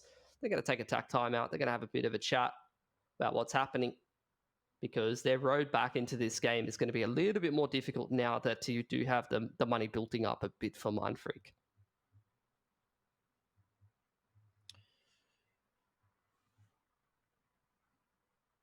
No one looking too flustered there in the cams. Everyone seems to just be, listening to Noz, spitting words in their ear. Not too sure if it's going in one ear and out the other, but hopefully they're listening. What do you reckon Noz is cooking up here, Mitch? I mean, I don't know if it's necessarily a tack pause that's like as tactical as much as it's like just get everyone on the same page, making some silly mistakes, maybe losing some rounds that you really shouldn't be losing. So just get everyone aligned and have a think about how to make a round of this. You do have two pretty decent ults in your favor, and you are going to have to play around the tour de force there that's online for Chax if he wants to pop that. But it doesn't look like he's going to be popping that. Oh yeah, there we go. He's up top B and he's going to use that ult line, making the A control a little bit more difficult here for Bobo. Very clear that Mindfreak wants to contest this A lobby control. But as we've seen a couple of times there, that's the beauty of the Omen on this map, actually. The Shrouded Step allows you to kind of dodge some of that initial util to contest map control, allow you to get into a bit more of a forward position and be a bit of an annoyance. Full reliance on that trademark at C to hold things down. And you can see Mindfreak are very comfortable playing for the retake. That flash, yes, doesn't go to the intended position. Bit of a team flash comes through. And that aftershock, it's forced Tax back, or Tix rather. But that smoke, the dark cover invested, will save himself for a little while longer. Yeah, Duddy. Just going to be on this info line for the time being. Prowler comes out long and does actually bait out the shot. A little bit of damage there from Duddy. Is he going to repeat? Oh, that nade hasn't gone where he wanted it to. He wanted to get a little deeper, but still Una finds the pick on towards the controller of Bobo, so no more smokes for them. Oh, does seem like Mindfreak well and truly ready for this mid lurk as well, so nothing going right here for Bobo, and they're going to call the audible 20 seconds on the clock and try to get onto seat. Well, that's it. Chax rather holds the line, and someone is going to get Pinocchio. Sicko just going to be running forward, beats the rest of the molly to get himself that second, a dangerous position, and it's cost him his life there. Dragon able to make the trade happen, but he's running very low on time, can't lock down that long position, and Mindfreak make it work. With 4 alive at the end, Mitch, we just casted Tax, we're now casting Tix, and we've also got Chax in the server. My brain, it is not ready for this. What about nice hacks? Sick out. Look, at least that's a longer word, so it's not the exact same, 4 letters. My brain doesn't like it. I'm having a moment, Mitch. I'm having a moment. Having a senior moment. Yep. Another half bar here for Bobo, male Mindfreak. Really warming up, flexing their muscles a little bit. And so far, Bobo having a really tough time in the earlier parts of this game. I cannot use that. Flash, not going to stop Dragon. Man is looking to frag up a Storm. He's got this overdrive online, and he's trying to just create some space with it. Still has a little bit to work with, but he's not even going to get a chance to shoot the damn fingers. Finger guns, not strong enough this time. And now with this 4-on-4 Mindfreak, they're looking to come in just in time. Shock Dart's going to be able to get some value for money. Sicko able to follow for another on the scroll. Drone looking for info, going straight out the top of the window, and they know that someone's down towards Hell. Sign going to be able to TP away. The safety at long, it's going to be a 1-for-1 with the CT push coming through. Tix here with the Sheriff in hand, and it's all Mindfreak. Yeah, that was a nice retake. Really, really good pick from Duddy Boy out of that CT smoke. He uses the blast pack to get out of dodge, and then just combination of the shock darts harassing the players on site. You get the blind on through in combination with the drone as well. And then you can scale out of heaven and complete that retake. Mindfreak kind of seems like they're in this flow state. Not only do they have a couple of players who are popping off individually, but the util usage and the team play looking pretty good as well. So not really a game you could take for granted here for Bobo. They are really going to have to kind of put some elbow grease in to try to scrape some rounds together in this attacking half, because it's not started well for them at all. I'll find you. A little bit of a haunt there to try to deny any mid-aggression coming through from Mindfreak, but they're smarter than that. And Dragon, it's played a very dangerous game, but he is going to survive. And with that overdrive, the high gear rather, just tries to send it back in a different direction, tries a different approach. Yeah, Chax is, for the most part, on that deep info line towards A long, but he's actually going to forfeit it and potentially regress A short here. And in the meanwhile, Bobo sizing up this mid to C, going through garage. Duddy Boy's over here with the showstopper, and you do have the Hunter's Fury as well, so a couple of big impact ults would make this split very difficult. Oh, and Duddy going to be able to attempt to use that showstopper, but the pulse is enough. Man couldn't see a thing except the outline of Dragon, and he is going to be able to connect. Now, Spike going down here over towards C-site. Bobo, they've got Tix towards the back of site here, who's tucked away in the corner. And Sicko can't connect with any of those 3 attempts of the Hunter's Fury, but it has bought time to stop the spike from going down, and it allows that rotate from the Mindfreak members. That KO coming out, though, going to make this retake very difficult. Can't get that paranoia to help the boys kind of scale out. No breach util either, so very, very hard for them to kind of size this one up. It seems like they're waiting it out, but that's really going to start to burn down the clock here. Una coming in on the entry. You're starting to get the pressure in from Gary as well. Scrawl just contesting this in the 1-on-2 out in the open, but he's going to get taken out. So despite the KO off there, Mac. Oh, hold on. Make sure you're holding that one. Bloody hell. Yeah, dangerous one. Chax thought, Sicko might have wanted it. But Chax thinking about that tour de force a little bit more. And look, well played. Good retake coming through. Mindfreak, the aim is on point today. Duddy Boy, look at this man go. 14-3. He's just a really hot prospect. And I think, to be honest, he was the right pickup for Mindfreak after they lost Ronsky.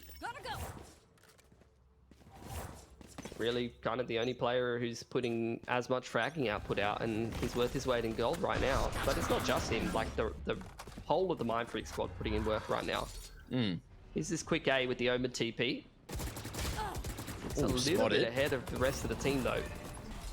But look, this wrap, this flank is starting to come through here. Sicko up in heaven, gets traded as Dragon makes his way out long, but he's not going to be able to see a damn thing. Gets the fast feet cranking all the way into the cutout now, and Duddy Boy still wants to go forward. He's marked, but it does not matter. He's still able to shoot that damn gun.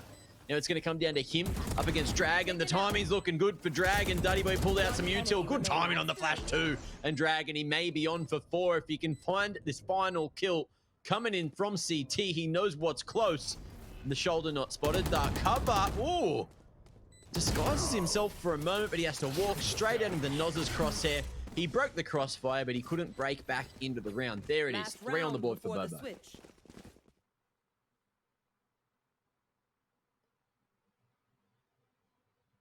So still chipping in a couple of attacking rounds in here.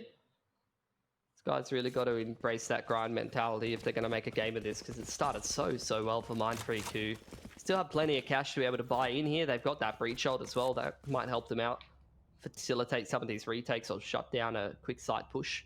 Fade ult for Scrawl though, and it seems like they're going to do a set play towards C.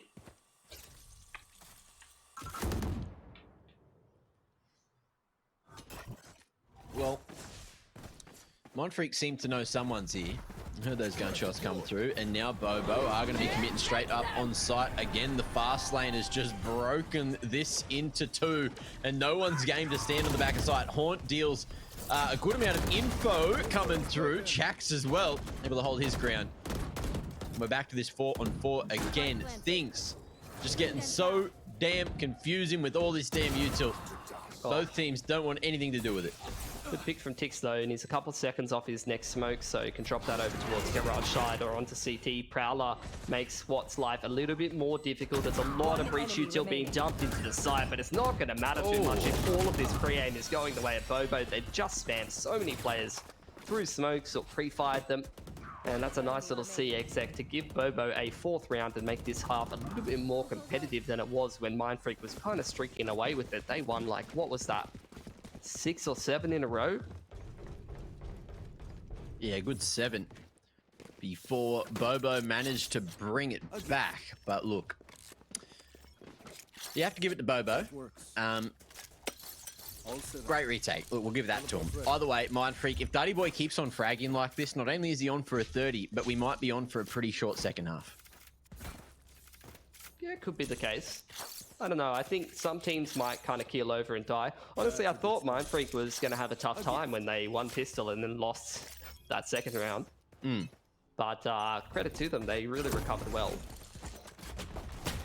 Well, looks like we are just going to be seeing this straight up C hit, and Bobo going to be forced off site already. So looking like they want to go for the retake paint shells as well, just to zone them away and stop them from denying the plant. We are going to see that paranoia coming through, and awkward position, and Bobo, they are flooding. No spike plant coming through, and Mindfreak now in a very terrible position. Duddy Boy already down to 9 HP in a 1-on-4.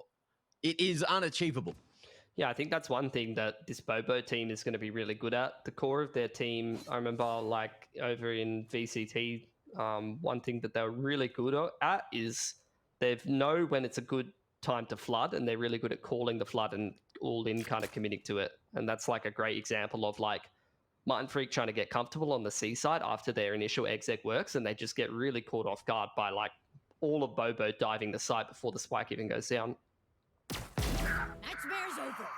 Well, he somehow managed to find 1 here, which I think is, you know, better than I expected. But 5 on the board for Bobo means that they are right into this second half and looking to close the distance. They're keeping things competitive. I didn't really expect this to be like a cut and dry game whatsoever. If anything, you know, if anyone was going to really run away with this, I'd expect it to be Bobo. But credit to Mindfreak, they are really showing up so far. Going to take a bit of a save, single save here, see if they can do some damage to the economy.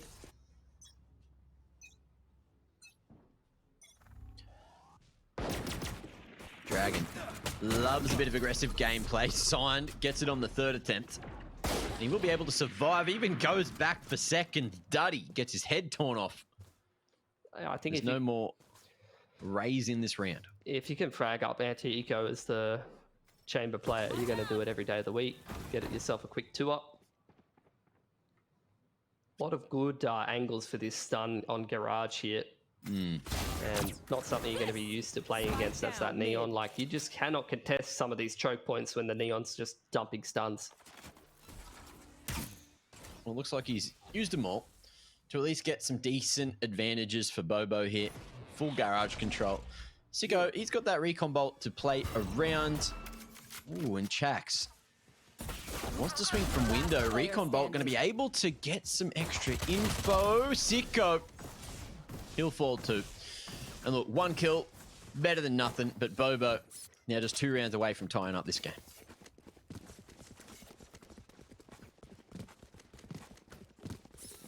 They're going to even up their cash around 2k apiece. Again, like I've said before, that chamber quite happy to lean back on the goes because it's got the Headhunter in reserve, and we'll see if this bonus is going to get some decent damage done here for Bobo. As Mind Freak into their first gun round now. Focus now. Eyes off me. Another game where no one's playing a Jet. Ready. Maybe you're right, Mac. Yeah. Jet just out of the meta, apparently. Heroes, for the most part. I think a few teams would like to have a say in that. And oh, the cross from Duddy. This man is so good at creating space and just opening up opportunities. Mind Freak. Not going to be contesting the B site just yet. Dragon, here's that reload at the back of site. And what Duddy, both looking to control this C-Link, which they will, but now the A-Link is where they need to set their sights. Noz doesn't want to play with fire until the rest of the boys come in and tear open the flank there at mid, but it seems like Noz has been spotted and the timing's all found. Mind Freak in the second half now. Clean. And take it to a 9-6 scoreline. That's about as clean as a gun round gets. Yeah. Perfect anti-bonus from Mind Freak. That's going to stabilize their economy going forward. And starts to put them in pole position of winning this game now. Great cash across the board for them. Bobo into their first gun round though here. Getting close to that KO ult as well as the Fade ult. Over on the other side though, Mind Freak mostly looking at that Sova or the Raze ult, but no one really too close. Off angle here for Signed. Looking to try to contest this angle. He's definitely going to get some action here early on. All signs. Oh, can't connect. And again, Duddy, the man to crack things open. Numbers advantage, C-site control, and a very open plant now coming through from Una. Still got Chax as his contingency in the middle of the map as well. He's not going to get any action though, unless he flanks through Gary. Bobo setting up this retake with the Haunt and the KO flashes. Okay, Haunt comes through, doesn't seem to get a pulse off in time, and oh, the swing. It's not worked out for Duddy this time, but the nade, the follow-up from the grave, it's looking good. 3v3 now. Sicko going to be knocked straight in the head, not going to be able to deal with it in time. So the suppress will come through as well as a world of info. Chax tries to lurk in through Garage, not going to be able to line that one up, and we're down to the one-on-one. What? Last alive, and Noz knows he's got not much hope, but he might have just done it in time. What? Thought he had the timing on the swing, but Noz sticks it all the way to the bitter end, and it's cost him his life. Mind Freak, they make it happen. Could not be closer. 0.32, the backpedal headshot from Noz. Almost got it done, but not quite. And no one lives. So this is an absolutely cooked economic situation for both teams for the most part. Good news for Mind Freak is they built up that money so nicely earlier that actually their cash is a whole lot better than I thought it would be. So now they get to go into the anti-bonus, and this is just the great thing about keep giving yourself a stable economy and being great at those anti-ecos and against the bonus rounds. Trying yourself more of these rounds. Look at this mid-aggression out here on the half-bite. Does get an early 1-for-1. Dragon's playing like it's like Apex Legends around here, sliding all the way down through grass. looking for a fight, and it's cost him his life, but it did at least get that early pick too. So a lot of control, a lot of info, and Mind Freak, they're trying to gain some of that one back with the drone through Gary. Scroll spots the contact coming in towards the top side of B here. Nade creates space and Satchel in on the entry. Ooh, Fade ult being invested. Bobo's going for this one. Sicko in a solid position to deal with this garage push. Barrel not going to be spotted around the corner yet, and he's not cleared. However, second man's there too, and Tix falls. Sign has the headhunter, and he will still connect. Man's on not much health remaining. And now it gets a little bit awkward for the Mind Freak members. Another found. Sign really coming in clutch now. Haunt not going to reveal that position of the close man here in the corner. It's Chax. One enemy remaining. Will finally manage to get that trade onto Sign. Hunter's Fury used to buy some extra time, and Mind Freak, they hold their nerve. It cost them a pretty penny, a gun or two, but they get the round and send it to 11 on the scoreboard. So many ults being invested by both of these teams. Kind of insane, considering it was a half buy. Bobo really wanted to go for that one, but they still didn't get away with it. Yeah. They've got a lot of ults in reserve, though. You're one off the tour, you're one off the breach ult as well for Mind Freak. So both teams, a lot of ults available for them. This retake should be looking a little stronger for Bobo if they can pop the KO ult. Seems like they want to go for a bit of a C push here. They're real damn close. Sicko's shoulder going to be spotted, and Dragon has to try to get out of dodge. He will. Untouched as well, but Tix, the sneaky spot in the corner, and a bit of BM coming through from Sicko too. Yeah, they get that man advantage still with the C long aggression. Duddy's cutting down the rotations on the middle of the map. And he's not missing at all. The double thing straight on in. Ooh, maybe overcommitting there in the 5-on-3, but he's done his job. Just trying to force the advantage even further. There you go, fault line the whole way through. Rolling Thunder, rather, just to clear out the site. Concuss anyone that was hanging around like a bad smell. And Mind Freak in a good position to just trade this one out, considering Dragon's pretty low. Bobo, they're even thinking about saving here already, but Sicko's got the freest kill of his life. Not going to risk the knife. And the other two just sneaking away.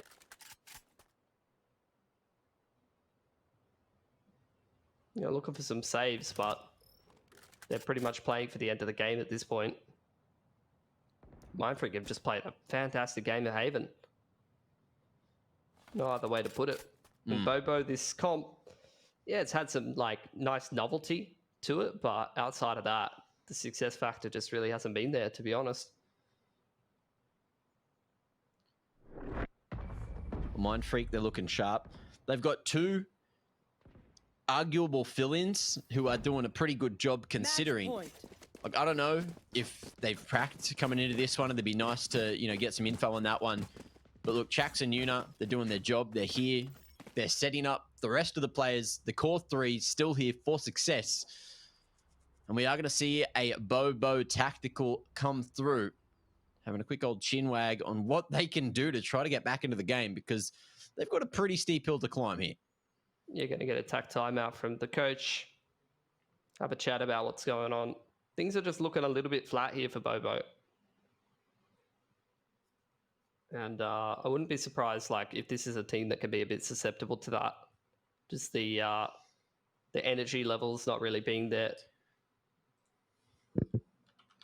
Mind Freak, however, really bringing it into this game. Playing high energy, taking a lot of tools, playing their style, and they're winning with it.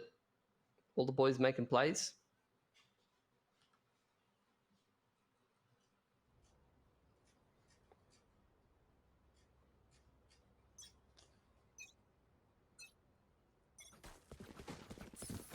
Well, potential for this to be the final round. Let's see if that quick chat from Bobo is going to turn into a round, going to turn into anything different here. Looks like we're going to see some early A aggressions coming through. Tix as well, trying to send a smoke over towards that A long position. But Mind Freak, they're going straight up the guts, Mitch. Playing with the confidence. Seems like Bobo's got a decent read on this. They got the trademark deeper in towards mid, and they're trusting that crossfire between the KO and the chamber. It's going to have this underarm on contact. Seems like Mindfreak playing this one pretty patiently, though, anticipating the A push and the C push at the moment in a bit more of a 1-3-1, and they're still going to find the opening man advantage there. The underarm just basically gets signed killed. He's had a couple of moments where he's died before he can really TP out on that chamber, which is not ideal. Slowed down by all this util. And it's just a lot of attempts. Spams through walls, spams through smokes. This patience for Mindfreak really paying off. Like, look at all the util dump from Bobo. They really think that Mindfreak's committing into this B side, but Mindfreak's really just cutting sound, waiting for additional pushes, and they're going to get it as well. 3-man push through top of B right now. It's the push. Duddy, close enough for the trade, and Mindfreak, strength in numbers, looks damn good, swinging on that contact. Great strat. Hold their ground, hold their wit, hold their nerve. They knew that Bobo had to make the move, and they punished them for doing so. Yeah, really nice stuff. All on ticks. In a pretty untenable position. Shoulder peek comes out from Yuna, and that's more than good enough to close it down. Mindfreak, what a bloody game of Haven. Great impact plays from Sicko. Duddy is just being normal Duddy, one of the top stat players in the competition, and has to be said, the supporting cast around that all played well. Chax did his job as the chamber. You had both Watt and Yuna doing great utility work, and that did not look like a close game. Mindfreak really playing up to standard to make Bobo look a little bit more second rate there, which is not what I expected heading into this series. I don't think many of us expected that at all, but yeah, Mindfreak just putting on a performance. Duddy Boy doing a lot of the heavy lifting, a lot of that entry in that second half is the words I was looking for. Words, they're hard. Mitch, it's getting late. I've been going to bed early. That's been a mistake. I've got to tell Jess. I'm sure she's not going to be happy with that. Anyway, I'm going to go do that. You guys get ready for map 2. It's going to be coming up just after the break.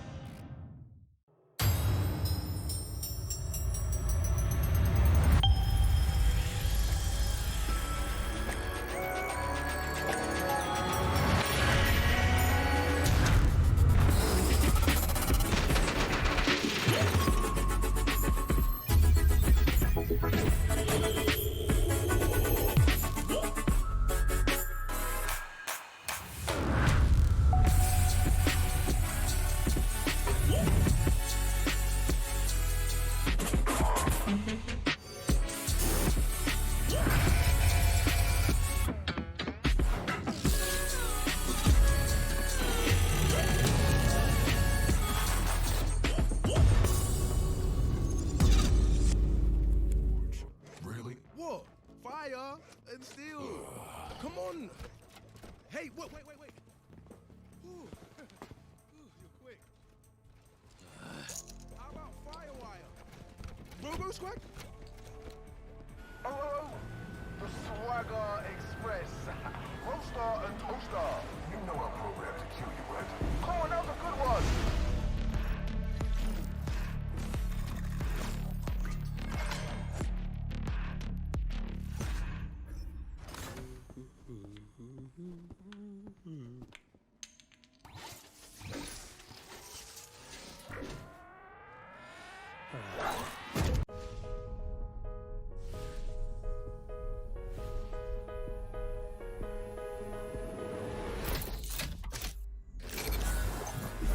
Turret out. Alley-oop. Egal was so geschieht, schön, dass es dich gibt. Ja, du bleibst, du bleibst, du bleibst. Ja, sonst wär Found them. Had some trouble. denn alles ist smooth, slow, ist relaxed, perfekt, genau so. Countdown initiated.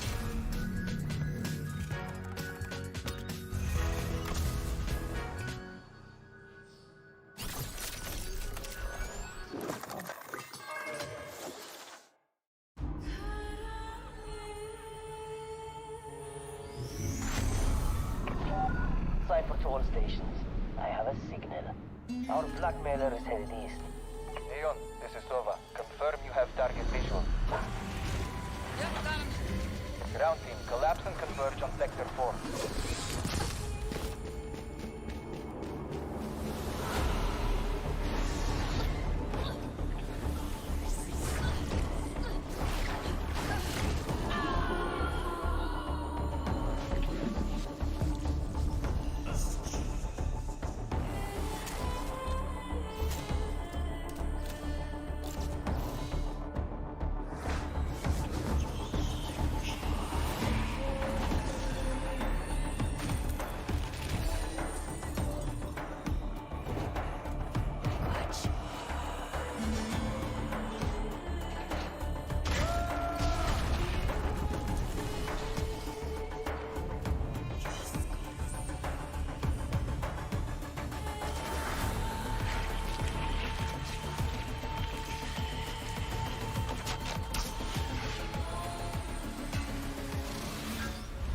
I've seen your darkest fears.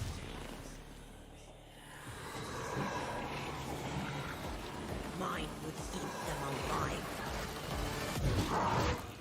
Covering! Chamber, it's on you!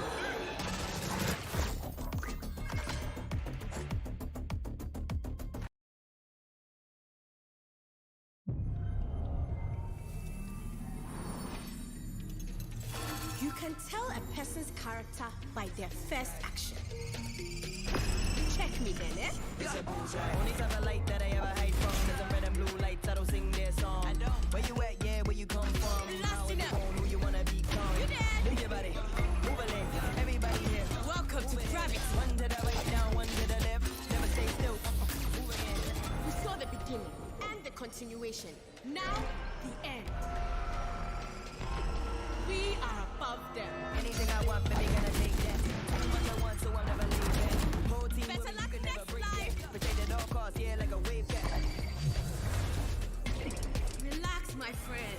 Time and space are... they know what...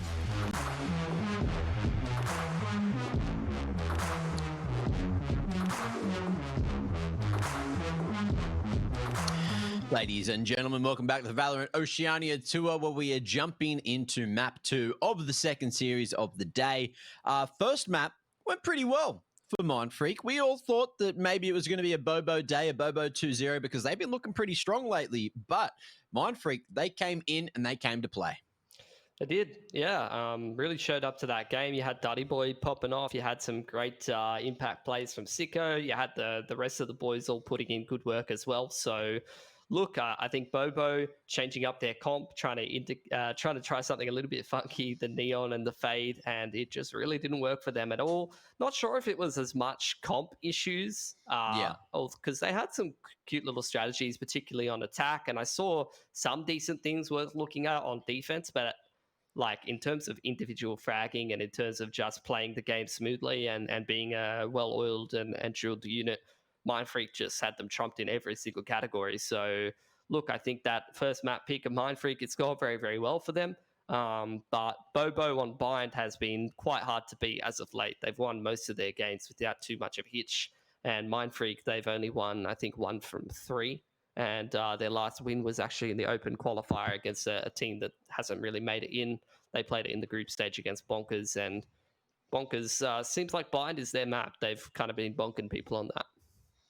Yeah, they certainly have. So we'll see if that trend continues or if things are going to change, because look, Bobo, they are here and they want some vengeance for the previous map. Not seeing any spicy agents selected just yet. However, look, still waiting for Noz to lock that one in. But I dare say it's not going to be anything too spicy from this point. Anything you want to touch on here? Anything special that you're looking at? I mean, it's the same comp that Bobo's been using for the most part. They're not going to change it up. Yep. Worth mentioning, they're one game away from being knocked into the lower bracket on what I felt like was the easier side of the bracket from them.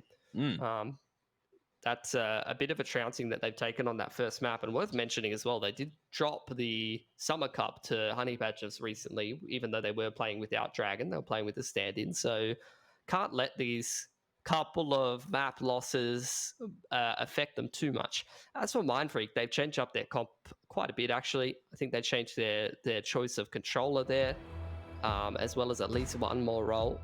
Wasn't looking too closely, but they're rolling into Bind with a new comp. So we'll see how it works for them. Keen to see if it works. Keen to see a bit more Bind as well. All of this teleporter action. We didn't see a huge amount of it in that first game of the day, and when you did, you instantly said you hated it. So we'll see if that continues, or if you can, be brought back onto the lighter side of the force. Try to be a teleport enjoyer, Mitch. What do you reckon? Teleport enjoyer?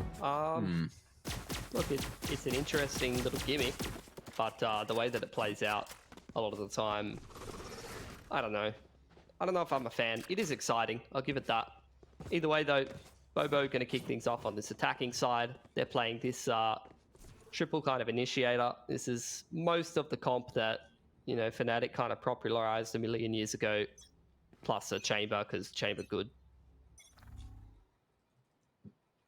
As for Mindfreak, they're mixing in the KO, which is kind of cool, but a pretty similar comp, just the KO for the Sky. Only change there, really.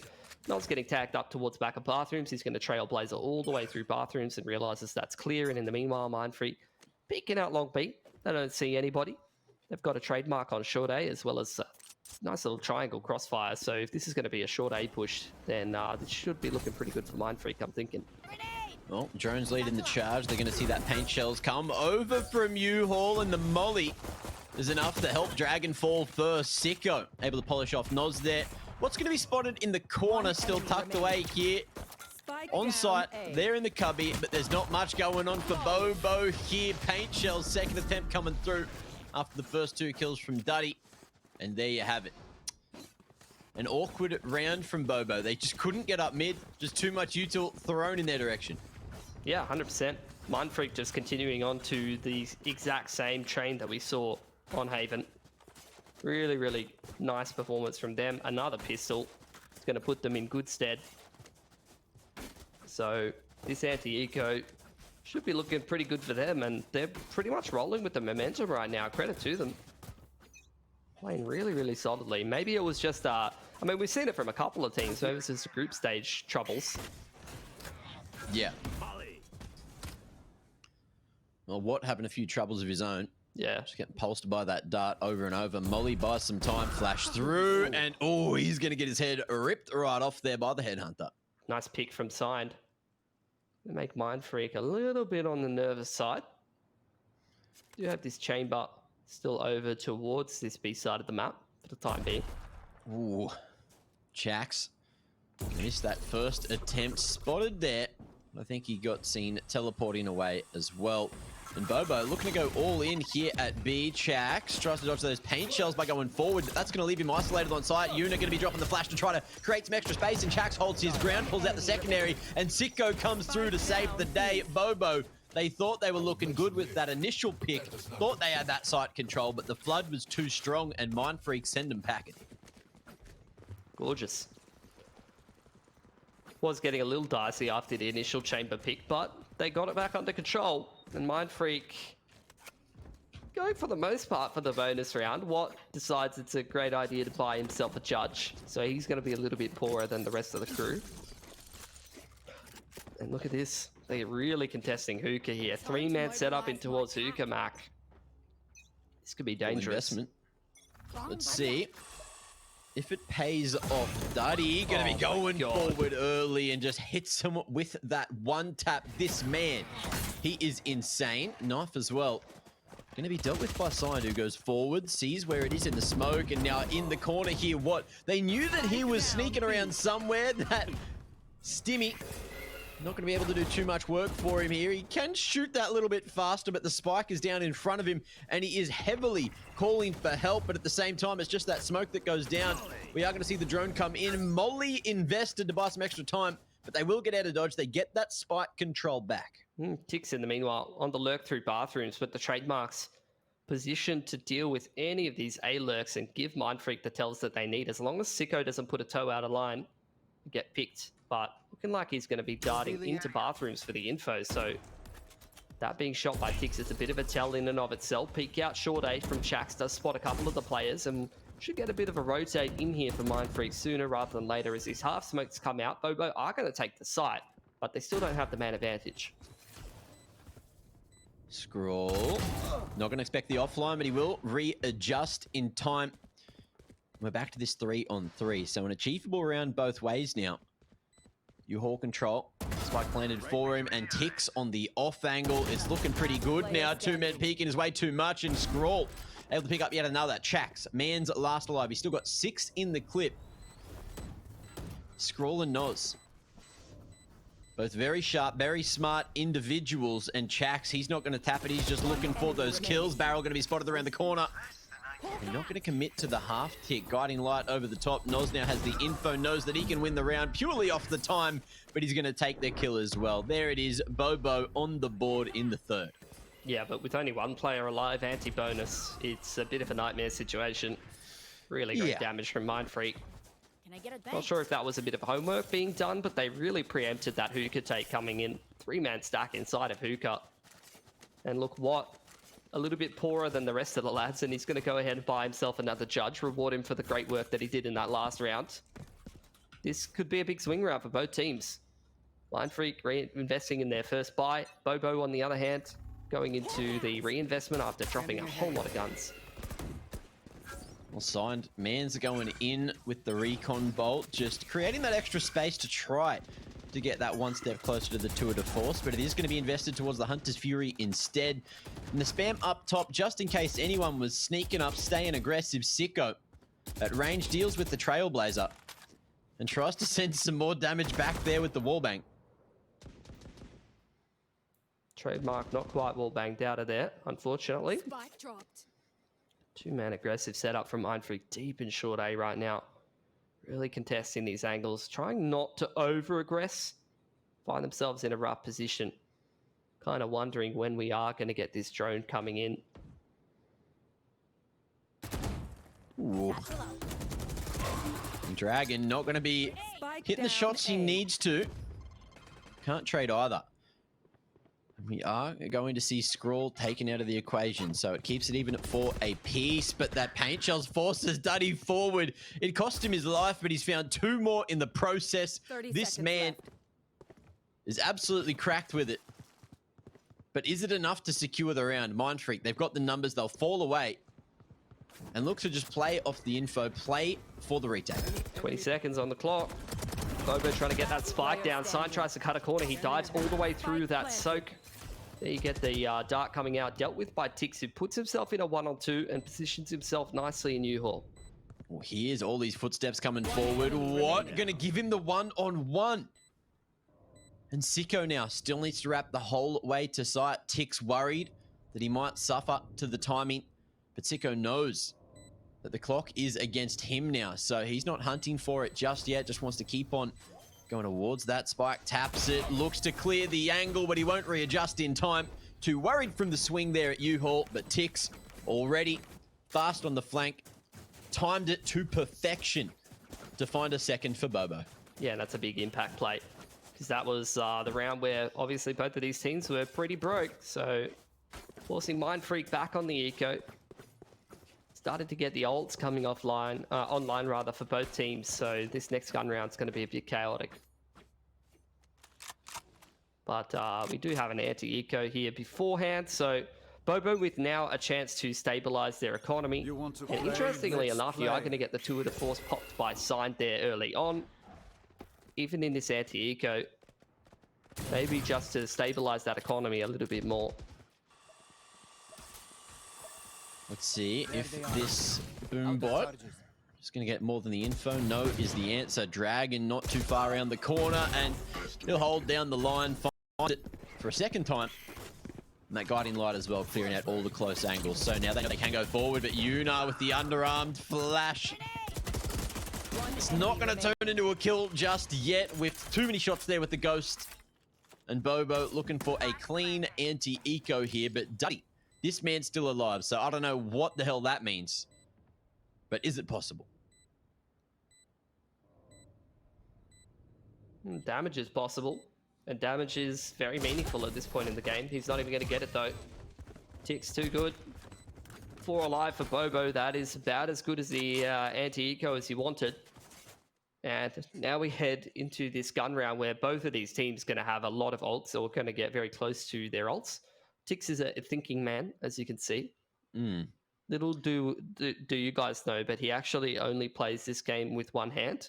He's always got one hand stroking his chin, having a think about what the plays that he wants to make. And he actually plays with one of those MMO mouses. So all of his movement keys are on the side of the mouse, obviously. How? Yeah, it's kind of insane. Is Duddy like perma wiping his eye as well with his mouse hand? I think so. That's insane. I haven't investigated Duddy as much. I've seen Tix play in person. I can 100% confirm that's not a lie. I would never lie to anyone. I'm questioning Duddy's mic position. I'm not questioning anything else though, because this man, he's doing something right. Maybe the lack of communication with his teammates because the mic's too far away is actually the answer. You don't talk out of your nose? Or his mic was like off with the fairies over in La La Land. Maybe he's a projector. True. Probably yells a lot. You'd know about that. Don't do it. Don't do it. Don't do what? Never mind. Got a lot of ults for both of these teams, Mac. I don't want to break my microphone. No, I know. Not today. It's not the time for it either. It's 10:20 p.m. Yeah, people are sleeping on this beautiful Friday night. Either way, Pulse comes through and gets that early info from the aggression at the back of bathrooms, and Mind Freak fall off. Signed. Going to use that initiator util to get himself on a bit of a deeper line. Here's the drone back in response though. He's going to tag him up, and he almost gets the chance to pick Tax there, or Chax. See, it even got me. But not quite. Bit of a missed opportunity. Bit of a default coming out here for Bobo. They do take bathrooms control, and they're quite happy with that to leave Noz there, and they're just going to go for up short A again, I think. It's looking like. I apologize for planting the seed. Now, we are going to see Signed trying to make something happen with that operator, but it is going to rely on the aggression coming through from Mind Freak. You can see that the tour de force from Chax is looking to be the difference maker. Seekers starting just to reveal a whole lot of positions here, but the Hunter's Fury slows things down. Duddy's come in on the flank of the man. He's here. He's looking to get some explosive gameplay going. Finds two. The showstopper doesn't quite connect, but the Vandal follows through onto Signed, and now it's a 4v2, and Bobo again are in trouble. Yeah, good ult combo to kick off the execute from Bobo. I was really liking the way that they were putting the pieces together. Half smokes, Seekers, and an ult on U-Haul. Like, that was a really sick combo of ults, but credit to Mind Freak. They combo their own ults back straight through the TP as Duddy on a really nice timing. The Hunter's Fury from Sicko was absolutely beautiful, and they completely shut down that play. So, credit to Mind Freak. Really using their utility excellently and reactively there. There was a fair few tells that Bobo was going to kick off a bit of an A execute, and Mind Freak was well and truly ready for it. Honestly, I could do this because I'm watching in the client, but I could just have Duddy cam permanently. I want to get in his head. I want to figure out how this man, calculates everything, because he is just fragging up. How to top stat multiple VOT stages, except if there's a guy called Ronsky.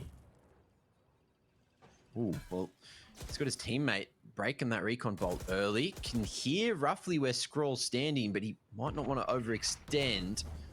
Re-smoke there again at the edge along. Just making Bobo uncomfortable. Bobo's just running this pretty spread out default though. Haven't had to invest very much to get bathrooms control, which is pretty nice. And they're starting to rotate around. Might have the drone through hookah. And this is why we love this double initiator style with the Rays as well. The triple drones that you have are so good at taking map control on bind. And you can just see that Bobo has got hookah, they've got bathrooms, and as a result of that, Mindfreak does not have a whole lot of information. They'll flash through, going for the aggressive play, and Signed holds his ground, picks up a kill, TPs to safety, and just like that, they're just going to be trying to hit the A site. Plenty of time to do so as well, and Chax, he's just going to have to set everything back up again after missing his shot. Yeah, beautiful stuff from Bobo. They drop offside in hookah, he gets a pick, TPs out, another pick over the top of the half smokes. Very easy bomb plant into the post plant. And it's looking like it'll be a pretty clean round closed out by Bobo, I'd imagine. A very difficult retake in the 3-on-5. Ooh, and Dragon uses that showstopper. Musiko was somewhere, it cost him his life, and at the same time, the two remaining Mindfreak members, they are going to hear that TP come through, look to fight for their life. What? Playing a headshot line at the back of sight, and Signed is feeling it with the operator, but he's feeling a bit of a headache too. Because what's taken that one off? Man's Mollied, isolated the two remaining. He's heard that second TP. And Nos. Him v What. To see how this one's going to end. Guiding light over the top. Fully blinds What. Gun here. Nos decides to survive instead. Operator. Was it picked up? I think he missed it. That's alright. Can't get them all. That's just great use of the triple drones there from Bobo though. Like I said, taking all the map control, taking all the information away from Mindfreak to the point where they feel like they need to make a play for info. They get punished, and then the quick A exit comes out. Here. Another gun round in for Mindfreak. They're getting close to the point of reset though. And not too many ults to play with here for either one of these teams. That's a nice aggression up short, but traded quickly by Signed. I feel like Bobo is starting to cotton on to this aggression from Mindfreak. Big shot from Signed to crack things open there. And again, Bobo going to be laying down the groundwork. Over towards the A side of things, the save instantly called. And What and Una just looking to keep these two rifles in play going into round 9. Maybe even some exits as well. Over towards the attacker spawn side of things. Quick round. Yeah.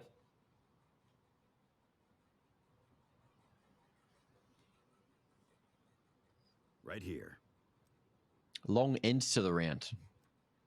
These are, you know, you can tell me anything you want at this point, Mac. Like, anything you want to talk about. The floor is yours, mate. Do you come here often? To bind? Yeah. I try to avoid it if I can. Ooh, not a fan, huh? Not a big fan. Drink some of this, it'll take the edge off. Okay.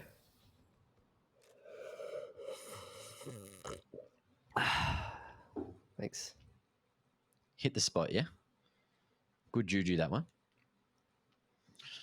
Tix is still having to think about how this game's going. I have to say, curious. I have to say as well, Signed is looking beautiful tonight. He is. I didn't see it. What was he doing? Was a green a bad idea? You'll see when you see it. Okay. Well, for now, we are going to see utility traded. Battle for short B control has ensued. And, oh, we're going to see Scrawl even invest the Hunter's Fury just to try to clear out all those aggressive lines early, but he won't connect, won't find that entry they were looking for. Yeah, not a whole lot of util invested early on without too much gained. Mindfreak still contesting this hookah side of the map.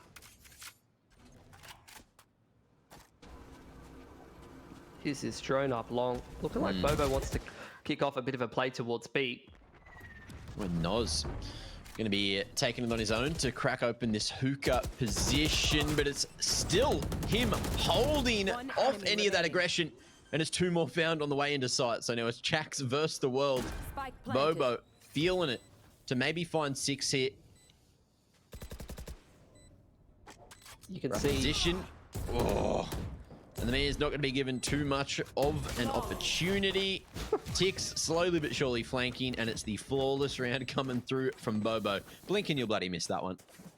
I think I've seen Chax change his crosshair like 3 or 4 times this series. Really? Yeah. Oh no. Oh, that's not a good sign. What was I going to say? It feels like Bobo are really starting to get a feel for Mindfreak and the timings that they like to aggress on. Like they are winning almost all of these duels in the early to mid round. Yeah. They're playing quite slow and measured on this attacking side. They're ready for the aggressions and they're pretty routinely punishing them. Not sure if Bobo just wasn't ready for Mindfreak to like come out swinging in this series as much. Like you're always ready for Duddy Boy to swing you, I guess. But can you kill him? That's the question. Well, Bobo have been doing pretty good so far in this first half.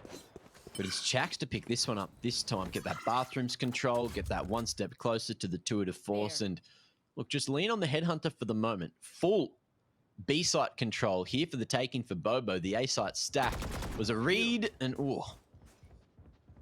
they will be able to get back just in time, but maybe not early enough. That's going to be a big pick found for Dragon, able to start controlling the halls now. And Mindfreak in a bit of trouble. Yeah, I mean, they're only on the half by this round.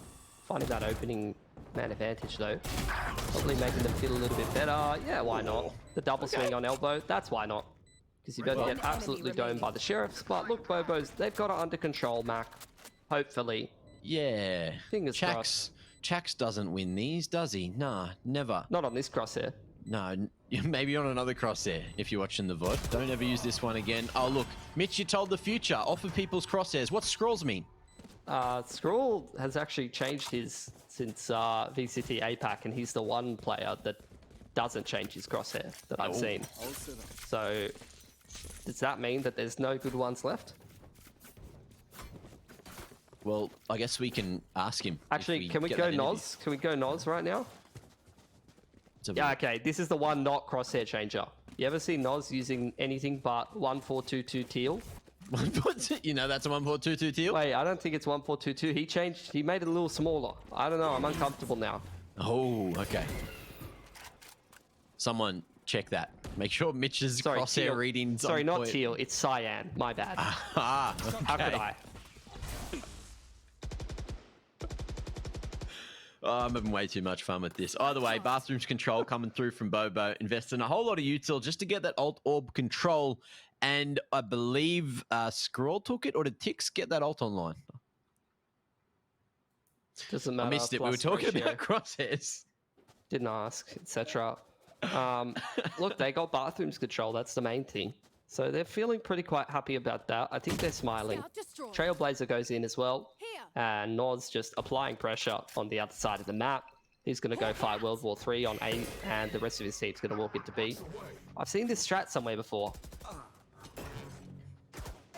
Do you remember where? I'll give you a chance to think, because Yuna's got a hold sight and the man's not expecting Dragon swinging so far forward already. Of course, his position was known there. The pulses from that ulti means that reveals your position. Duddy trying to find something there, and on the reload, Tix has found the perfect time to strike. Now it's down to Chax. Again coming in from CT. Watt as well, a little bit further away on the other side of the TP, and it looks like he's just opting to save. Never got an opportunity to get involved in the action, Mac. No, he didn't. But do you remember where you found that strat? Yeah, I think another team that starts with BO does that one. Ah, okay. Don't want to leak any strats though, do you? In case people watch this VOD back. Yeah, of course not. And you want to be that substitute coach at some point again, don't you? Can I be the substitute coach for the substitute coach? Gone here. Well, maybe. Well, I'll talk to my agent for you. All right. Which one? The next one that's unreleased. Hey, you know which one I'm talking about? Glenn from Superstore. He's just dressed like a cashier. You heard it here first, folks. Great. All right, He's well. dressed up in the Bunnings clothes. Bunnings hat? Yep. Well, they're so dead, apparently.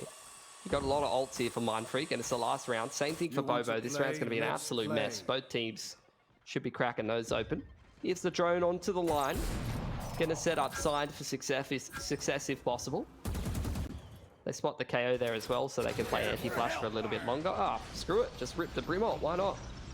Yep, like has fought back for the map control by pressing Q. Good job from them. Mindfreak just going to be torn apart for the moment. Bobo have this man advantage, but they're trying to make their way through Scroll. No. Has done a good job at trading there, but the Hunter's Fury not connecting for more than the single ping.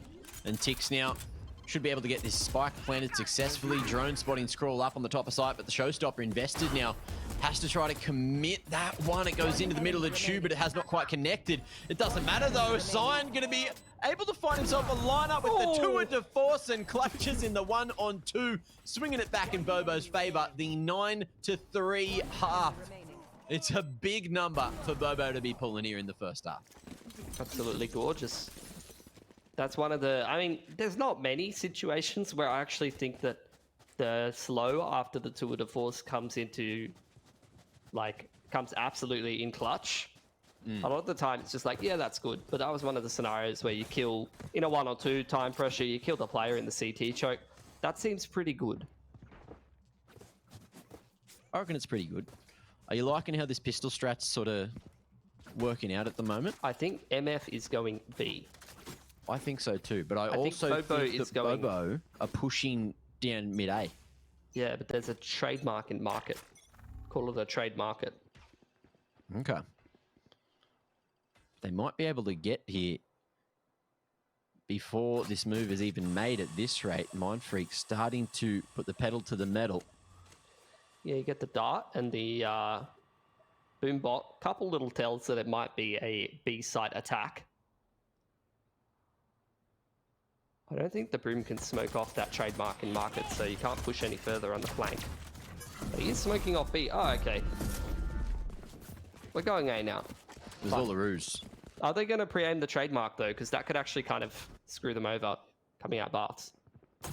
It's in a nice position, and they've dealt with the lurker up mid as well. Sicko, he's now out of the equation. Can't pull off what we saw over earlier on Haven. Now out of the equation. And this recon dart is going to pulse a few of those members starting to make their way over towards U-Haul, but more importantly, it's dealt with all of these closer angles. Chax tries to go to the safety of this corner. That shock dart as well, not going to quite connect. Headhunter looking good for two. Classic pulled out for a third, and that might just be the round already. Noz now last alive on the 1-on-3. He'll find that first. Suppressed by the knife, and he won't be able to do much more. Duddy swinging. Nice and late off of absolutely nothing but a timing. And that's going to be 4 on the board. Mindfreak not done just yet. Looking to get back into this game as fast as possible. Needed that pistol, right? Behind 9-3. Mm-hmm. Really going to help them start to get rolling here on this attacking side. Isn't 9-3 like the curse score or something? Yeah, something, NA ranked streamers, yeah, etc. 50 gifted memes. dono subs. Yeah, yep. Kappa Pride, something like that. Any gifters, yeah. The only gift like here this is from you, Mac. Thank you. I don't know what I've done, but I'll take that. I think it was a compliment. You're very special. You're one of a kind, Mitch. Now, look, that spike wasn't quite lost, but it was a nice aggressive maneuver to get that first pick through what as well. Just on 20 HP. Going to be able to pick up one more there with the Guardian. And Mindfreak in a slightly better position, but Sign has gone very aggressive. Swings wide. Duddy not ready for these hands. Can't catch him. And we're back to the 3-on-3.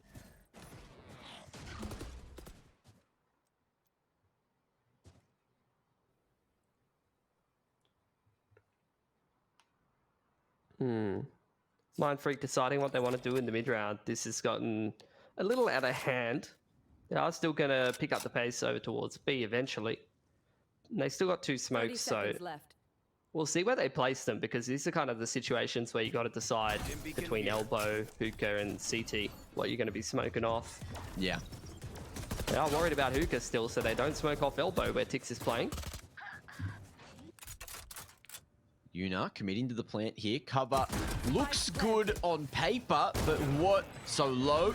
He swings and it's cost him his life now. Suppression comes through as well from the knife, so Tix can't whip out any util, but I don't think he's got too much to use anyway. Sign starting to come in from Garden, and finds it. The line finds the timing. Yuna now is damn low as well, and he's not going to be able to make that trade happen. Big retake coming through from Bobo. They didn't have too much brought into the round, but they come out with a little more than they invested. And they'll find those double digits too. Beautiful. 10 for Bobo. They eco Mind Freak. It's going to put them even further in the driver's seat. That's really not what you want to be seeing. If you're MF, they've had a rough game as it is, and just as they start to get going on that pistol, they slip up. And actually, that's the second time they've lost to an eco. That happened on the first map as well. So, look, if that is anything to go by, maybe they just win all the rounds from here, Mac. Together. Because that's what happened on Haven. Oh, was it Haven? It was Haven. I'm terrible at history. And Duddy, not the greatest with the blast packs either. He sent himself to heaven. There's no punder. But he went the other way. He went down and not forward. So couldn't quite make his way to bathrooms this time. They found my trap. Poor little trademark. All he ever wanted to do was slow some people down.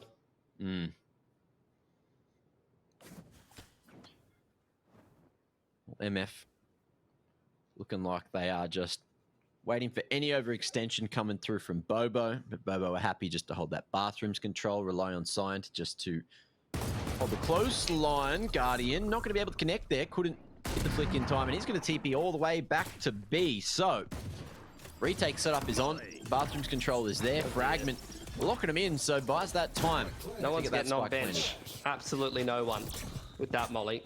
Here's the U-Haul control for Mind Freak. They've got inferior guns. Sky pretty good on the retake, and the Tour de Force not really in position to have too much impact from short until he gets involved. Numbers looking good for Bobo now. Retake working wonderfully. Tour de Force unable to connect there over the top of Chax. And now with this pulse, they know that they are going to be tucked around the corner. Chax hoping for a little bit more, but it is just going to be the defuse fully wrangled through. Noz going to be able to hold for 3. And there you go, 11 on the board. Bobo looking good to take map number 2. 11-4 at the moment. Yeah, these comps are pretty good on the retakes. The Rays, Util, and the Sky in particular are very, very flexible. The Brim smokes even better than they used to be on those retakes because they just zoom in straight into the map rather than taking a couple of seconds to land. Great economy in here from Bobo. They've also got that Tour de Force. They are no doubt in the pole position to close this game out. Seekers as well could help out on some of those retakes for Bobo if you get into one of those scenarios. Oh. Duddy boy, I'd love to see his first kills so far this game. Not even using the Vandal either. He just 2-taps people with the Phantom. Yeah, man's cracked with it. And speaking of crack, okay, Jax flicks back. I will never second. talk smack about that crosshair ever again. It was like the deja vu kill. 2 of the exact same things happening. Swing not as coordinated. Yeah, usually maybe they'd hoped. Most people aren't good on the left to right flicks. Usually it's the right to left that's easier for most people, so it's kind of underrated that he makes it look that clean. I actually find that a lot of people, it depends on if you're a right-handed mouse user or an ambi-mouse user. Either way, 2 on 5, it's not looking too good for Bobo. I'm ambi and I can't do it. You can't do it. I feel like ambi's easier than the right one.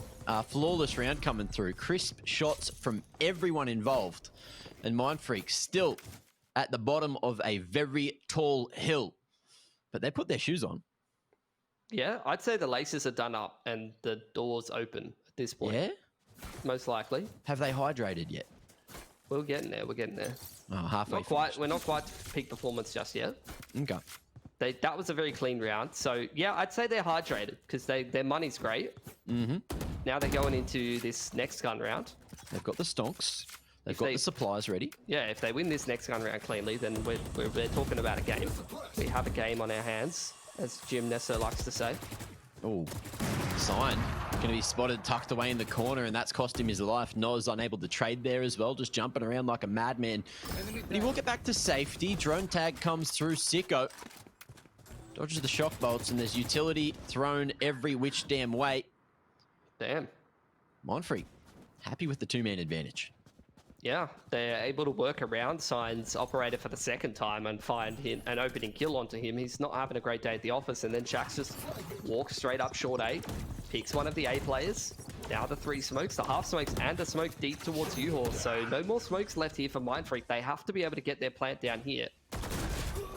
Ooh, Tix plays the dangerous game, but he wins the fight. He's got his ult, but KO stops him from being able to use it.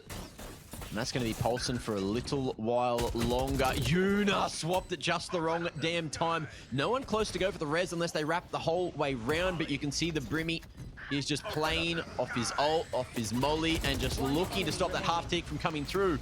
But it's already there.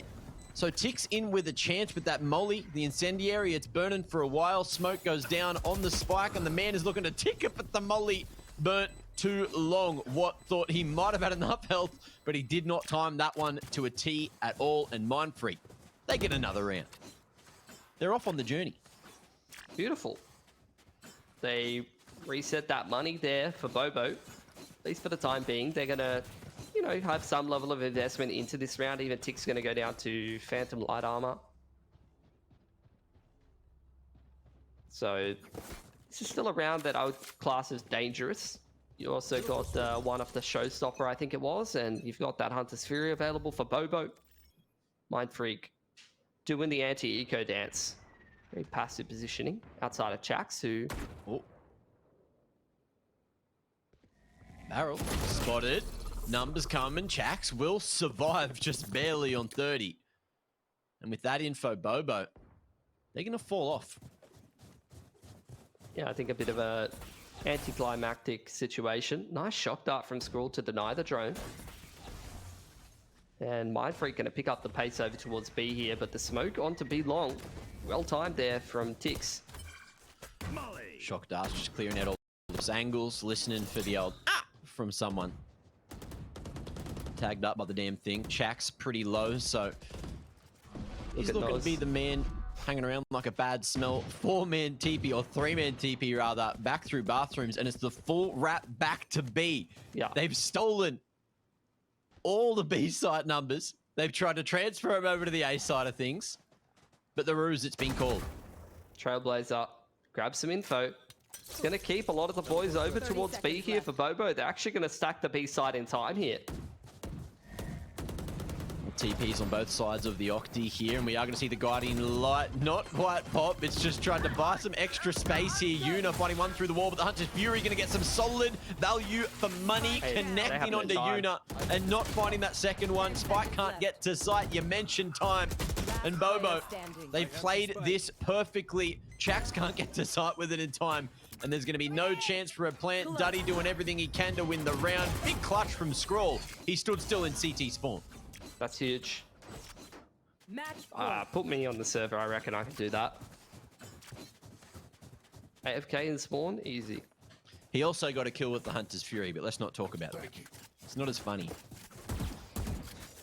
Another half buy where Mindfreak can't put it away. Their anti-ecos have been a little bit lackluster this series.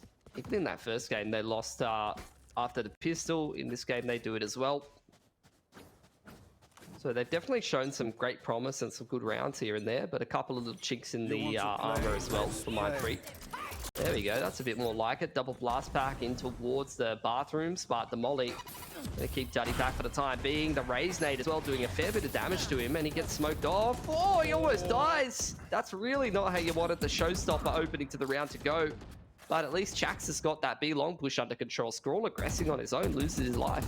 Well, that's the best thing when you combine that incendiary with the sky smoke. You can't see that molly, and it forces people to do just that, run straight into it, and the thing burns at a, what, 1,000 degrees Fahrenheit. 4,000 DPS. Yes. Is this half smokes in from Mind Freak yet again, but the Showstopper online for Dragon could be problematic. Oh dear. Trying to clear out all the close side of sight. Young. That fragment, it's worked to finish off Noz. Showstopper over the top finds one, but it's cost Dragon his life going so high.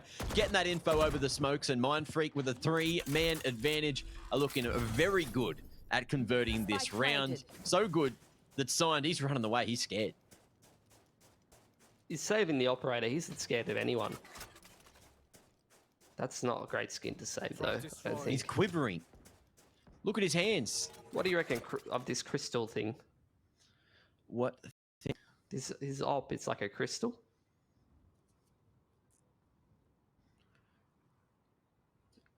Does it do the same thing, Mitch? Makes a different noise. But mechanically, is it doing the same thing? I don't know. I think based off Valorant logic, Signed has had a struggle in the first kill department. He was first killed a couple of gun rounds, so probably time to change the skin. I think that's how it works. See, he quivered. He quivered? Did you feel that anxiety? No, he was You didn't feel tactically saving. Full confidence. Half buy around the operator again. Here for Bobo. Mind Freak are starting to get into touching distance though, although they've had a couple of slip-ups. They're still keeping this game competitive here. Can they bring it back all the way? It's definitely possible. Won't Step count by them out. step. Chax is starting to get warmed up as well, worth mentioning. He didn't even have that great of a first half, so he's really starting to warm up a little bit. Just good He's stuff. starting to pop. He hasn't changed his crosshair in a while either, so...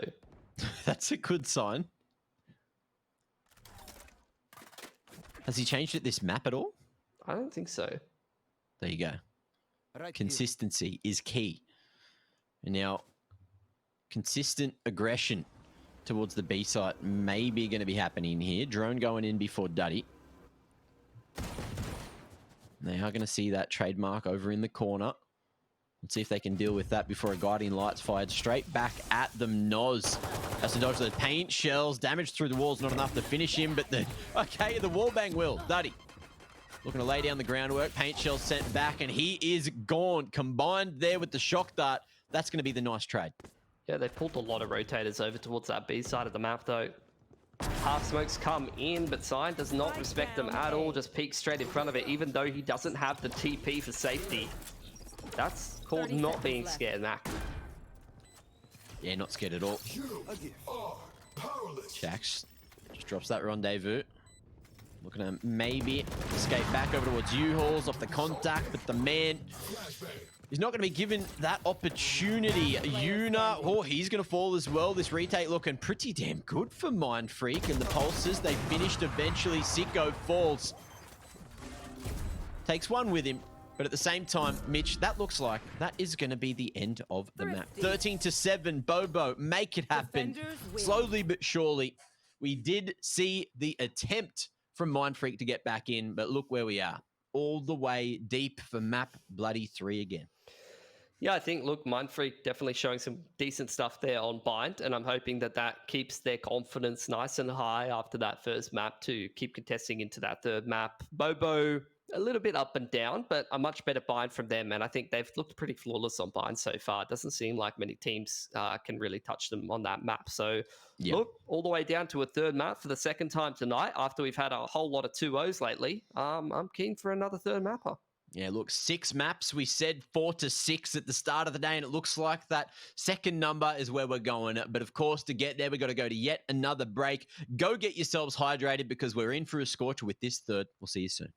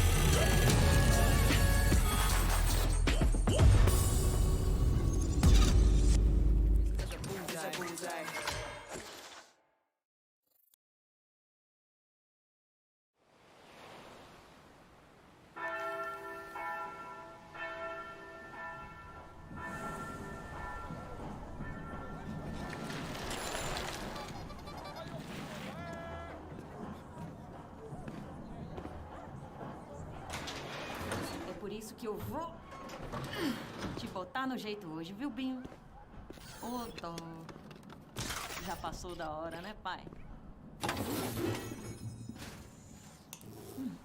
Vamos lá.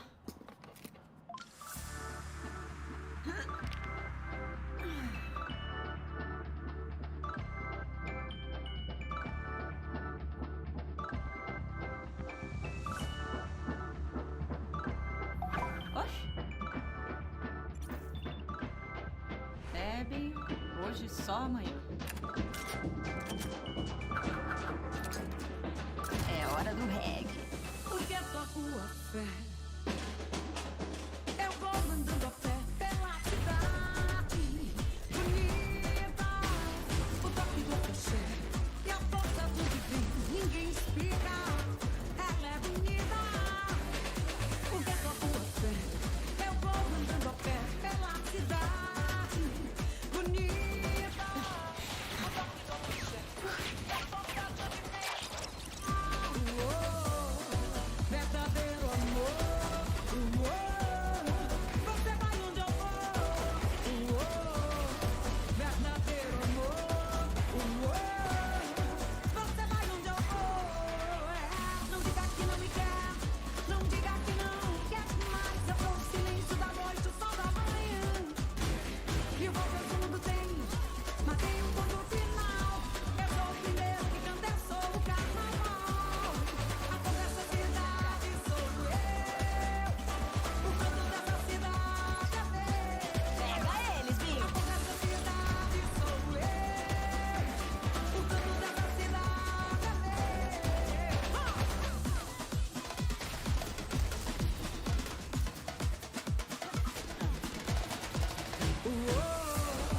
Verdadeiro amor, você vai onde eu vou, verdadeiro amor, você vai onde eu vou, a cor dessa cidade sou eu, o canto dessa cidade é meu, a cor dessa cidade sou eu, o canto dessa cidade é meu.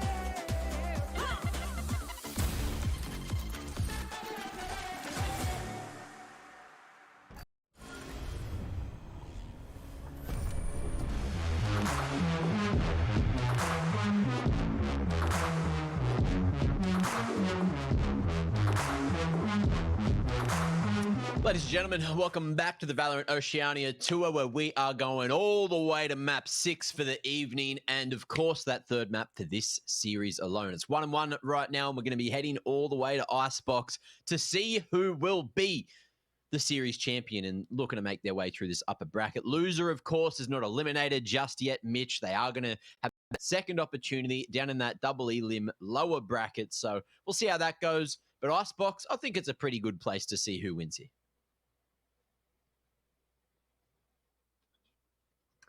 Oh, sorry, my classic mic situation. Haven't unmuted myself. You know, I said some really smart stuff there, Mac. And I know, I heard it all. I swear. And yeah, that's all you need to know. Honestly. Yep. Thanks. Now, I don't think we're too far away from the game. Agents. Are we seeing Vipers? Are we seeing Fades? Are we going back to the Sovers? What are you expecting from this one? Oh no, everyone's. I think the pick rate of Fade in VOT on Icebox has been insane. Like almost every team is playing it right now for some reason. In fact, I think Catgirls played it and said it was bad. But, you know, we'll see if either one of these teams are going to play it. As for Bobo, they'll be running more or less the same comp. They play Viper, Sova, Sage, KO, and then they kind of flex between Jet or Chamber, depending on which one of those they want to play.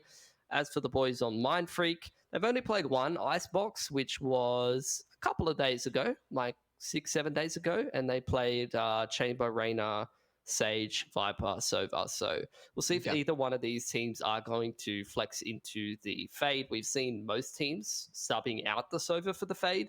We've seen some teams also putting the Fade in that flex spot as well, and you know, changing the comp around that way, which is it's cool to see. You know, it's been far too long of Icebox being the same comps over and over again for a big period there. And, you know, little by little, we saw some changes to Icebox. We saw the KO start to, you know, be filtered in there. You started to see some Chamber as well, changing up the agent picks a fair bit. And now even some Fade coming in. So a lot of teams kind of experimenting a little bit more with what comp they want to be mixing in there. Look, I did tell everyone to get hydrated during that break because, you know, it's been a long night, but Duddy took it too seriously. He sculled 2 liters of water, and now, unfortunately, it's my fault. He's not here. He's AFK. We can't start just yet. And look, signed. Yeah, you're right. He is looking sharp. Dragon's actually like, I think he's flipped his phone. I think something's going wrong there. Look at him. Might be a bit tilted. Sitting on the wall. He's just chilling. He's having a good time. Anyway, looks like we are not too far away now. Agent select. It's loading in. Icebox is loading up. And we're about to get on into this third and final map of the series. Mitch, let's see how on point you are with your research. Oh, yeah, are we going to see this fade again? Surely Astras not. on the board. KO potentially for signed. Not playing with the fade just yet. What hovering? Ooh, this is getting spicy. Come on, Noz. Surely not, mate. Really? An Astra. I mean, we've seen some teams mix in the Omen. I don't know about an Astra, though. That would certainly be something interesting. You get the Fade hover as well for Mind Freak. I'm pretty sure that Duddy Boy is not going to be playing Fade. That much I can say with pretty high degree of confidence. We have got a change up of the comp for Mind Freak at least. What are they mixed in there? Oh, unless Duddy Boy goes Arena, then it might be the same comp over again. Okay. As for Noz, yeah, he was hovering the Astra. Haha, very funny. Yeah, Duddy Boy's on Arena. So same comp for Mind Freak. Bobo. Wow, he actually does lock the Astra. Okay. This is a very strange comp. I don't think I've seen too many teams run the Astra. Right after the size of the smoke changes, there was a couple of teams who were experimenting with it because the big issue, obviously, with agents like Omen and Astra that didn't make them as viable on Icebox is simply the fact that the smokes don't cover the choke points because they're not big enough. But with that change, it made those smokes a little bit more viable on Icebox in a lot of positions. So, look, it's something a little funky. It's something I've never seen personally. This is literally the match to determine who goes to the lower bracket in VCT. So, I mean, interesting time to bust out something like that.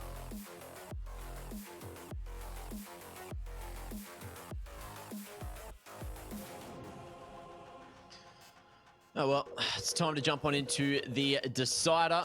We're going to see which way this one ends up going right here, right now. And it looks like Bobo, they're going somewhere. And that somewhere is the B side. So keen to see how they utilize this Astra. Seen, you sound keen. Yeah, I know. You know, it's due to all my cadence. Yes, that would do it. Now, Jax... Cadence doesn't phase this man. He's just going to headhunter and shoot up a storm. Man's taking the head straight off of somebody's shoulders. Got out of dodge with the rendezvous. And Bobo now have to play this one with a man down. Noz, this man's going straight forward and they're going right into the Astra smoke. Sicko. Not going to be able to get more than one. So the trade, it's looking good. Bobo really trying to fight their way back in. And Scrawl is going to be doing it all on his own. 3 kills like nothing. And Duddy in a 1-on-3 now, looking to bring this one back. Wall goes back up. Give safe passage for Bobo to all link up around yellow and just play a bit more of a high percentage post plan here. See if they have any more stars or snake bites or shock darts that are going to make Duddy Boy's life difficult when he tries to defuse. Yeah, they do have a star, so they can potentially gravity well off the tap. Not wanting to be timed there. Ticks. Has a quick jiggle, gets the info on Duddy's positioning. Oh, snake bite as well. Just playing for those post-plant utility. And this is just too tough to crack. Duddy, no chance in the round, just taps it, tries to keep a couple of the pistol boys around him.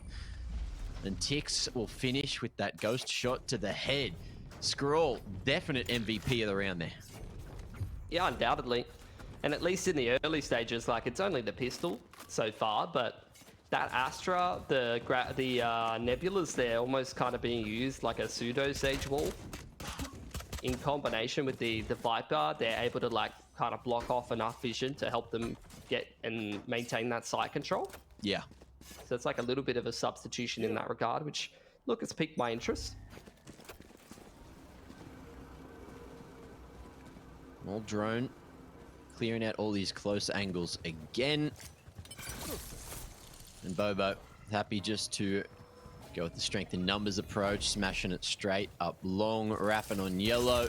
Good coordination on the timing of that. Either way, no defenders there, so they're just going to play around the wall. Keep going forward for the info. Recon Bolt forces the aggression out of Mind Freak, and we are just going to see them picked apart like it ain't no thing. Big answer back from Sicko, though, at that range.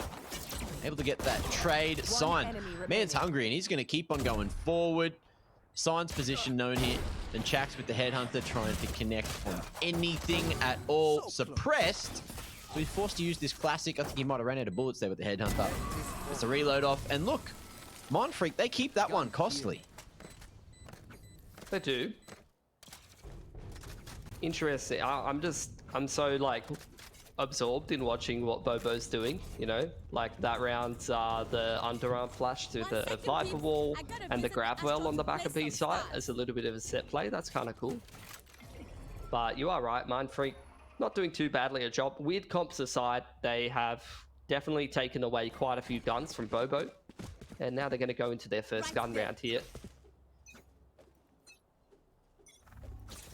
Bobo on their side of things, they're on their bonus. They're looking for some initial control. The Consume to take lobby control blocks off a fair bit of that vision in combination with the KO knife. That's kind of cool.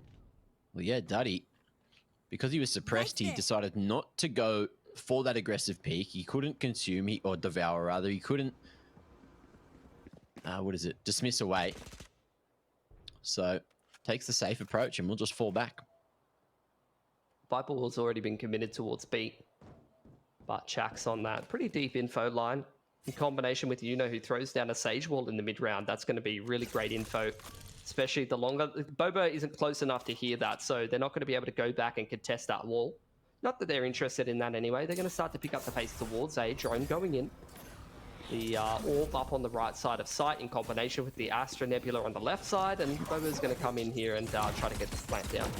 Just a lot of cover with all of these abilities, and that spike will get planted eventually. Nice and open so they can play from belt in the post plants if they want, and Duddy, he's just going to keep on going forward there. Did dismiss away after getting that initial pick, and oh, good timing on the flash. Ticks a game man to be swinging that blind. And Duddy, he is just looking for so much more. What from the top? It's going to be Duddy to steal it, but two answered by Bobo. Now all down to Scroll here. He's got the scout to play around. This Marshall looking to lay down the groundwork, but he's only able to find one more. Sicko coming through to trade. And there you go, Mind Freak, able to keep two alive going into round 3. A lot of damage done to their economy, though. So I'd say a decent bonus, all things considered. Yeah, for sure. Scroll always good for a couple with that Marshall. He's definitely one of the sharper players with that. In O's slate, it's kind of him and Ronsky who put on a bit of a show with that weapon most of the time. Yeah. Again, you're seeing the Viper Wall being committed over towards the B side. And we do get the star on main as well as on pipes. So wouldn't be surprised to see this Consume in combination with the KO knife again to get some A control. Get the orb on middle as well from Tix here. Need that back. And again, just a slow approach. Look at Duddy Boy. All the way deep on that info line towards B. Chax down mid as well. Couple of pretty forward positions here. Timing from Duddy is just impeccable. Gets out of the dodge as well. They're trying to hunt him down, and they do so nicely. Tick's able to trade that frag back. Maintained aggression. Just maybe butting them a little bit too deep on the buttocks there. 4 and 4, still favoring Bobo. Yeah, the pit picked up from the B long orb there is really going to help them get this spike down.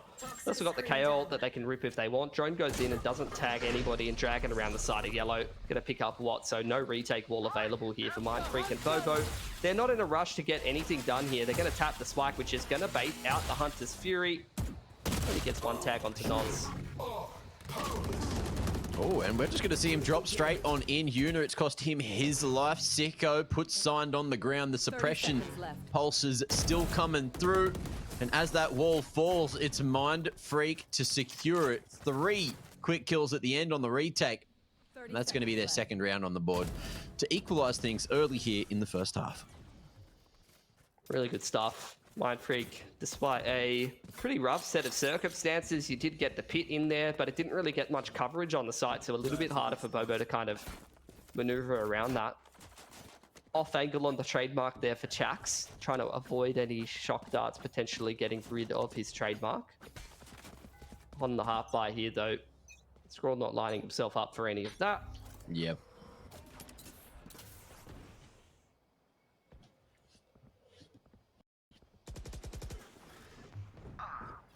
Unlucky.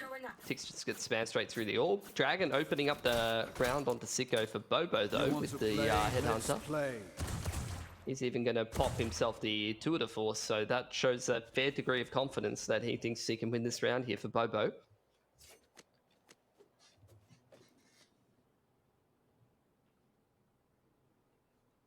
Looking to punish any more over aggression. Very thorough with clearing all these angles. And Dragon, again, just leading this charge, looking to crack things open. And the drone, rather, able to clear out the back of sight. No, not quite. Okay. That consume. Just creating too much cover. Maybe working against him. Retake setup in here from Mind Freak, but Dragon still able to pick up Duddy Boy. Wall horizontal across the A site. Will help Mind Freak with this retake, but Sage and the Chamber are so far away. Bobo have the tour, they have the Hunter's Fury, and they have great flashes ready there for Signed as soon as that site contest comes in.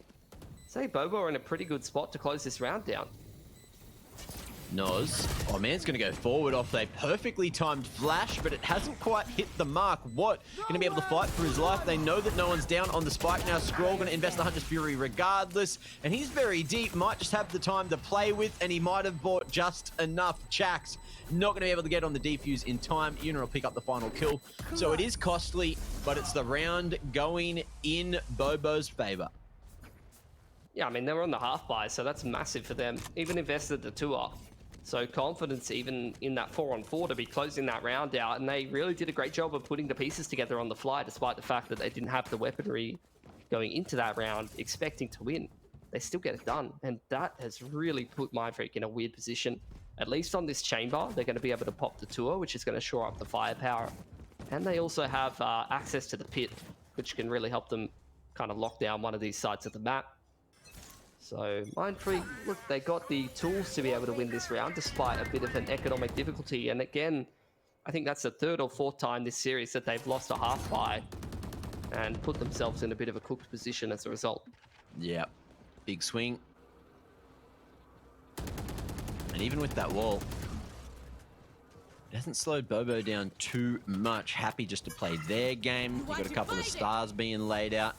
We're going to pop up some smokes here over towards Snowman. And look, that Cosmic Divide as well. Just annoying any info in terms of the sound there. So the spike's just going to be planted nice and open for Bobo.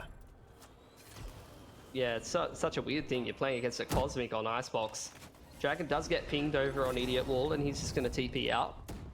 Mind Freak going to start to kick off this retake if they can. Where's the wall from what?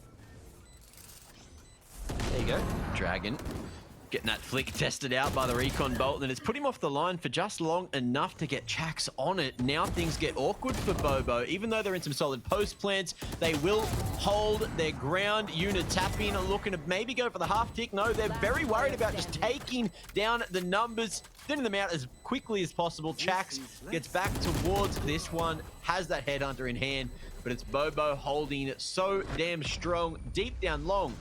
There was plenty of space to start getting that defuse off, but Mind Freak knew that they had to deal with them early on, or things just would not have gone their way.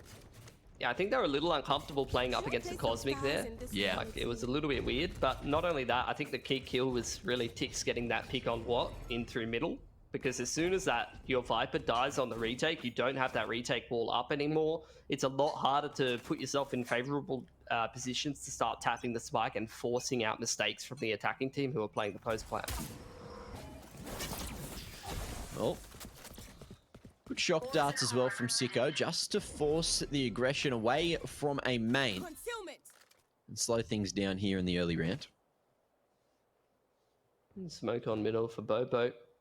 After a little pressure towards 8, they know they're going up against the half bite. They have still committed time and time again this same Viper wall over towards B. And look, B is kind of the high percentage shite a lot of the time when you're playing against these half bites. They're going to drone on through.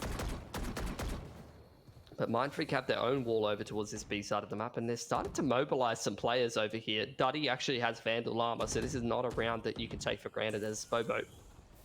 Oh, and as that wall goes down, that's going to isolate a fight for him to take. Hasn't decided to get away just yet. Dragon going to be punished for going for the full swing. Yuna uses his life just to get that extra info. He only had that classic, but as you mentioned, Duddy, with this Vandal in hand, means things are getting dangerous, and he's just rapping constantly here at yellow. Pulse comes through, and he knows that Tix is in front of him, but Chax holds the line down. Back wrap as well was stopped, and Mindfreak, they didn't bring much into the round, but they walk away with 4 alive. Yeah, you don't see many hero rifles as much as you do see that kind of play in CS, but that's a bit of a hero rifle play out of Duddy Boy. Absolutely massive impact from him over towards B long there. Couple of nice digs coming in for support from Watt and Chax as well. And Chax again having another pretty good game here on the chamber. That's half by 1 back from Mindfreak, which puts Bobo's economy in the bin. So they're going to start to fight back into this half themselves. This game really, really delivering right now. They really are. Shock Dart going to be tanked there by Signed. Just looking to try and get aggressive there at Belt. Still just waiting for that recon bolt to come through early.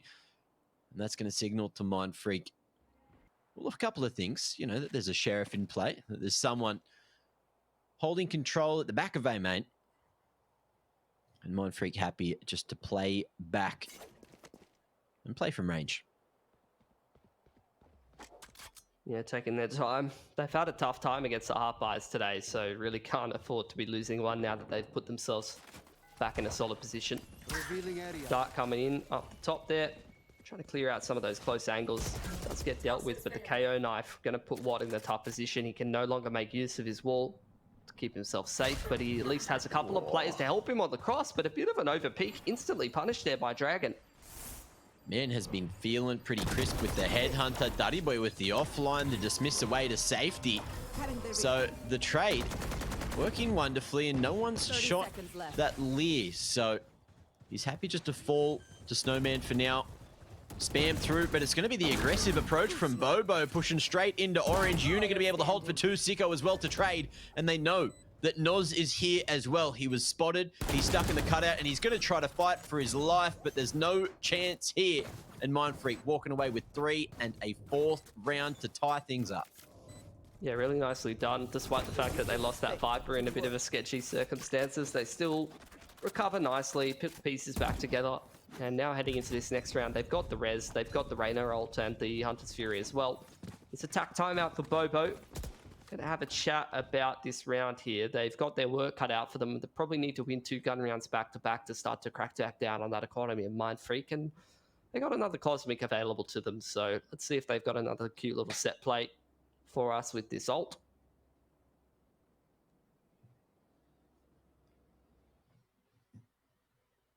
What's going on? Duddy, he's off the waters. We've got that tactical coming through, and Chax, he's gone. He does not want to hear what the rest of the boys have to say here. Of course, it is a Bobo timeout, so you can see that Mindfreak also using it to their advantage as well. Now, are you happy with how this game's going? Do you feel like you know who's going to win from here at the moment? No, I have no idea. Mm-hmm. Which is not how I felt heading into this series. Yeah. I'm with you there. How about this round? I thought that this side of the bracket was free real estate for Bobo. I was very wrong. Credit where credit's due. Mindfreak Playing great tonight. Friday night gamers. Playoff buff, perhaps? Duddy buff, I reckon. No, that was already in place. Very true. The Duddy doesn't get unbuffed. Dat boy does what he wants. Dragon, happy just to cop the couple of pulses there from the recon bolt. They already knew where he was the first time, so why not the second as well? Now just going straight in with the drone. Cosmic Divide, denying a lot of information in terms of the sound, and we are going to see Mindfreak go straight through on the back of sight, try to hear what's going on, communicate that to the rest of the boys, and this Toxic Orb is going to run out of juice at just the wrong time. Noz swings wide. And they're not going to spot Noz here under the site just yet. Man's going forward. It's an awkward position for him to be in. Dragon not going to be swinging on the other side just yet. What finally dealt with, and Dragon starts to move forward. Awkward position with that wall, bit of a gap at the bottom, but the man's gone forward, took the risk, and he's found himself a big old biscuit for it. That's that numbers advantage. But still a chance for Mindfreak because they brought it back with this 2-on-1. Sicko position now known. And it's Tix versus Sicko here. Who's going to clutch it? Both of these players have been pretty good in the clutch. Toxic Serene goes up, allows Tix to get off site, start to reposition. He has one snake bite to make this defuse a little bit more difficult, and he's actually going to wrap... Oh, I thought he was going to wrap all the way to Scaff, but he's anticipating the walk into main from Sicko. Sicko's still a bit busy clearing out the site, checking some of these off angles. And he's going to wait out for the dart timing. She's going to drop over towards main side. And as long as Tix doesn't shoot that, he actually is a little out of position to be able to contest this defuse. Half gets off for Sicko. Oh, beautiful. Well played. Good patience. Tix, he had that snake bite to play with, but from that position didn't seem to know a lineup, decided to take the fight instead, and that has cost him because Sicko is feeling it. Leading the charge from Mindfreak, 11-4 now. Trying to put the team on his back to carry them to a big fat W in this series. Yeah, he's been having a ton of impact tonight. No doubt about it. Right from the first round of the first map, and even delivering the nice 1v1 there, which breaks Bobo's money. That's a ton of impact. Going to potentially set up Mindfreak for this 6-4 lead if they don't lose against the half buy again. But look, this is the scary half buy situations. You got the Deegs, you might even have a Marshall for Scroll, and a tour de force out on Dragon. Recovering it. Noz just hunting for something there with the Sheriff. Really wanted to break that wall as early as possible, but he played a dangerous game, spotted Chax over the top. There's going to be no orb found just yet, but this is a very dangerous game. Duddy knew that Scroll was knifing that one, had no gun out to fight with, so happily finished off the wall for him and finished him off too. That's going to be the early man advantage. Dragon recognizing that if he's got up this far, it's probably going to be a retake setup. And oh no, Sicko, he's fallen off of the balcony there, which might put him in a position where he can get picked. Ooh, the Nebula there to try and dodge the trademark allows a bit of a walk through kitchen here from Bobo. A dangerous round to navigate for Mindfreak from here, but what? Heads up gameplay, ready, knew exactly where the holes were in the defense, and he was looking the right direction. Spike now down, up at the end of halls, and that's an awkward one for Bobo to try to play around. Dragon finally get some investment with the tour de force, and Tix now might have created enough space to get that spike back in hand, but Yuna's heard every damn thing. Sorry, Yuna 3 has heard everything. Picked himself up another kill for the round, as well as a 6th here for Mindfreak. Beautiful. Great little anti-half by playing around the kitchen aggression there from Bobo nicely. I'm not sure if it was the sound cue or whether it was the fact that the Nebula is a little chunkier than it used to be and it was sticking through the corner of the wall there. What could see that Nebula in kitchen and seemed pretty aware that someone was going to try and flank in through kitchen to spawn side. Mindfreak's done a good job building up some cash here towards the tail end of the half. Not going to have any financial issues. And again, it's a 3-man setup towards long for them.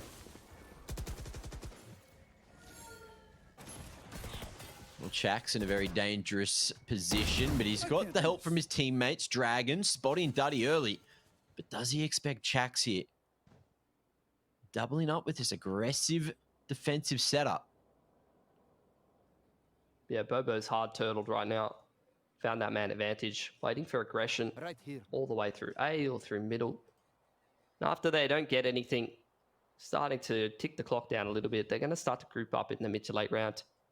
And obviously this is a great thing about their comp. They've got that wall committed towards B every single time, but that secondary character on the smokes can still set you up for some late takes towards the other side of the map when you don't have the wall. We also have the pit too.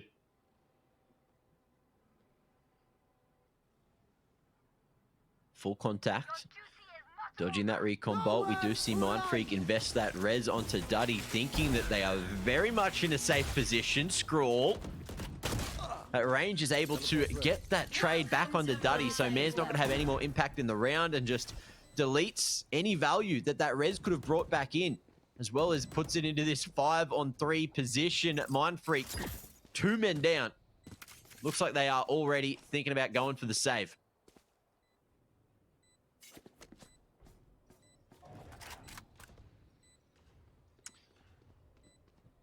There's their money. Enemy down. It's not the worst thing I've ever seen, so they are going to go for it, knowing that the next round is that final round of the half. And look, better late than never, I guess they say, going over on the zip line. It's not worked out. They seem to be very aware of where Chax was coming from. Spam him through that Viper's pit, and it is going to be 5 for Bobo, looking to tie things up as we head into the final round of the half. They invest a lot of ults in winning that round. Like, even when they're up 5v3, wouldn't have mind seeing them holding on to the pit, but I guess, you know, just get value out of it. 100% the round is one approach, I suppose. Right there. Good stuff from Scrawl, though. Even on the rotation around to A, well aware of where that res could come in and still on top of it, able to punish that as soon as it came out. That is a Sova main through and through right there.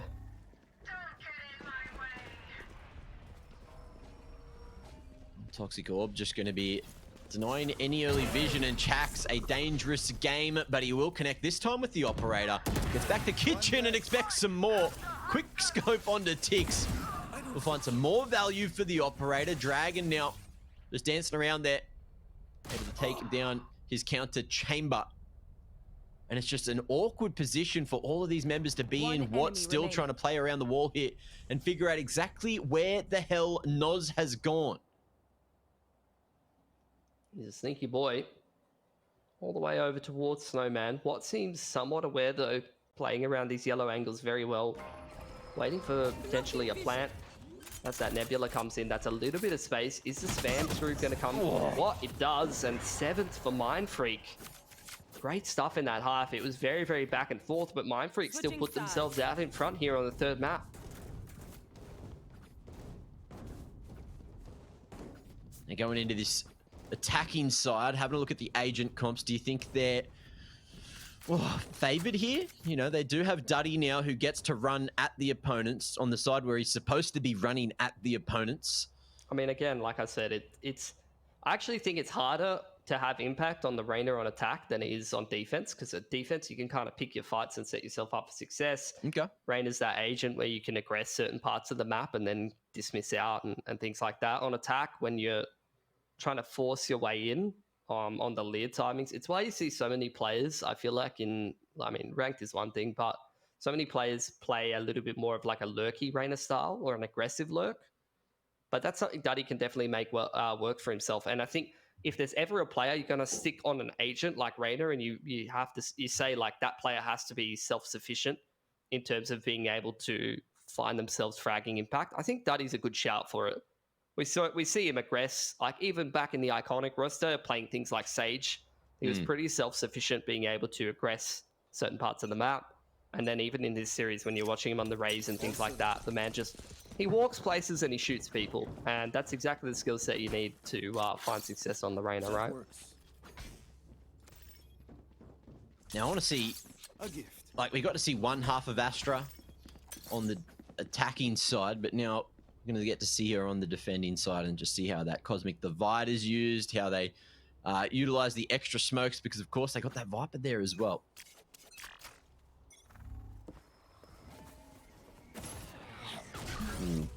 Big knife. Gets a good amount of info. Suppression onto Reyna and Sage. And Mindfreak, they're just going to hold their ground here over towards the back of A. Yeah, playing retake B. don't even have the trademark. In fact, both of the trademarks being vested right in the middle of the map there. This is a crosshair change for Chax, if I'm not mistaken. I love how you're so on it. That's a different one. I think it is. I think you're right. Reroute from Mindfreak after prodding at A a little bit. Start making their way back towards the B side of the map, and that is the weak part of the map here. It's just a retake setup here. The wall's already been committed over towards the A side of the map, so you're not going to have that Viper wall for the retake here. Ticks at range. Looking to use this ghost as best he can. We are just going to see that barrier orb used to commit this spike down. Everyone playing around yellow, and Bobo happy to play the 5-on-5 and try to make this retake happen. Very aggressive wall there as well, trying to force all of the Bobo members either from the top of site or all the way in through mid. Yeah, this Toxic Orb from Tix, though, on yellow side is going to help facilitate this retake. Let's see how the flashes go as well over the top from Signed as they try to scale out towards yellow side. Gravity well, making things a bit difficult for Yuna, who can't swing on the back of yellow just yet. We are going to see Chax try his hand, but Signed able to make it happen. Okay, Defuse going to be able to be half-ticked there, and look, good damage. Cardi to come through, the right click, the snake bite. It's enough to buy the extra time, and Noz, he just needs to be taken out here. What has clutched this one? Mindfreak, everyone surely cheering. Yeah, beautiful. Vintage from Watt. He's always so good in those clutch scenarios. On that controller role, coming in on the contingency. He's got great game sense of when to come in for some of these flanks. So, really big impact play from him. Lovely to see. I didn't mind the retake attempt from Popo. The wall across A on the pistol, and then they're relying on that Toxic Orb on yellow side and the Astra util of the Nebula up on top of that B long box, and then the Gravel on back yellow. Kind of cool. Almost worked. Look, A for effort, right? That's what we're going to go with here. I'd say C for creativity. Ah, true. Yeah. What do they get for passion? A kiss, I guess. Ooh. I'll remember to remind you how passionate I am about things next time I see you. We walk up from Bobo. We're on this A side of the map. So much chip damage done. Already, one player being taken out of the round by the Headhunter. Scrawled great on that one tap with the Marshal or the Sheriff. Put any of those guns in his hands, and this man makes magic happen. What's super low here? It's starting to get a bit spicy. It's a very, very dangerous game that Mindfreak are playing, but they are going to try to commit to getting this spike planted. Of course, with no wall means no safety, but Chax, he's just zoning everything out in the close range angles, making sure no one's going to be able to swing and stop that plant. But now we haven't seen any aggression come through to get any better weapons, but they don't need them. That shock dart has just done so much extra damage. All of these members for Mindfreak getting chipped away at. Shock dart as well coming through from Sicko, not going to be able to find anything. Defuse not coming through just yet. No half tick found, and a little bit shaky on the aim there. Scroll really trying to make this one happen. All of a sudden, Bobo, they're making it work as Tix commits. It is going to leave them with way more than enough time to get this Defuse cranking. Signed, wrangles that the whole way through, and he's 1 point away from getting that null command online. Big round. You've got to be kicking yourself, says Mindfreak. That's the 6th anti-eco, I think, this series that they've lost. And it's the second round after Pistol with no investment from the other team. Or like limited investment from the other team. You had like a Sheriff and some Headhunter bullets. And Bobo win that round. Like, how many times is this going to happen to Mindfreak? This hasn't really been happening as much to many of the other teams. But Mindfreak, their anti-ecos seem to be going a little bit awry. Credit to Bobo, though. They actually have a lot of players who are pretty good on things like Sheriffs and Marshals and stuff like that. Tix playing a tight line here to try to punish any aggression under Tube, and he will do so. But Duddy, again, so damn sharp with it. Gets that entry. And he is going to fall away. We'll see if Mind Freak decide to regroup off the back of this. He's got the spike. Oh, it's still coming down B long here, Mitch. Yuna in a rough position. It's a couple of shots on, but just with the classic, not too much has gone his way. I believe Watt has managed to dodge the knife there, who still has the wall to play around and connects for another, but not that second. A couple of shots coming back through for Mind Freak. I think Duddy Boy is starting to run out of his overheal. Yeah, he's back down to 100 HP, so didn't get a good opportunity to use that. 3 in the Headhunter for Chax. 2 now. 1. Oh, that's a lot of damage onto Dragon. Duddy Boy follows up. This is starting to get spicy here. Oh, crosshair placement looked good, but the shot was slightly off, and Chax now on 85 HP. He's got spike control.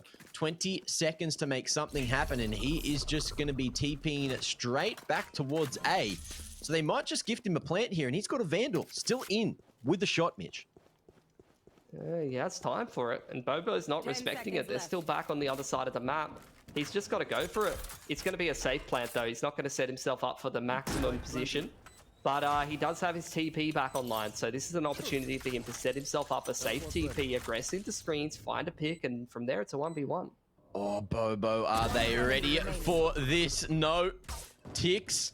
Not going to be able to react in time. The recon bolt comes in from behind. It reveals his position, but Chax just opts to fight it. Hits him with the thrifty, and he'll win there in the 1-on-2. Big round from Chax. Yeah, that's going to be a bit of a tilter for the Bobo lads.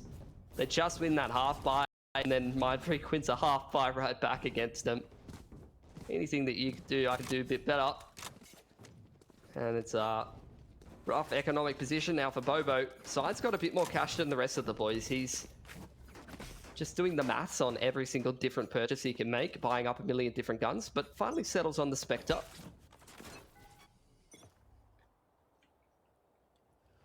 Dangerous line. Dragon will just choose to take the safe approach back towards the site with the rendezvous. Drone going to be spotted, but so's Tix. So it's infiltrated both ways. The snake bite just looking to lock anyone in towards the containers there. Dragon sharp with the headhunter. And Bobo looking to formulate an eco of their own. Yeah, they got the Toxic Orb on that yellow line as well. Dragon with the TP back online. He's being patient. 3 left in the Headhunter. Still a couple more opportunities, but the Lear going to push him off the line.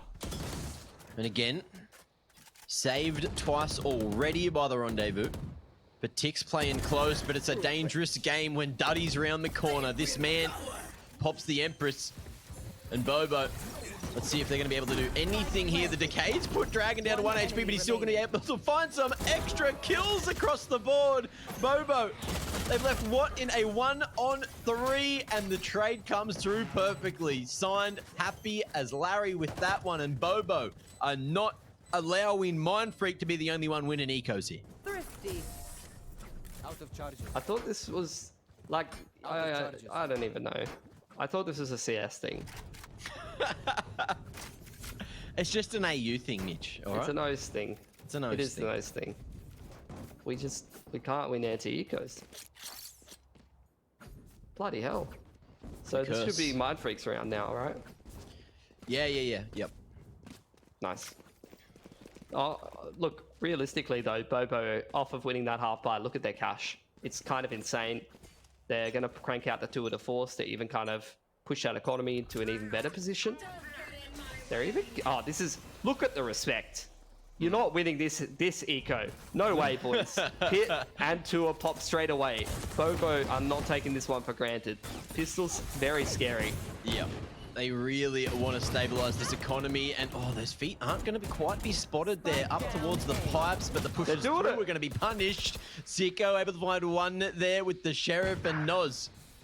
He's just hunting for something, waiting for someone to drop down on him. Again, these ankles just tucked away behind the wall, and what his drop has been heard. It's all going to come down to when this bloody pit falls down. Oh, they're all playing such dangerous damn games here, Mitch. Make it stop, Mac. Oh, I'm getting nervous. The anxiety, right? And Noz, it's okay. There it is. Lines that second one up. 2 quick ones. And Bobo, they may just fend off the anti-eco Watt. He's walked in. I don't know if this one's been spotted. Oh, just slightly out of vision, slightly out of range. Hands not going to matter. He's hit him with the Sheriff and on 1 HP as the decay comes back. He's happy to play this dangerous game, going all the way to the top of 410. In through the smoke he goes, and Dragon is awaiting at the other side of the zip line. No chance for him anymore. Bobo, hit back, lock it down, and put a couple together. It's not going to be any more traded rounds, Mitch. Finally, some form of stable economy. Mind Freak, a lot of ults online though. Sage Res, they got that tour. They got the Hunter's Fury, so a lot of good tools to play with here.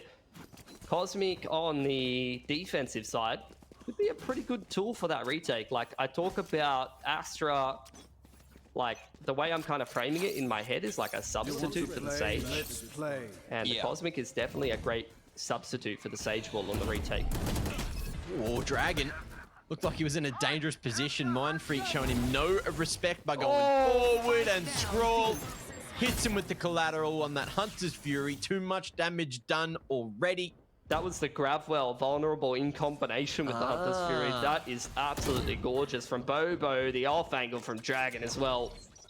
Oh, that's a chef's kiss moment right there. I haven't seen Astra played for so bloody long now that I completely forgot vulnerable was even a thing on that Gravity Well. So that's what this Bobo team's all about, mate. Those util combos.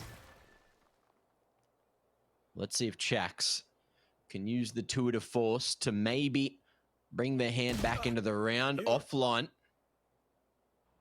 They're signed to get that info. Sicko not going to have any more impact in this drone as well. Going to get that free tag onto Chax. Just waiting for the swing. Respect shown. Signed going to be flashing his way forward. Man's hungry. And Bobo just straight up hit Mind Freak with another flawless round to tie up the odds here, 9-9. That's what I like to call an Overwatch player flash. Yeah. Signed right there. Just chucks it at the ground. Oh, yep. That's a McCree flash. Yeah. Arguably, flashes in Overwatch do a bit of a different thing. I know, but it's always funny. I feel like whenever I watch like Overwatch players play like KO, I'm like, They're just bowling, you know? 10 pin. It's only underarms, bro. Only underarms. Do you reckon they'll ever add some like nice pop mechanics so you can throw it at the ground and it pops up, does a nice little boost? Oh, like when you crouch backwards? Yeah, or like, you know, when you jump and you drop it on the ground? Yeah, yeah. Yeah, throw it at the ground. Gives it that extra speed. It doesn't really work. It just kind of fizzles out and yeah, it doesn't bounce well. Add some more rubber to the KO grenade. Tack time out here for Bobo. They're chatting. They're talking. It's 9 apiece. This is a 10th series. Whoever loses this goes into the lower bracket, which might mean that you win VCT, VOT rather, if last season's anything to go by.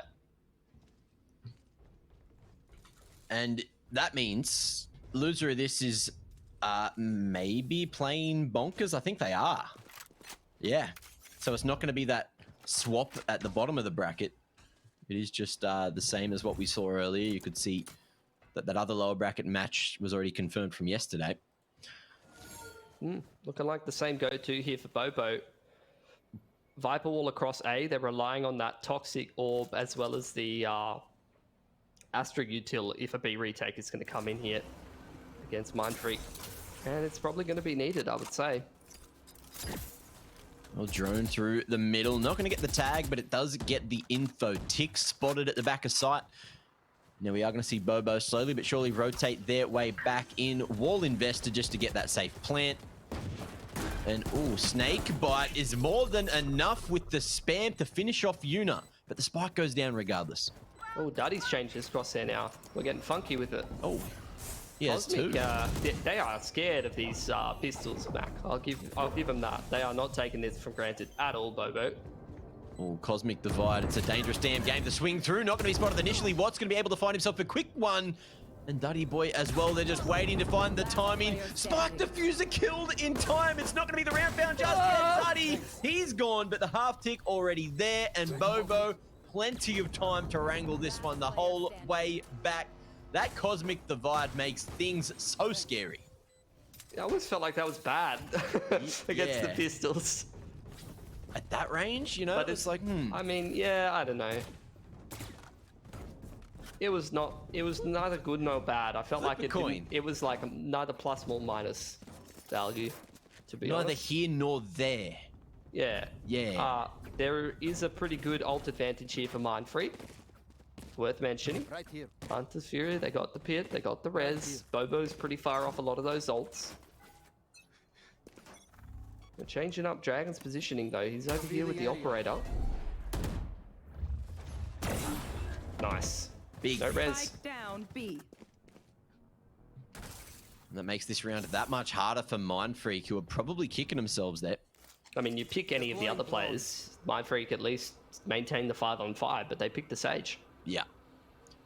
At least they've got that long control so they can get another ult orb cranking onto Duddy, onto Chax if they want to get closer to the tour de force. And Duddy, man's just getting aggressive, trying to go in off the back of the Hunter's Fury, which has cleared out some of those close angles. Man's playing a dangerous game and he will lose it the second attempt. However, Chax is going to take down his opposing Chamber again. We're back to a 3-on-3. Spike not planted yet. Mindfreak hitting the brakes. They got the pit down. There's still the Astro Util here on the site. Grab wells and things like that to potentially delay it. Do have the shock darts as well as the KO nade. So a grab well in combination with the KO nade could actually net a kill here for Bobo. Mindfreak aren't careful. Let's see if the spam comes through. Fragment going to do a good amount of damage with a couple of pulses through, but they haven't spotted Sicko close in the corner. What? Still going to be able to survive, shooting a couple of bullets back in through the edge of that pit. Sicko wins his fight too. Now it's all down to Noz. Man, has read that like a damn book. Chax not going to be able to hold that line any longer. But does he expect Sicko here all the way under kitchen? Oh, quick switch and missed opportunity. Noz now could be in with a shot. He's still got this pit to play around. And what? Wants to go forward. Big risk found and has spotted that one. Noz wins his fight, but that's going to remove the pit out of the equation. He's got not much time remaining. Sicko swinging and clutching out the round. He's made it happen. And Mindfreak finally find another, trading it back again and keeping this one as even as possible all the way to the bitter end. Even winning the 4-on-5, nicely done. They lose man advantage, but they utilize the pit. They do use the Hunter's Fury. Didn't really get a lot of work done off that blind Hunter's Fury, but Mindfreak, they've been nothing if not clutch this series tonight. A lot of clutches going in their favor. That works. I think both Watt and Sicko, when they're both showcasing some good form, can come away with some good clutch moments. Bobo going to reinvest here though. Mindfreak with one player surviving, their money's a little shaky. Dragon straight back on the operator, gets down onto this mid info line, and this really controls the movements between the A and the B side across the map.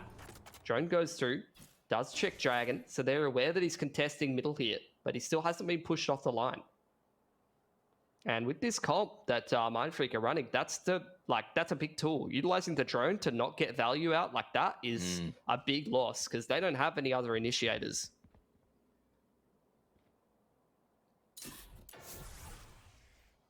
Just a very slow round coming through.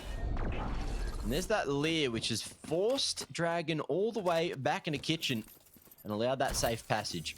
But again, there's only maybe one Lear remaining. I didn't quite catch that, as now Chax is just pushed right on up here towards the A side of things. And there's no one left on site. You can see that Bobo, they are happy with what they have just to play for the retake. Gravity World trying to be combined there with the shock darts. Not quite enough to finish off Una, but he's popped the heal. And he's still got a res to play with. Chax still going forward. Drone spotting info as well as getting that tag.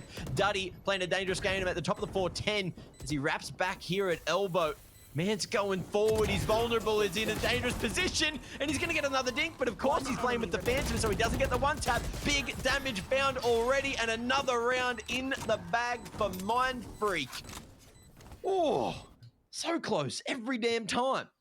Yeah, Bonkers playing completely retake A there and really leaning heavily on the util combos to play plant denial. Unfortunately, the Sage Wall throws off the Snake Bite, which means that the Vulnerable doesn't come out. And the Gravwell is like a pixel off and doesn't hit the planter. So both of those two abilities that you want to use to make people vulnerable, and then the Shock Dart and the Fragment can finish them off, don't quite hit. And as a result, Mindfreak get a clean plant off and have a lot easier of a time of that. Well, Recon Bolt just going to be tanked there. Dragon hoping that someone was getting aggressive early. But even so, they are committing to this aggressive setup. Again, won't be long. They're burning like a lot of this Sova util without really getting much value out of it. They're making like Dragon a little bit uncomfortable, but he still keeps contesting the line. So drone not available there. Noz up here. He needs to be hard checked effectively in this position. They're going to jump spot, and he can't get out of dodge as the Astra. Interesting position from that character. Thought he might have been good, and Scrawl was lined up to just lock it up. Yuna, an awkward position, had the barrier orb in hand, but he had enough time to pull his gun back out and still get that kill. Mindfreak, things going right for them again. What, though, is going to fall? That's going to be the spike retrieved. Yuna wants to get it planted in the 1-on-2 ticks. Can he clutch it? He's had a lot of pop-off moments in the past. Got himself access to that pit. There's the res though, and Mindfreak going to play off, and accordingly a double swing over towards Rafter's side. And that is serious point for Mindfreak. That is not something I thought I would be saying tonight. But bloody hell, they're playing an excellent game of Valorant. They really are taking us real damn deep. And even though, as you mentioned, they're using a whole lot of that Sova util early, they're waiting long enough to get that Recon Bolt on its second attempt and still managing to get all those kills. Duddy doing huge work. Yuna even investing that res as, you know, the artificial flash just to get that info, swing off the back of it. He's holding it for so long. If you're going to use it at all to get series point and kind of cook Bobo's money, exactly, it's a good time for it. Look at all these ults though, they're investing them as well. Tour de Force comes out. Hunter's Fury does tag up one player and finishes off Duddy Boy as well. Look how deep Dragon is. He's on this deep 8 info line. Could potentially pick Chax or Yuna here if they don't pick this angle appropriately. And this is beautiful for Bobo. The slow as well. You can't slow peek into that angle. That's suicide. Hits him with the crab walk. Has not worked out as expected. And Dragon going to be very happy with this round. Let's see if Mindfreak can pull the unthinkable and win a 2-on-5 to close the series. It's a big ask,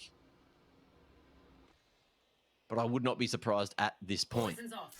Dragon covering off this mid position. You've also got Sicko just chilling, not Sicko rather. Scrawl chilling up there in kitchen. Yeah, I think Bobo have got everything covered pretty much. Enemy remaining. Oh. Third for Dragon.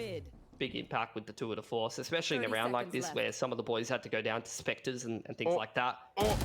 Barrel. I mean, yeah, look, he goes down, but 20 seconds, 1v4. Surely not.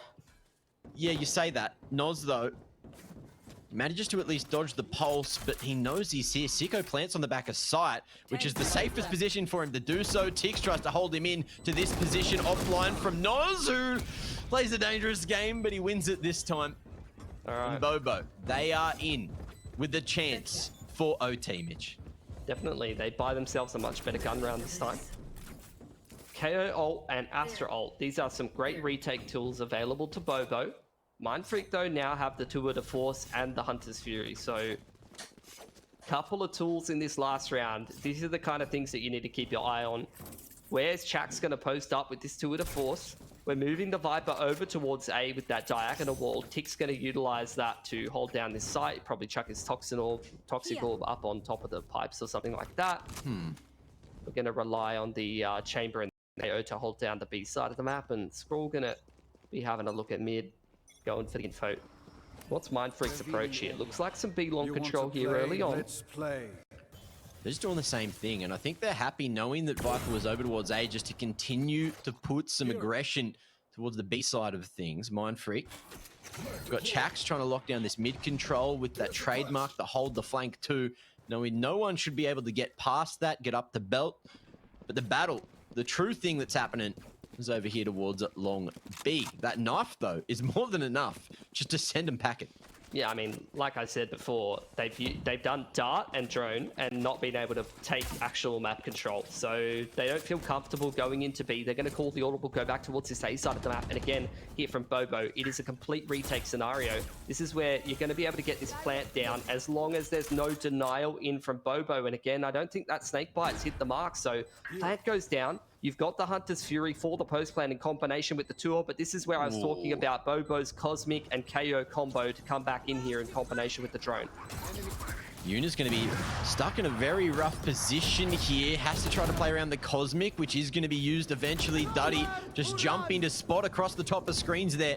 And they're just waiting for this push through in towards Elbow. Tix finds one and gets the extra info as well. Okay, Recon Bolt, or Knife rather, just going to suppress everyone. And what now has to just dance a dangerous dance here. Cosmic Divide out of the equation. Sicko dealt with, and Mitch, we are not done just yet. Bobo with a successful retake. They've taken us to OT. Yeah, they hold their nerve there. 2.5 seconds on the clock, but like I said before, that's just the power of those ults in combo. The KO ult and the Astra Cosmic and the drone, all of those tools in combination makes it so difficult to hold off that retake for Mindfreak, because they just don't have access to a whole lot of their util. They don't have vision on the spike. They can't sit comfortably back into a high percentage post plant on A. So good stuff from Bobo. Not only that, but even the use of the Tour in the round previous, they really got max value out of those ults to be able to bring it all the way back into OT.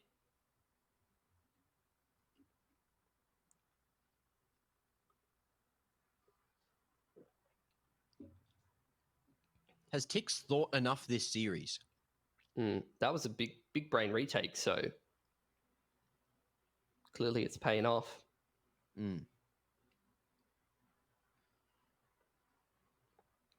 I don't know if Noz is chewing or talking. I think he's chewing. I have to say, Squirrel's looking pretty cute there with the 5 o'clock shadow. That's a good length of stubble for him, I think. All right. Keep it in the DMs, Mitch. All right. I know people probably agree with you, but at the same time, I'm getting jealous. Stop. It's all right. Your mustache is beautiful, Mac. Oh, thanks.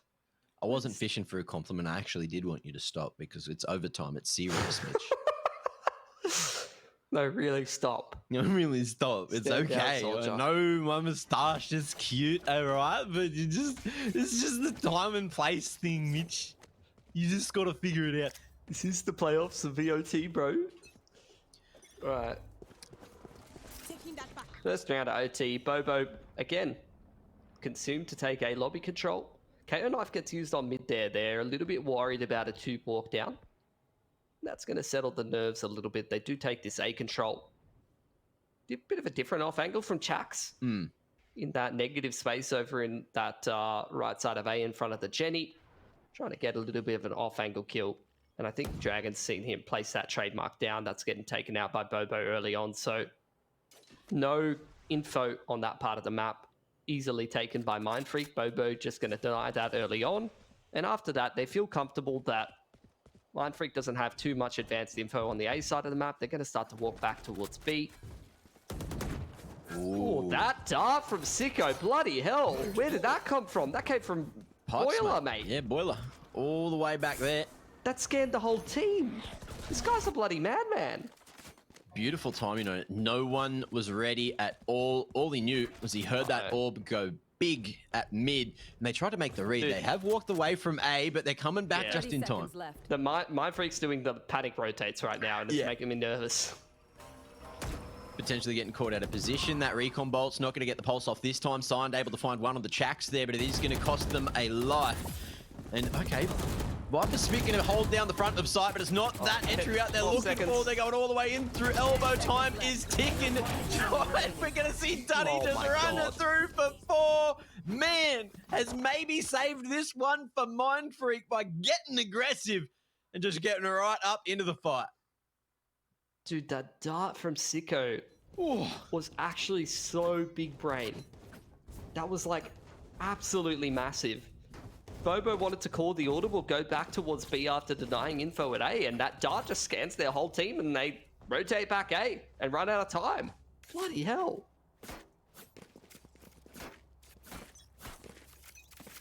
Series point here for Mind Freak.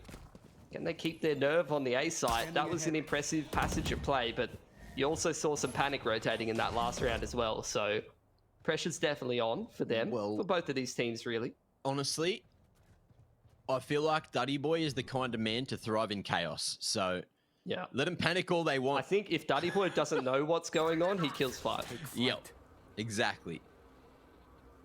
Let him get in that flow state, not use that microphone that's pointed off into bloody La La Land.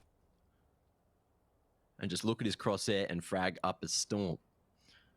So Dragon, again, playing a dangerous game, has spotted the barrel and waits for that pick. Duddy out of the equation and goes back for more big picks coming through. And Bobo, now with a 2-man advantage, looking to take us into that second OT.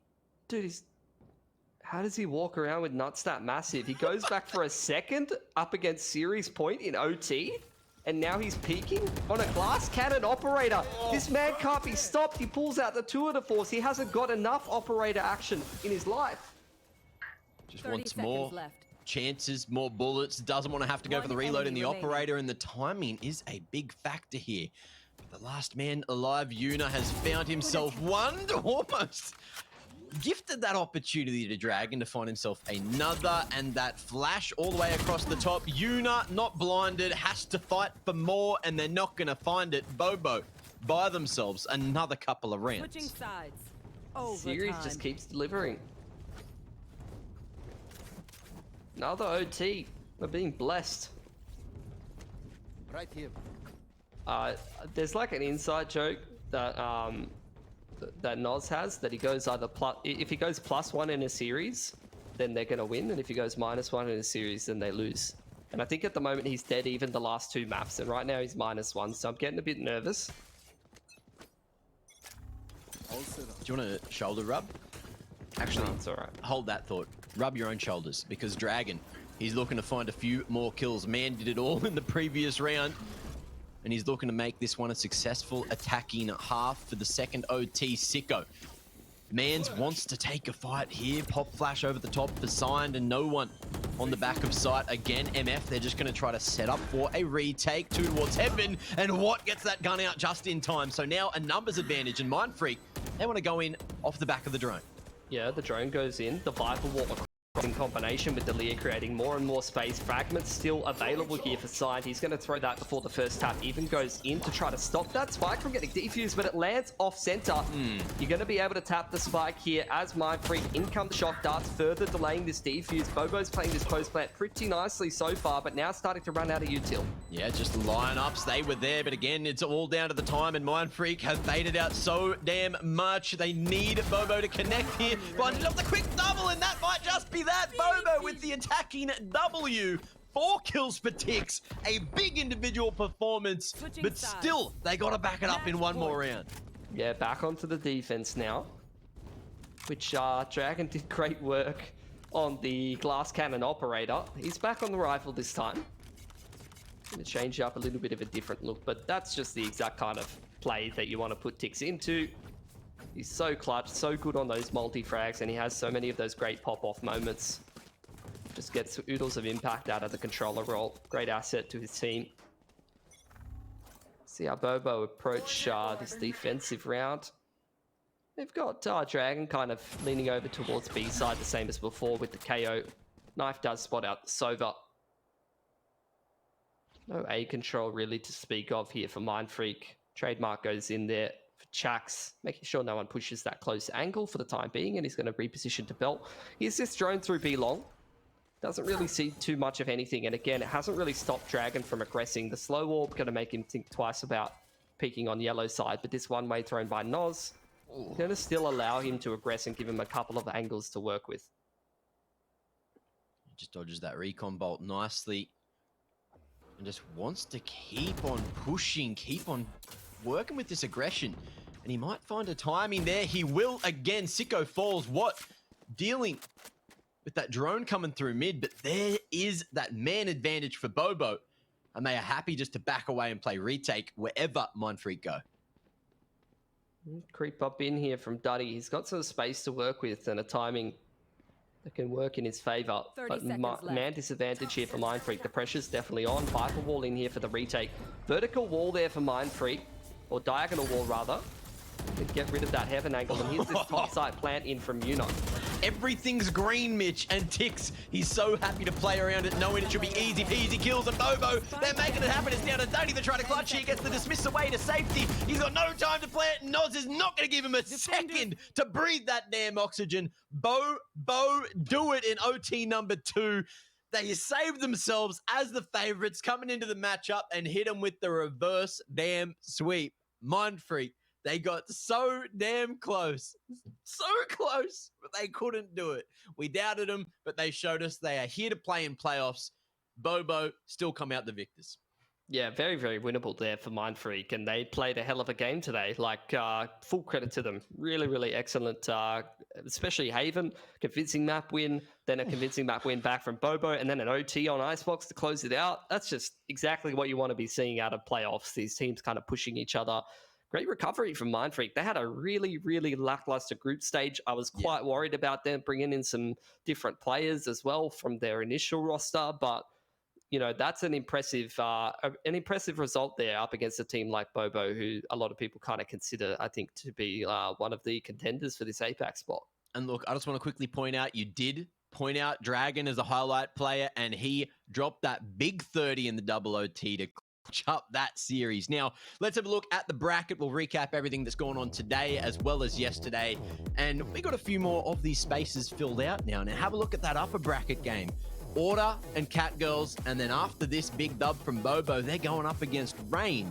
Of course, Honey Badgers and Fun Crew down in that lower bracket, and Bonkers and Mind Freak are going to be going toe to toe. So it looks like they're going to be a couple of interesting ones as well.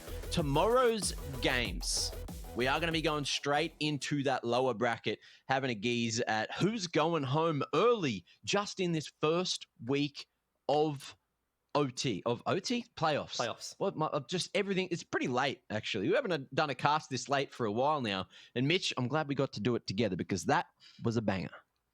Absolutely.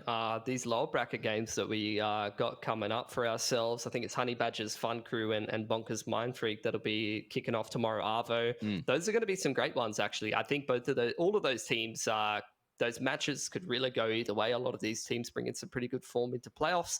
As long as Honey Badgers can get in the server, then that should be an excellent match. Well, that one really took it out of me. You guys, make sure you don't miss out on any more VOT action. We got Honey Badgers and Fun Crew as that first game up tomorrow, but it's a bit earlier in the afternoon, 3:30 p.m. AST, which is 5:30 p.m. NZ time, I believe. So all you New Zealanders watching, you're not going to miss that one.